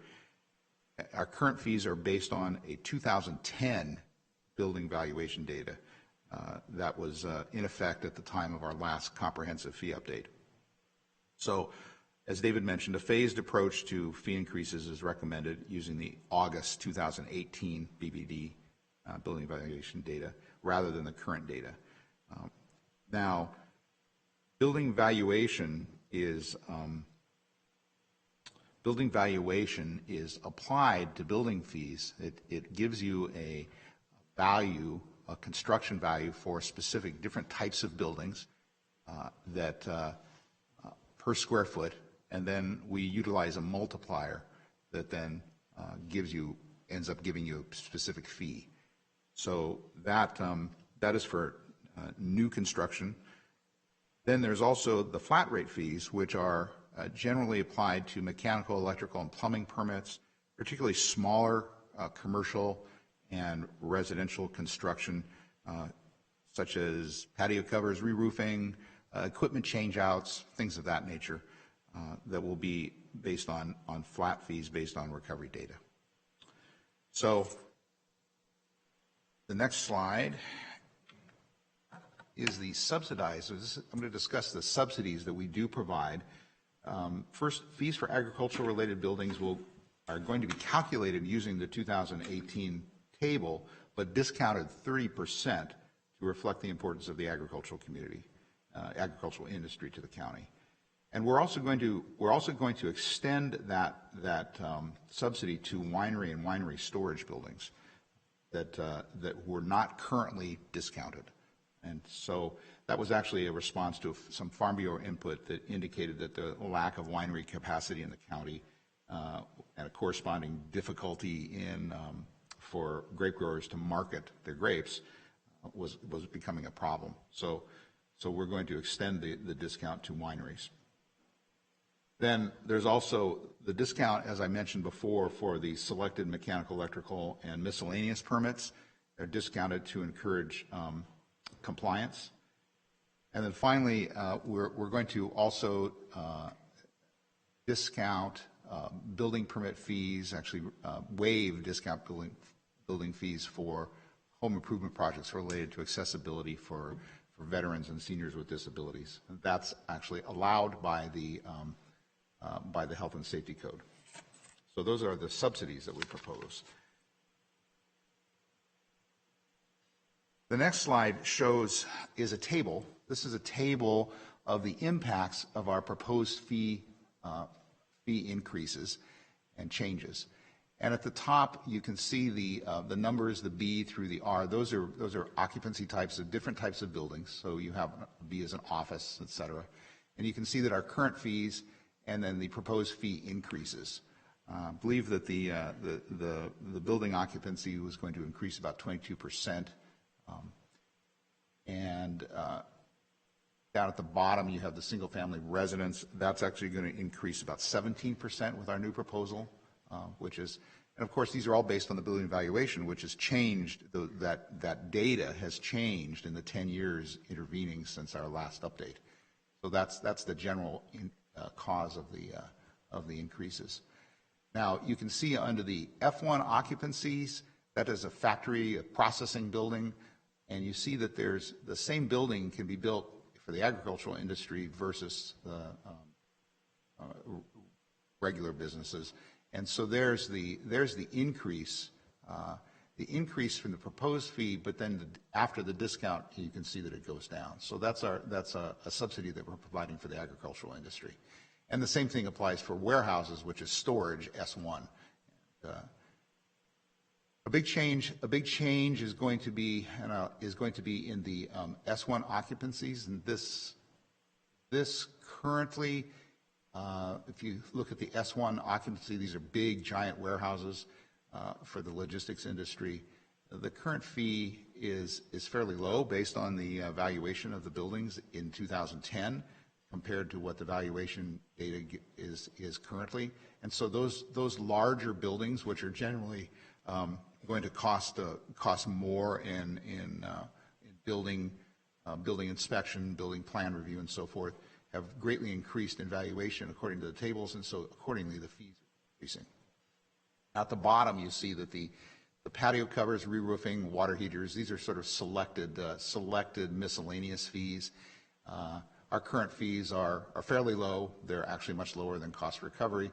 We do propose to increase them modestly, but not to increase them to the point that they become onerous for people to not get building permits. Residential gunite pools, with our cost recovery, we realized that that we were charging a little high, and so we're actually reducing them. That's one example. This table was prepared by the San Joaquin Partnership, and it looks at one of these very large warehouses. This is actual numbers, actual fees from different jurisdictions in the county, as well as in our county. And this, we augmented it with some comparisons from Sacramento County and Stanislaus County. And I want to draw your attention to the building permit fees only line. It's one in the middle. It's the top line. It's in red.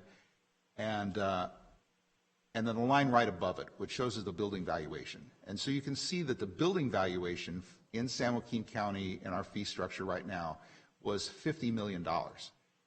The building valuation for the other jurisdictions, all of the other jurisdictions, was based on a 2020, 2021 building valuation from the ICC. And ours was based on 2010, so you can see the great reduction there. We're proposing to increase the building valuation by adopting the new tables, and that'll give us a more comparable building valuation. Although it is, because it's 2018 rather than 2021, it's going to be somewhat less than the other jurisdictions. And then there's a corresponding increase in our fees from the current to the proposed. So the last thing I'm going to talk about is technology fees. Currently, the department has about $700,000 worth of unfunded technology costs. And we do have an imaging fee, which is authorized by Health and Safety Code for reproduction and storage of building permit plans. And so it's fairly prescribed as to what it can pay for. It actually is in a special fund. And we noticed that it was overfunded, and so we propose to reduce that from 6% to 2% of building fees, and that will be adequate to give us about a 97% cost recovery for those imaging fees. However, we propose to implement a information technology recovery fee on all building and planning fees of 5% to offset the unfunded information costs that we have and technology costs. This is going to produce about $200,000 of additional revenue to the department every year. The importance of that is that we are in the process of adopting a new permit processing software. Our current processing software is 26 years old and is obsolete. Very important to us to maintain efficiency with our administration of the planning and building fees. And so we're looking to acquire that, and that will help offset the annual costs of that acquisition. And so with that, I'll give it back to David. Thanks, Eric. So I'm going to go into final portion of our presentation in regard to starting with code enforcement. We don't collect any fees, and we haven't collected any fees. This department has not brought forward to the board before a fee schedule for code enforcement. Particularly, what we want to do moving forward is still, though, take an education approach with any kind of code violation. So there's still going to be an incentive there if you come into compliance first.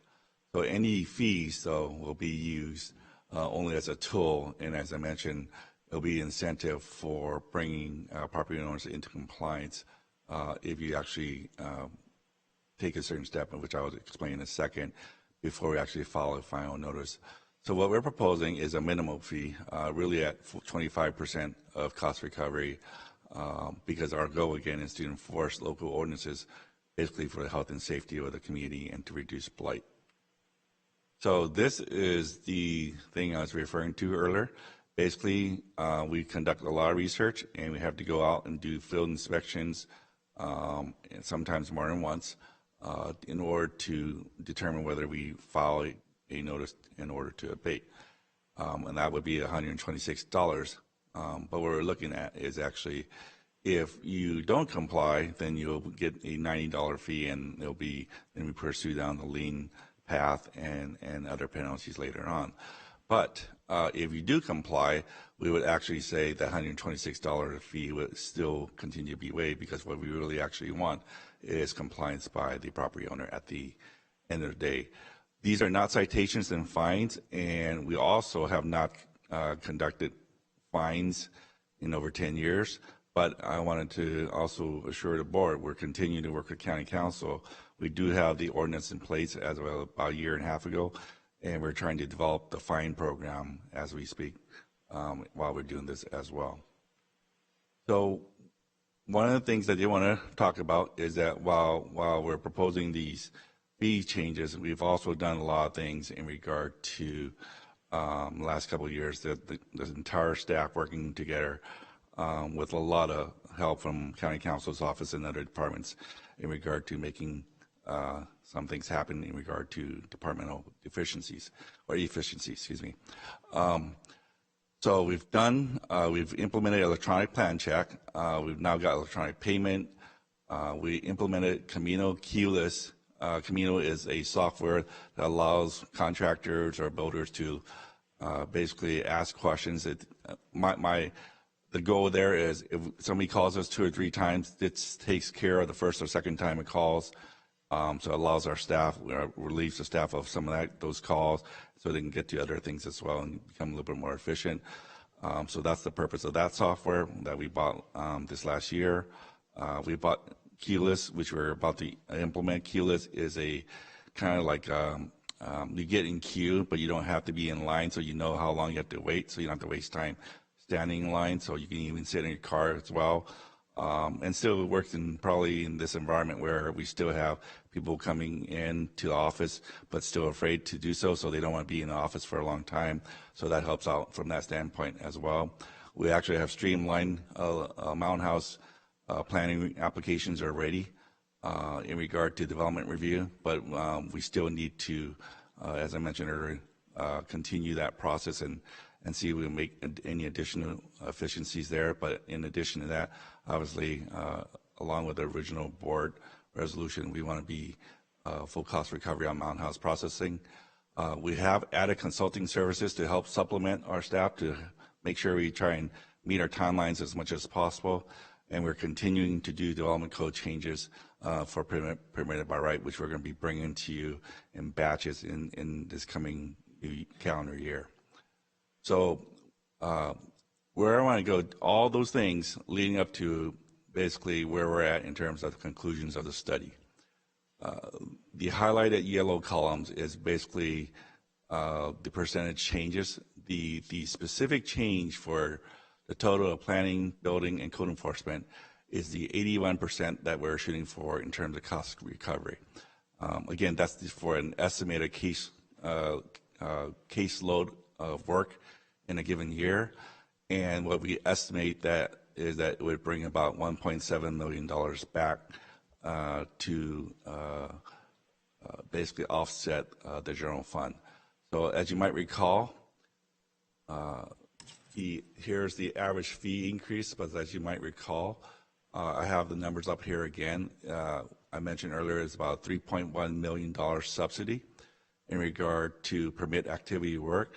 An estimated $1.7 million return from user fees to address the subsidy in regard to reducing the net county cost would give us a remainder of approximately $1.39 million still coming from the general fund in regard to permit-related activities.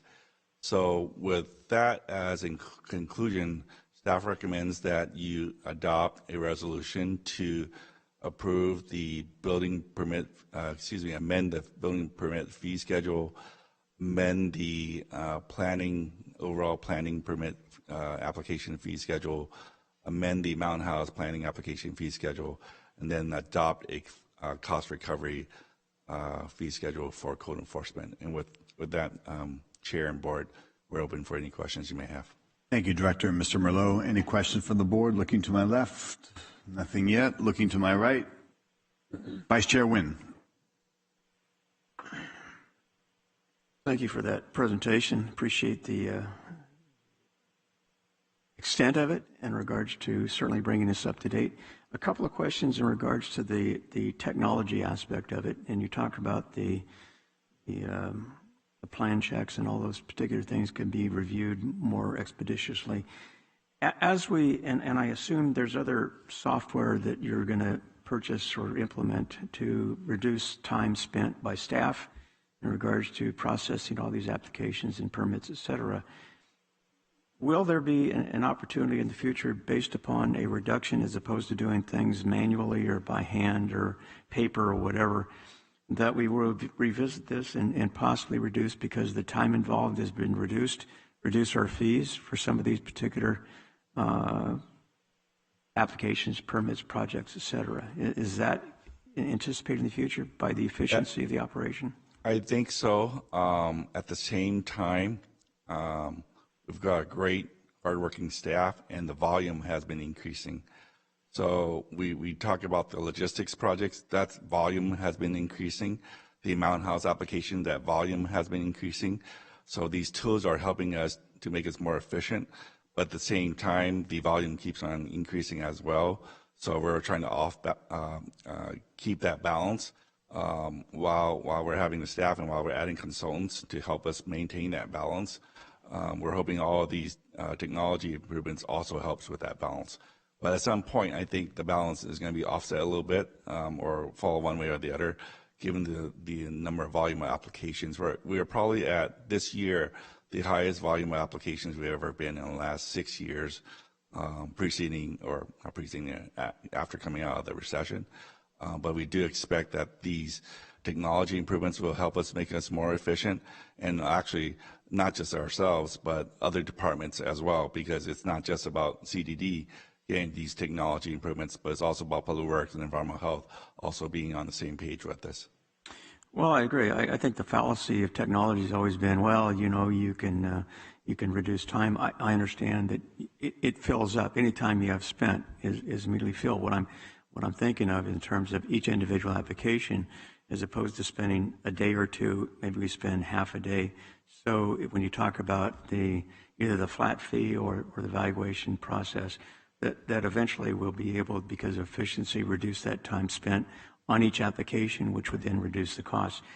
The other part in regards to the technology is that a lot of, and I know ISD is working on our website, but one of the things that I've always appreciated in looking at other websites is the frequently asked questions. In other words, I got a question, rather than burdening staff and asking the question, et cetera, you find the topic, you find the answer, and hopefully that satisfies that, so that eliminates one call, one conversation, et cetera. So I hope that's going to be part of the program to provide more immediate information to those interested in using your department. Supervisor, through the chair, if I may, that's actually part of the purpose we bought Camino, is because that's supposed to take care of the initial question or two, and then if you had some further questions, then you could call staff. That was the whole point of getting that kind of helping kind of software initially, because you can only reach staff 8 to 5, but with Camino you can start with some of those initial questions and dig for yourself through Camino, and then if you have some further questions, which folks usually do, because it's not just like an easy question typically, where you have 3 different type of things you want to ask. If we can help take care of some of that initially, then then the purpose is being served. Good. And the last one on code enforcement, one is the cost recovery is 22%. Hopefully over time we can increase that to bring up the net county cost ratio or percentage. But in regards to the enforcement officers going out, I know there was talk in the past about using an iPad or some type of technology to make this, a very quick process. You could even, print a citation or a notice or whatever on scene. Is that part of the plan as far as your improved technology, and which would expedite the process? Yes, if we can, we're working closely with ISD on the purchasing part of it, and if any kind of system is better than the 26-year-old system we have. Actually, I think it's at least 26. And part of the problem now is exactly that. We've actually tried to do in the field using iPads, but it won't connect with our archaic system. So what we've done is, I don't want to say Band-Aids, I've said that before, but we have bought supplementary systems like Camino and other things to help us out. But otherwise, we need a comprehensive change in these systems to make it work.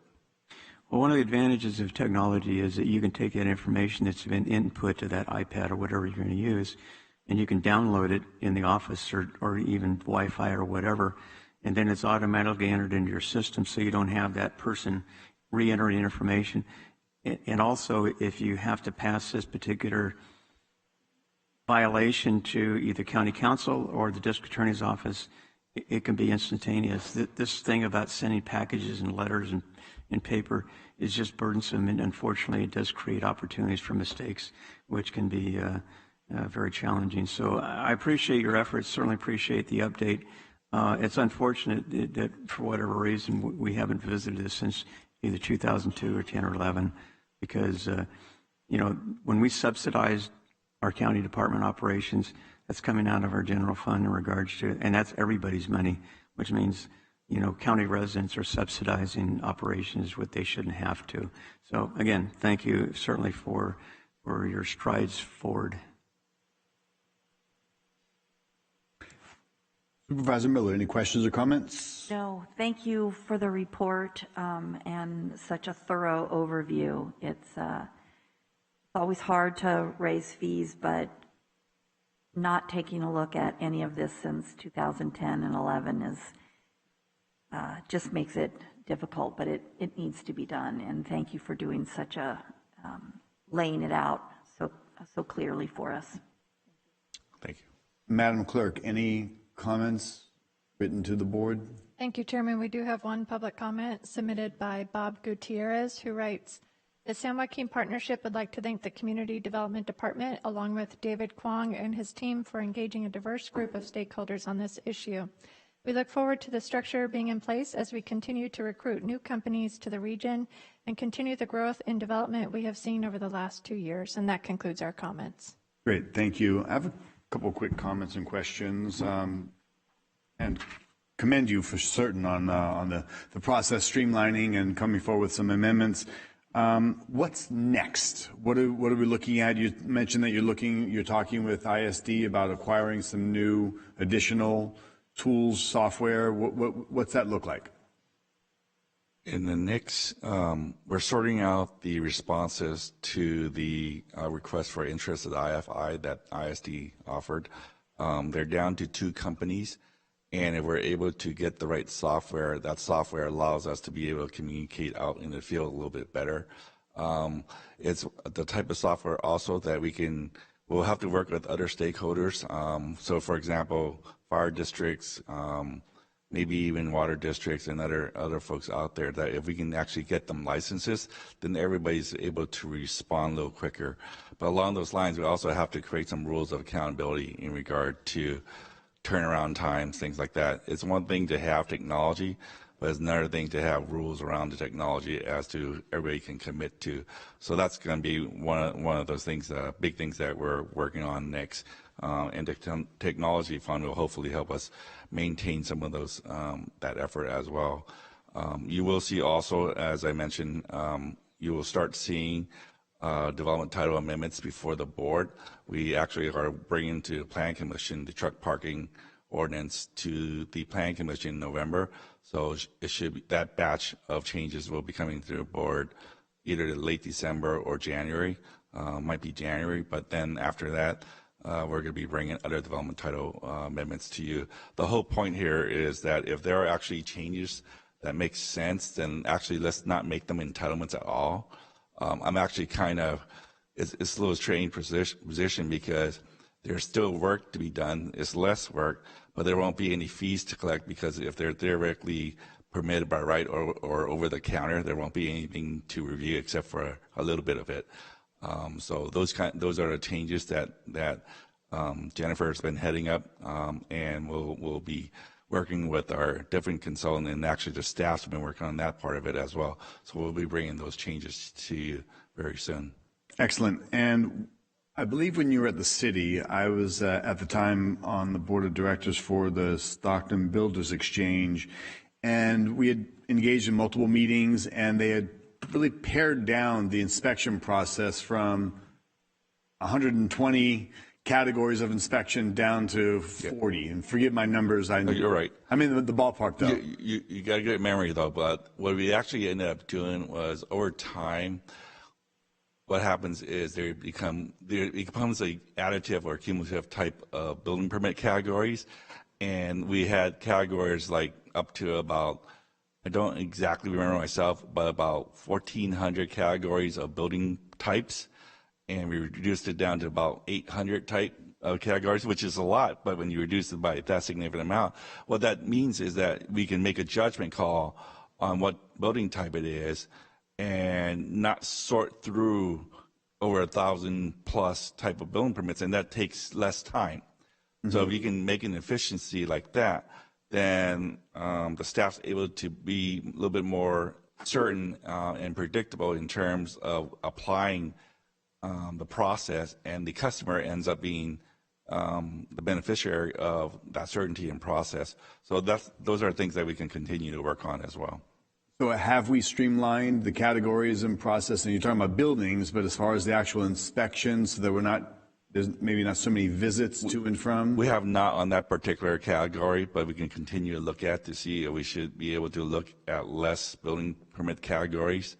And I know the staff's working on that. Both Eric and Mark are working on that. So from that standpoint, we'll continue to, we're just trying to make sure we can carry the plate, because the plate's getting a little full.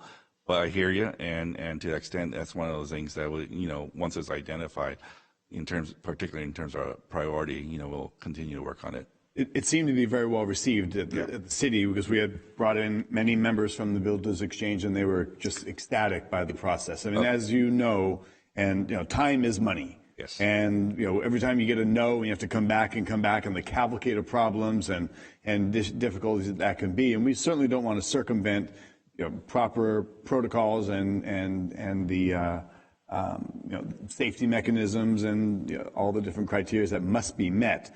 But sometimes it could be a little bit exhaustive. So if we can expedite that, can there be perhaps a timeline that you're bringing back something like that or you're implementing? I don't even know if you need board approval, but maybe you're just implementing, Mr. Merlot? Oh, if I may, yes. The new software that we're implementing, we are, as David mentioned, we're completing the RFI process, and we're going to make a selection with ISD sometime before the end of the year. That will be implemented over the next 18 months or so, and that new software is going to give us a lot more ability to facilitate the kinds of efficiencies that you're talking about. So built into the RFI was, in our discussions with the vendors that we were considering, was the ability to increase our efficiencies, not just in the office, but in inspections, code enforcement, and fire inspections and so forth. So that comprehensive software that we have should enable us to actually do what you're suggesting. And I also want to say that the software that the front runner that we're considering was also implemented by the city of Stockton, which enabled them to do the things you're talking about that you mentioned. Understood. And I want to compliment. Yes. I'm sorry, but Chair, I definitely want to replicate what I did. So it's about having the resources. We hired you. You better. Absolutely. Right. If it worked before, why not do it again? Yep. And it's great if there's consistency, whether you're working city or county. But I want to point out, Mr. Merlot, and for our senior members that have been in the department, that's why we hire young guys like you, because you see use of new technology and you bring it in. These senior members of staff can kind of learn from the young guys, right? There you go. Exactly. Excellent. So one final question. On several occasions, it's come up to me and people have called, and let's say they've got a building and they're going to put on an awning. And all of a sudden that the cost or the parameters change for their building just because they're doing some sort of covered parking area or maybe a little service area that they might be able to work on vehicles outdoors instead of bringing them indoors. Do we have, what's that structure? You've gone through many categories, but a lot of individuals that have complained is like, come on, man, this price is so dramatically high. All we're doing is putting on an awning. Let's be reasonable here. And this comes from my memory from a couple of years ago. It was one of the last calls I had gotten on this. Have we taken into consideration to kind of maybe lessen that category of, because it's not a complete building, so yes, the square footage wise, just because it's an awning, it really shouldn't qualify as a building expansion. Can we weigh in on this? Well, yes, actually. So that is canopies, both commercial and residential patio covers, but canopies and commercial are some of the ones that we are that we are going under cost recovery. We're making them flat fees so that they're simpler, so they don't have to go through the building valuation. The building valuation tables may have been in the past applied somewhat incorrectly in the sense that those tables are for new construction buildings, enclosed buildings. And so a canopy like that, like you're talking about, that might be supporting an agricultural situation or an industrial thing, or even supporting solar panels, would be subsidized and would be not based on the valuation tables. Okay. They will be. They should be. It should address your concern. That's the intent. So if I can recall right, also it might be in terms of bless you. Usage under the canopy. Was there actual some kind of processing going on underneath the canopy? I think that this is part of the situation with adding all those permutations to permits and getting into thousands of application types. And along the lines of what you're saying, it's something we can continue to look at. It does not require board approval, but what it does require is for us to sit down and say, hey, just because you're doing storage as one operation, but you're actually doing processing under that awning, is that another type operation, and therefore it becomes one of those additional permutations that result in a higher fee. So I think that's the way I kind of understood it before as the issue. So we'll continue to work on that one and make a judgment call and kind of standardize it. Yeah, I think if my memory's jogged correctly, I think that if you put on that canopy, it was going to increase the overall square footage of the building, bringing up the fees to a much higher level. And it's like, guys, we're just, putting a canopy here to park vehicles under or something that shouldn't have that dramatic of an impact. Okay, I'm understanding you correctly. We'll need to take a look at that and make a determinant on that. Okay, if you would. I know that it's come to my attention, and maybe some of the other supervisors have heard as much, but several people have called me over the last several years, and they've had that issue that they've brought up. All right, well, I think we're at a point where, barring no public comments, any final comments or make a motion? I would make a motion to adopt the resolution amending the building permit fee schedule, amending the planning application fee schedule, amending the Mountain House planning application fee schedule, and adopt a resolution establishing the code enforcement administrative cost recovery fee schedule. Second. Motion and a second. Please vote. Adopted 5-0. Such unity today on the board. Thank you, board. Thank you. Thank you all for the work to get here.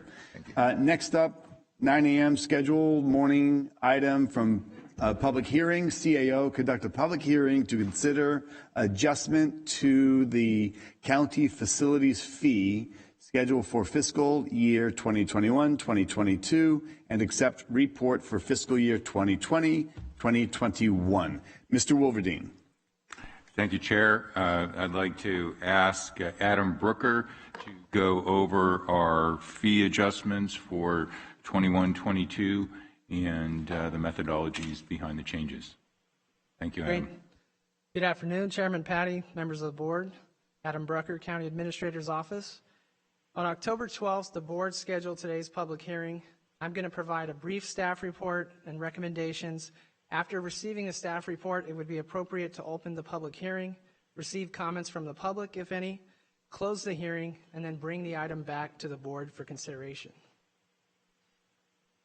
The recommendation is to conduct a public hearing to consider the annual adjustment of the county facilities fee schedule for fiscal year 2021-22 and to accept and file the CFF program annual report for fiscal year 2020-2021. In June 2005, the Board of Supervisors enacted a county ordinance establishing the CFF program and adopted a resolution establishing development fees. The CFF program provides a mechanism to recover a portion of the growth-related county capital facilities costs that would otherwise need to be funded with county general purpose revenue or other funding sources. The primary purpose of the CFF is to finance region-serving capital facilities located throughout the county that are used by the residents and businesses within each city as well as the unincorporated area, and to assure that new development pays its proportional share for these improvements. In the unincorporated county, an additional fee surcharge is collected that contributes to the development of county facilities serving the needs of the unincorporated area only. The CFF program was approved in conjunction with agreements with each city to collect CFF on behalf of the county in exchange for providing cities a greater share of property taxes for annexed properties. It should be noted that the city of Lodi ceased collection of the CFF in June 2012 with expiration of their master tax sharing agreement. The CFF is collected pursuant to the adopted fee schedule by the county and participating cities at the time of building permit issuance. The CFF was supported by a nexus study when it was adopted that documented the relationship between new development and the need for additional facilities through 2025. On March 20th, 2018, your board approved a nexus study update and revised fee schedule. The update included an analysis of population and employee projections through 2035, anticipated capital facility needs to serve the growth, and it included revised costs and revenue estimates. Based on the Nexus Study update calculation, CFF revenue to be generated over the 18 years from that point to 2035 was projected at $163.8 million. It would be used to offset remaining growth-related debt service for the county administration building and future growth-related facility needs through the period. If a project is located within city boundaries, only the regional CFF amount is collected to support facilities needed for growth in countywide services.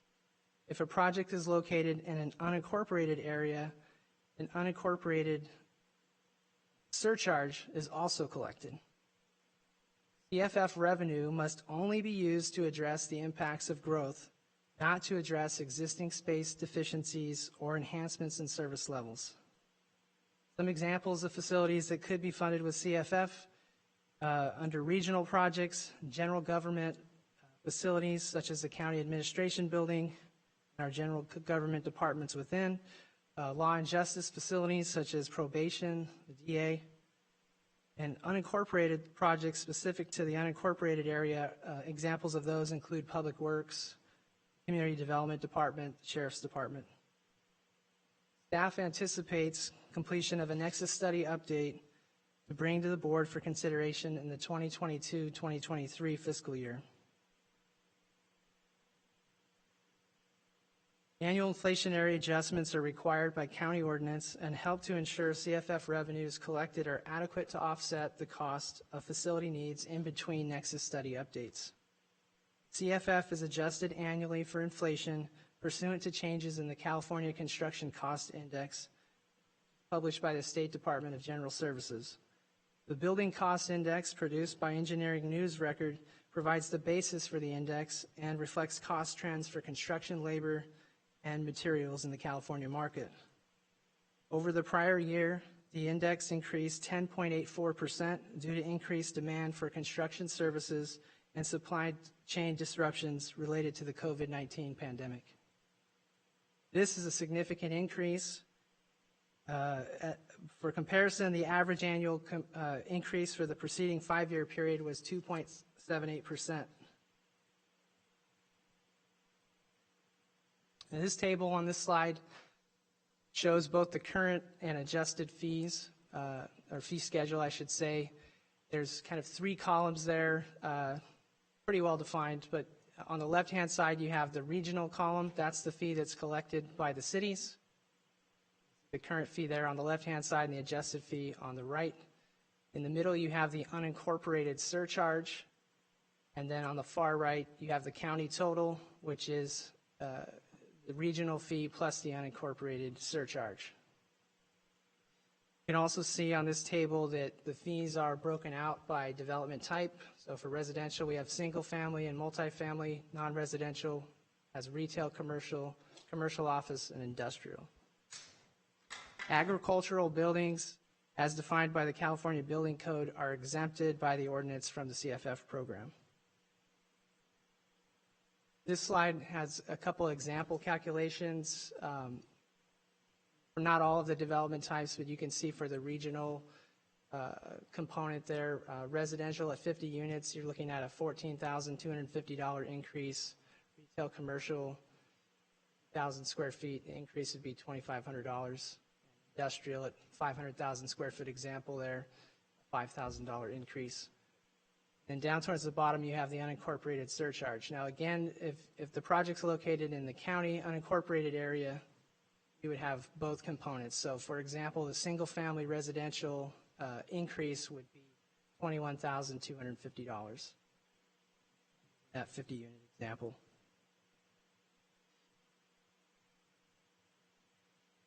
The enabling legislation requires the publication and review of an annual report within 180 days of the end of the fiscal year.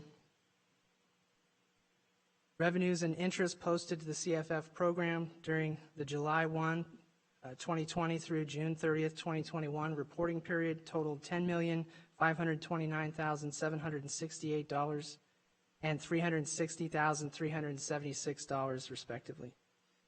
There was also an interfund transfer totaling $1,624,869 for the portion of debt service payments related to the growth portion of the county admin building. The net increase in fund balance for the year was $9,265,275, and the ending fund balance as of June 30th, 2021 was $54,838,378. The annual report includes a listing of priority projects each year. It doesn't reflect all possible projects, just those that are contemplated in the near future.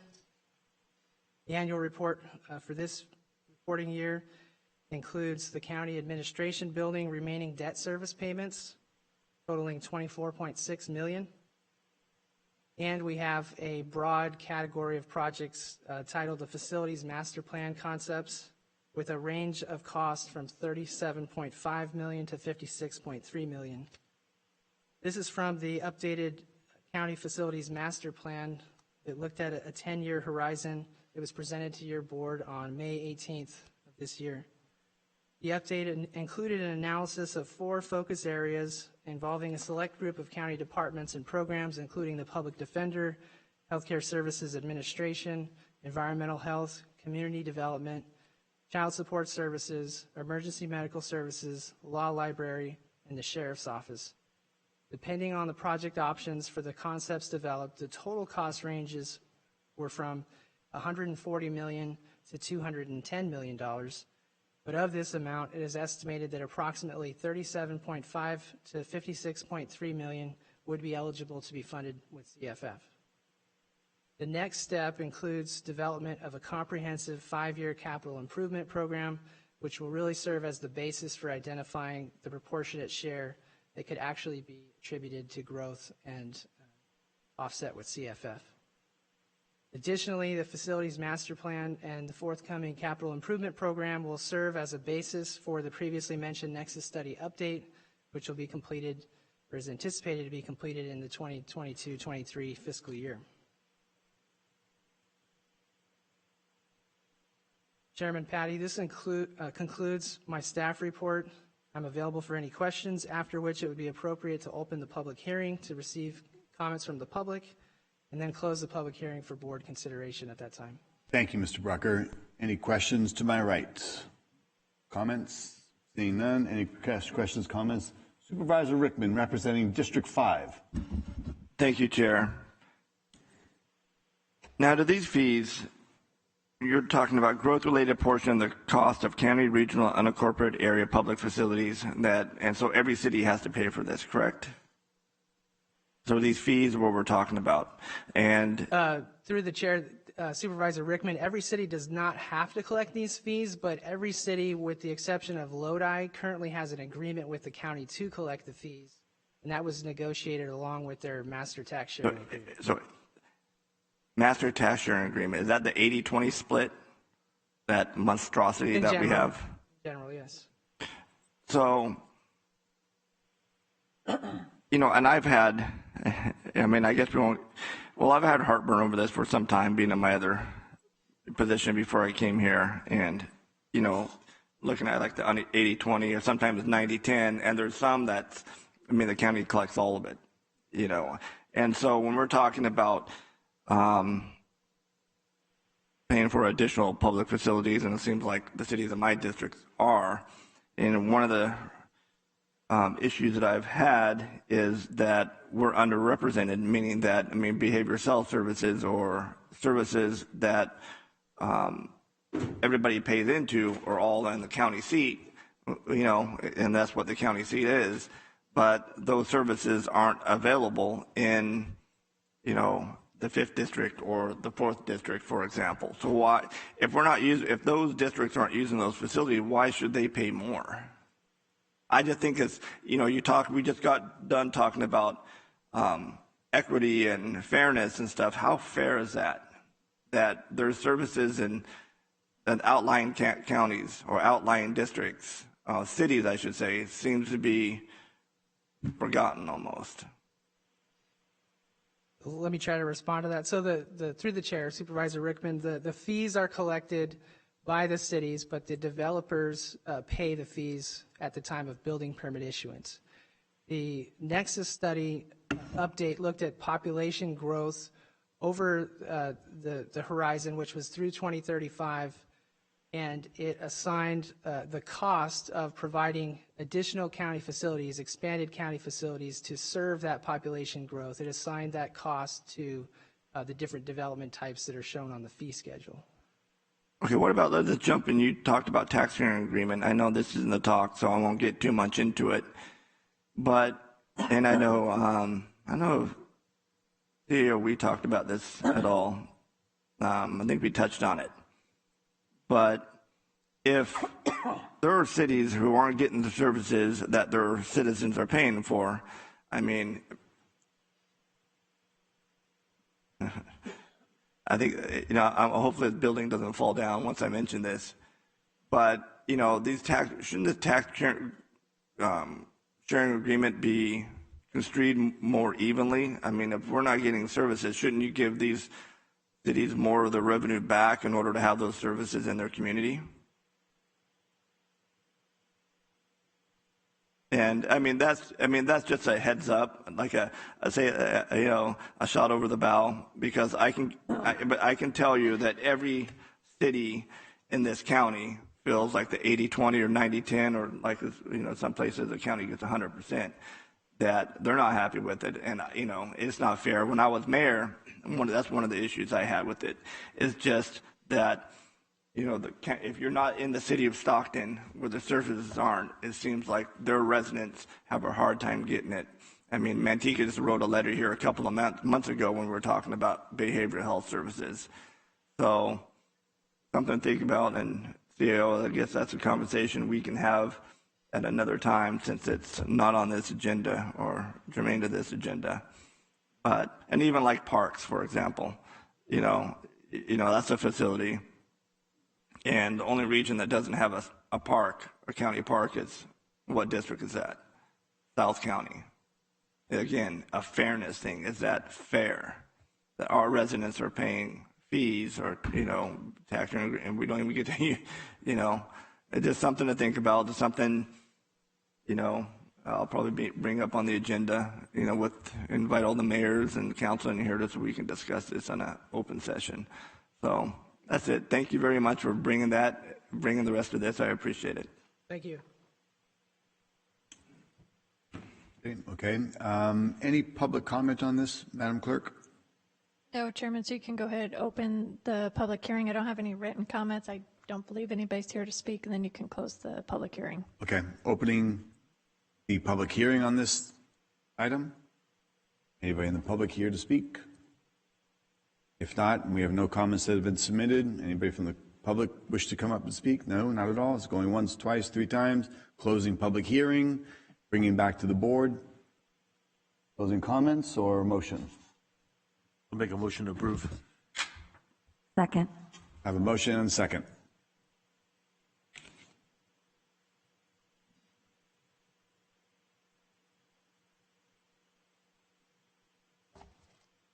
Adopted 4-1. I see, Mr. Wolverine, I see a request to speak from you. Thank you, Chair Patty. That was previously for the community development folks. Okay, it just now popped up. Okay, I didn't know that. I hit it about 20 minutes ago. If you would like, I could still make my comment. On this or that other item? On the community development one. No, we've moved on. Okay. Thank you. Thank you. It passed. What else you want? All right. Well, at this time, we're at finish of our board meeting. As fun as this all is, and as much as you all enjoy being here, we have time for board supervisors' comments and committee reports. Starting on my right, Supervisor Miller, representing District 2. Have you any comments or board reports? Thank you. No, I do not today. I don't have any pressing committee reports, but I will look forward to that at our next board meeting. Fantastic. Vice Chair Wynn. No. Okay. Supervisor Villapudua, what do you got for us? Representing District 1. Nothing to report. All right. District 5 representative. You know what? I think I'll hold off until next meeting. All the things we did, and especially with you two, we did community meetings. You're not even going to mention them. I will. So I'll finish with a quick report.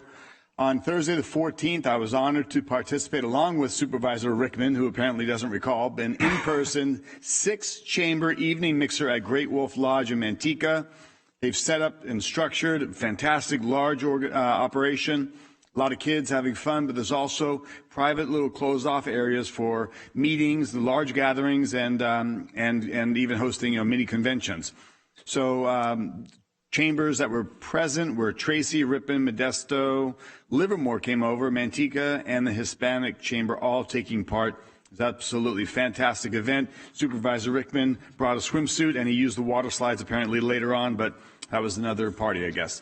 Also on Thursday the 14th, I had the privilege and opportunity to be honor the 6 inductees for the 2021 San Joaquin Agricultural Hall of Fame at their 36th annual dinner event. Agriculture, as we know, is a hallmark and a benchmark of San Joaquin County, and we were able to honor some very worthy recipients this year, and it was a really fantastic event. And you see the smiles on their faces and their families' faces, and it's a really a fantastic night of honor that I would encourage all of you. I know Supervisor Wins participated, and all of us in the past, but they really enjoy it. Also, Supervisor Villapudua and I participated in a joint town hall meeting last Tuesday, the 19th. I had about 75, 80 people in attendance at the Kennedy Community Center. We thank Supervisor Villapudua and Supervisor Villapudua's Chief of Staff, Chris Rupe, and Mike Anderson for making that happen. A lot of discussion on the COVID vaccination passport resolution that we had passed and support for a county-wide ordinance. The following evening, Supervisor Rickman and I shared coffee and conversation, except Supervisor Rickman took off early, so I had to take care of the rest of the crowd by myself. But there's a new place just down the street. It was Stockton, or this county's first DMV, over on San Joaquin Street, a fantastic building, really amazing new owners. They've refurbished, cleaned it up, and it's a coffee shop as well as another place to have meetings. And there's a great level of communication and participation from the community. Our last turn to County Council and share an experience. Yesterday, I went to Darman Hospital. Unfortunately, I have a family, a friend, a coworker at my company. He's been diagnosed with very severe cancer, stage 4. I went over to go visit, and they're requiring a vaccination passport. And I was not happy with that. So I'm uncertain what we're able to do in this county, but I look forward to perhaps County Council coming back. I do not think that myself or any other person should be discriminated against, especially if we have immunities that are natural immunities, having had COVID, or if we have you choose to not get a vaccination. Recent studies are out of Israel showing that having had COVID, I'm 7 times more resistant to getting COVID again, but yet I'm discriminated against. So I didn't think that's fair. I think it's a hardship. There's a person, a fellow human being, a friend that's languishing in the hospital with very bad news, having received the diagnosis of stage 4 cancer, and nobody's able to go see him. I'm not happy about that at all. So with that said, I know we have closed session. County Council. Chair, can I make a couple of quick Supervisor comments? Joaquin, something to add at this time. Yes, I was just looking up my notes here. Just a couple of issues or a couple of things I attended, mostly yesterday. I had the opportunity to join the San Joaquin, California Women of Agriculture for the Agriculture Autumn Tour, and it was cool to see Alicia Davis from Tracy City Council there. And, we had an opportunity to hear from grow-owned and operated pear and cherry processors and marketers, building use for international tractors, the art of science for fermentation, and, we took a tour of the Piltier Winery. And it just goes to show you that, the number one, we talk a lot about businesses, but still the number one business in the industry here in San Joaquin County is our agriculture. Also, last week, I had the pleasure to join our Assembly member, Carla Villapudua, and Tracy Council member, Alicia Davis, on our tour of the Tracy Glass Plant. And, the Tracy Glass Plant has been around for decades, and they have supplied, great paying jobs to not just Tracy residents, but to, county residents, everybody here in San Joaquin County. And it was kind of a cool thing to know that they manufacture a lot of the wine bottles that you see here at the local wineries, and they recycle a ton of those bottles, which helps control our air pollution and preserve our natural resources. In Lathrop a couple of days ago or this weekend, stopped by Delos, a family farm. If you and your family want to go out and have a good time, mostly for Halloween, they have the pumpkins and the corn maze and so on, and a couple of different rides. By all means, check it out. And another thing, I want to say congratulations to Kimball High. Those of you know me, I'm a huge high school football fan, and go Bulldogs, alumni here. If you look at my office, you'll see my Bulldog helmet in there. But Kimball played Manteca, which are just two of the powerhouses here in San Joaquin County, and Kimball came out on top 58-41. So great game by two great schools, and we're proud of you. And I mentioned it kind of earlier today that our chief of staff, Mr. Bellagio of Public Works, City of Tracy, the Highway Patrol, we hosted a community meeting, or Banta Elementary hosted a community meeting in regards to traffic concerns again here, and to attend or to discuss the grant line realignment project. So I want to say thank you to the Banta Elementary and all the Banta residents for coming out. And last, I know it's been very, very active in South County, so I'm not going to go through all of it because we'd be here forever.